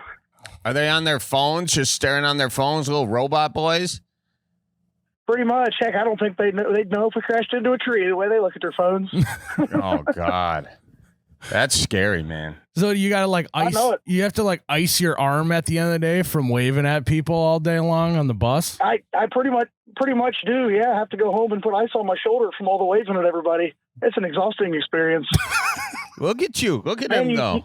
Holding it down. Committed to saying hello when these little shits don't even look up from their freaking devices.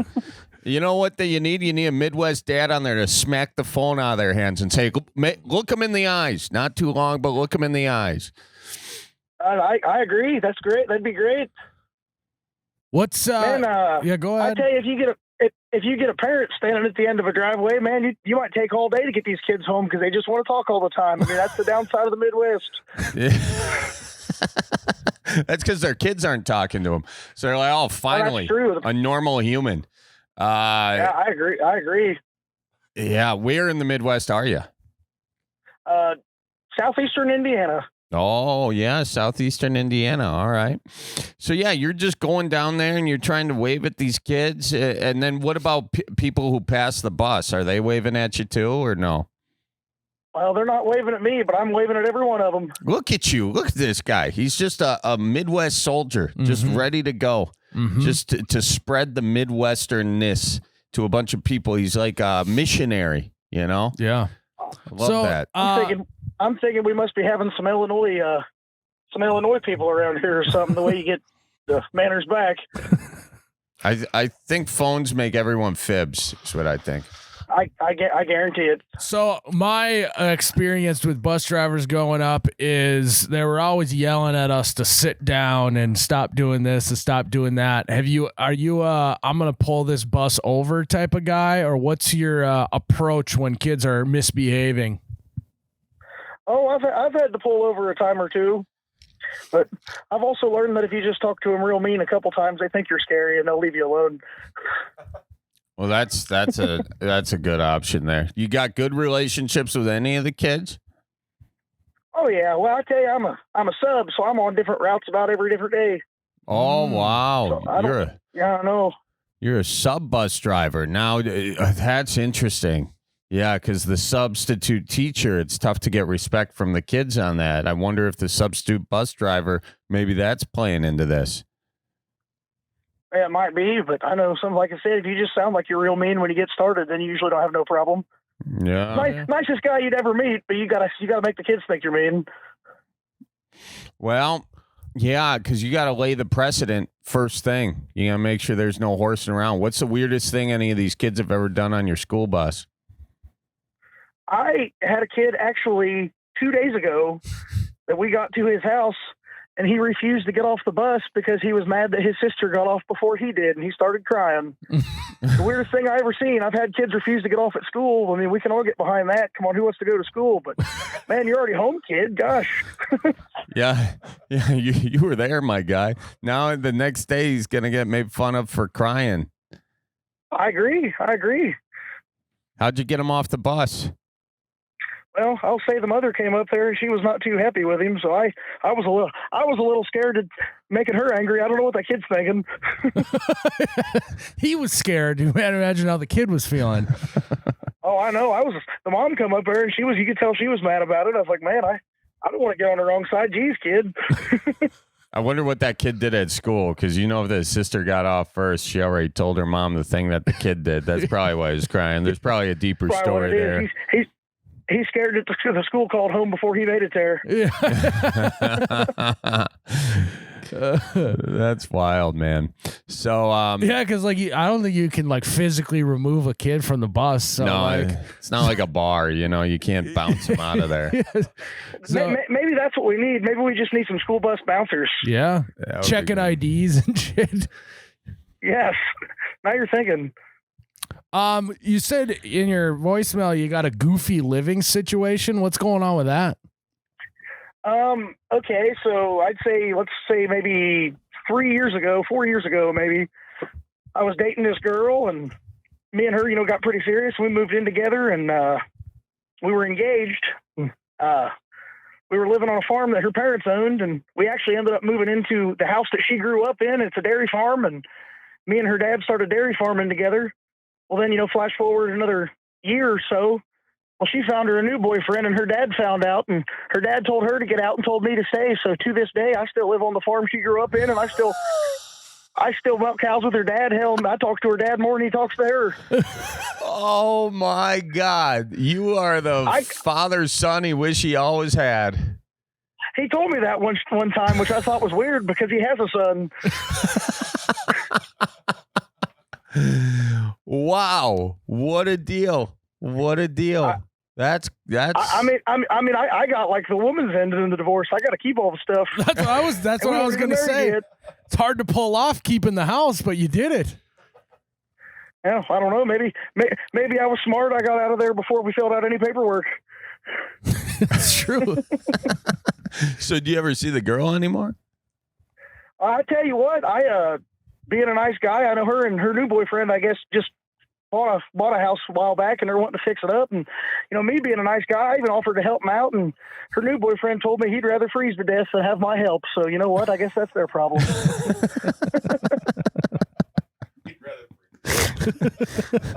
That's a real secure boyfriend, is what that is. That's what I kind of figure. So do you you see her at Thanksgiving and stuff, or no?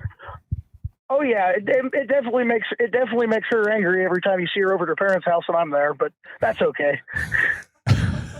He's got a stocking on the mantle during Christmas time and shit. I do. You'd have a stocking on the mantle. I do. How long you been in this family now? Well, me and her were together. I'm trying to think, probably 4 years ago, and I think we've been broke up now at least 2 years, so probably 4 years.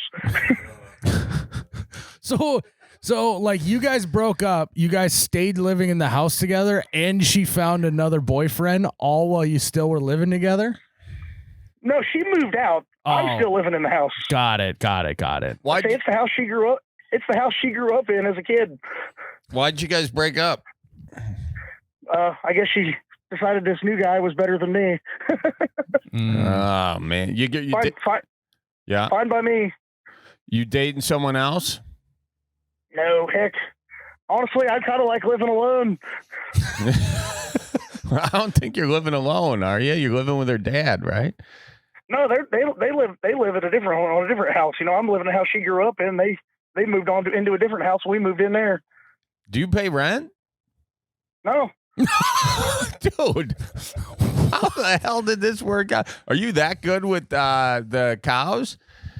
I honestly have no idea. I somehow just Forrest Gumped my way through life. I don't know. I just started running. Yeah, I just started driving.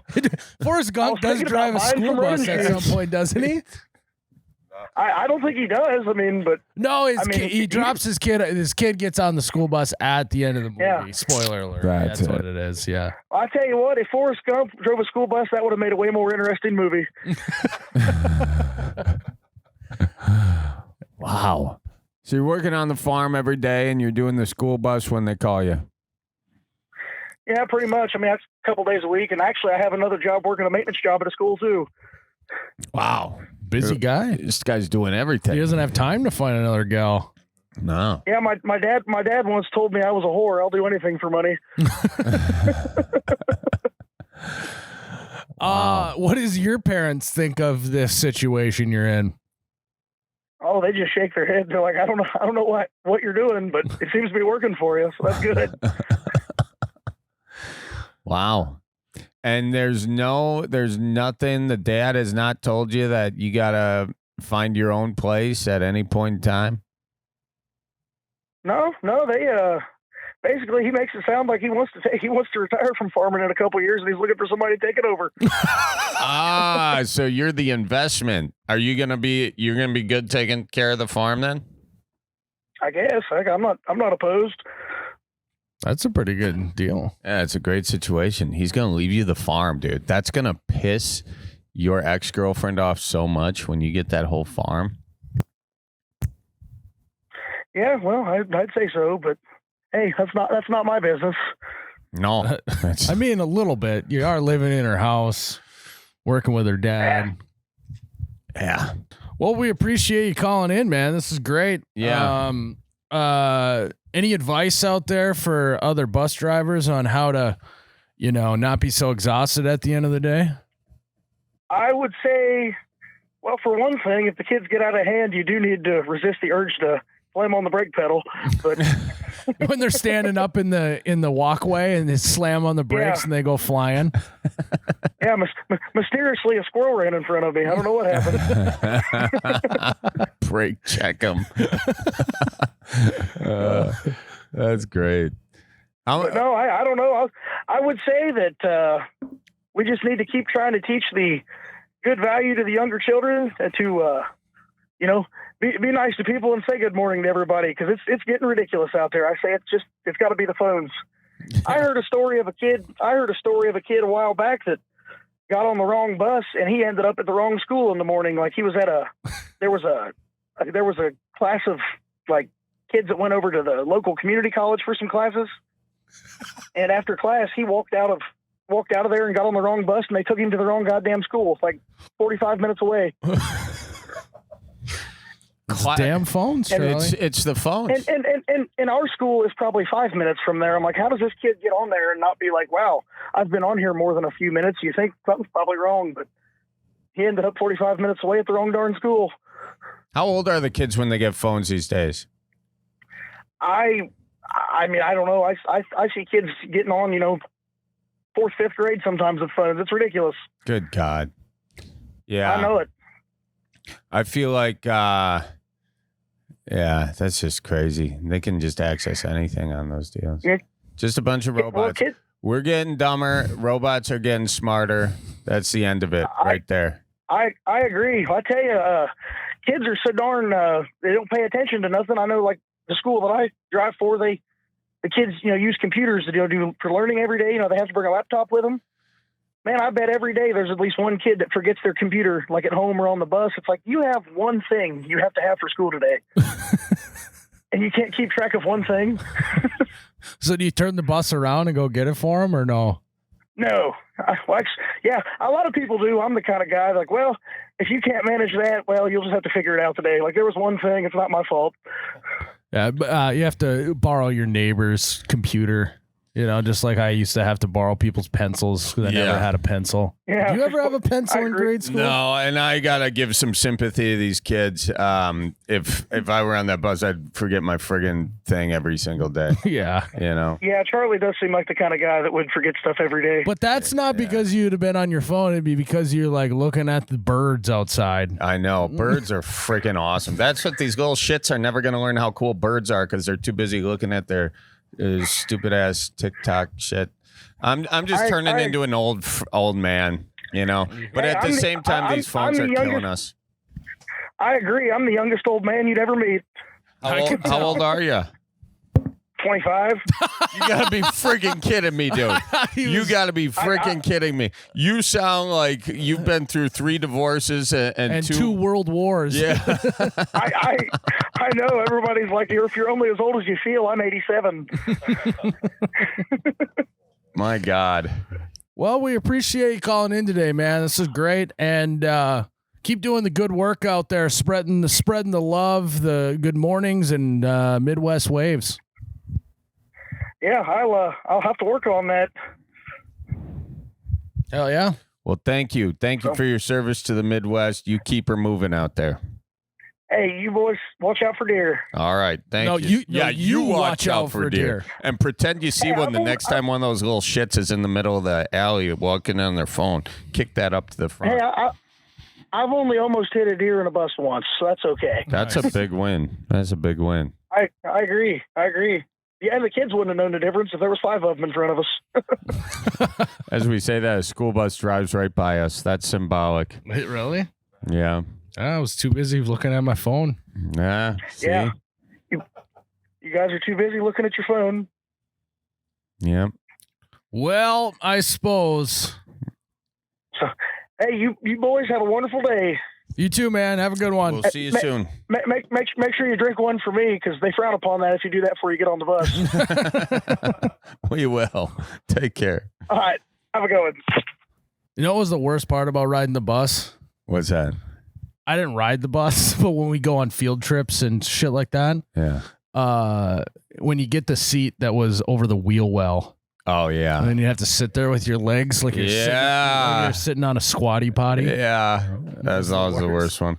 Dude, I remember being on the bus. That's why I'm worried about these kids. Like, they're not going to learn. Well, I remember kindergarten or first grade, one of the two, just exchanging swear words that I learned with my buddy.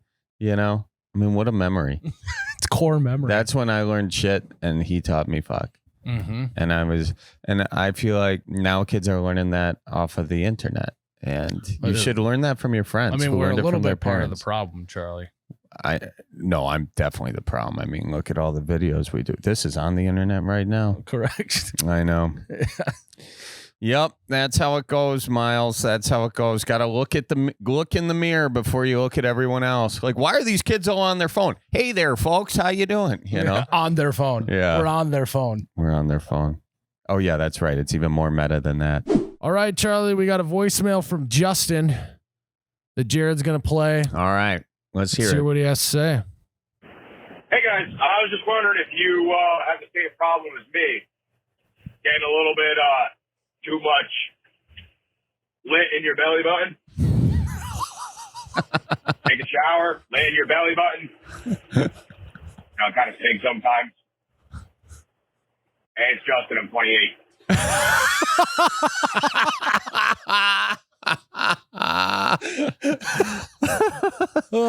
Justin, hold on. Yeah, let me check. Oh, hang on. I got some right here. We both have lint in our belly buttons. Look at that lint ball. That, Jared? That's so disgusting.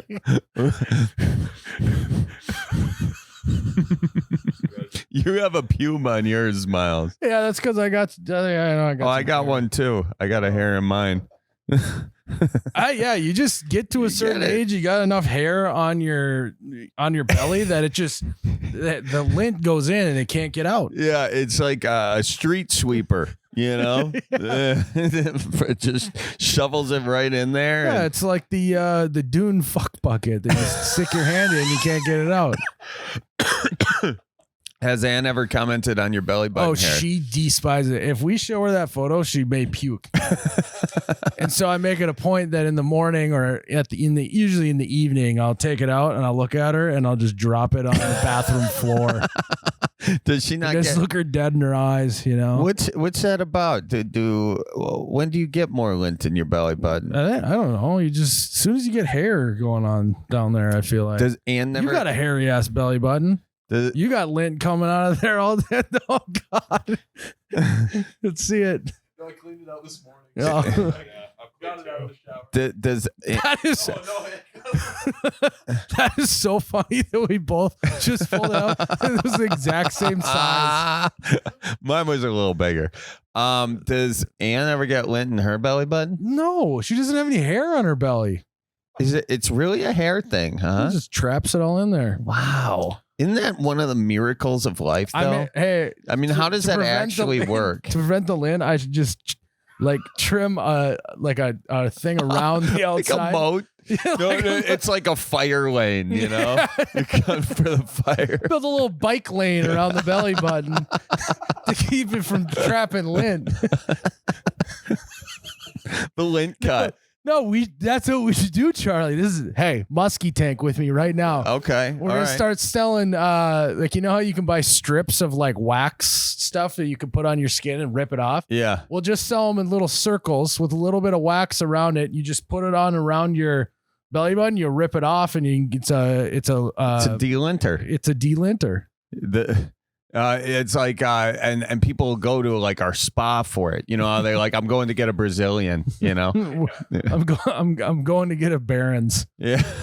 It's the man wax. We'll call it the max, you know. And then just that actually probably would work. That's a great idea. Are we sure it's the hair that traps it in there? That's my guess. But Jake's probably Googling it right now. Yeah. How do you? He was. Oh yeah, he just put his phone away. He was texting his girlfriend. It's just all day. What? How do you get belly button lint? Yeah, how do you get it? Yeah. Belly button lint is also called navel fluff. It's primarily made up of stray fibers from your clothing that get caught on your stomach hair, which then naturally directs the fibers towards the belly button where they accumulate due to the shape of the navel, essentially acting like a trap. It's a dune bucket.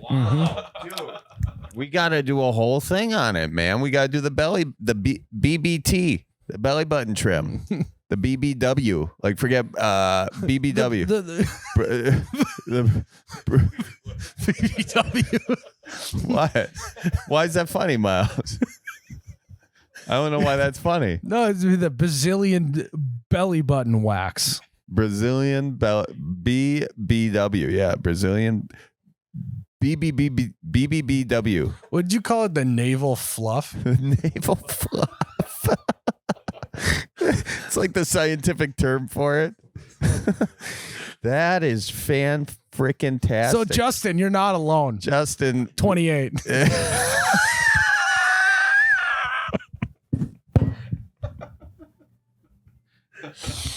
That is one of the shortest voicemails we got, too. Just straight to the point. That voice, that was like a Midwest haiku, what he just sent there.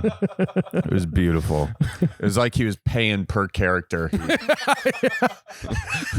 He called us collect or something. Okay. All right. Well, I'm glad that we just exposed our navel fluff to the entire internet. There. Oh, God, that's great. I might lead with that in my special. Are you gonna? No. Come on. Lead with it. That's what comedians always say. If you got a new bit, feeling good about that, yeah, lead with it. Because usually it bombs. But I don't think this would bomb. I think I'm gonna have every guy stand up and everyone raise their hand who has belly button lint. And it's so gross. The maintenance staff just fucking hates you because they got so much to clean up afterwards. So many dust bunnies. It's going to look like after they sweep a basketball court in that auditorium. The little thing they walk behind. And then we do a prize for the person with the biggest one. You know? I just never film my special. It's just that the entire time. Just releases the Belly Lint crowd work special.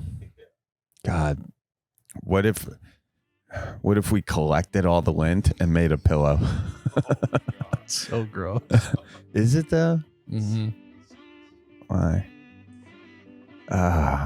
Well, is that it, Charlie? I think that's it, ladies and gentlemen. Guys, thanks for tuning in, hanging out with us at the Old Town Tavern here in Appleton, Wisconsin. The OTT. Yeah, you know me. We'll see you guys soon. Okay, tip your bartender. See you in the next one.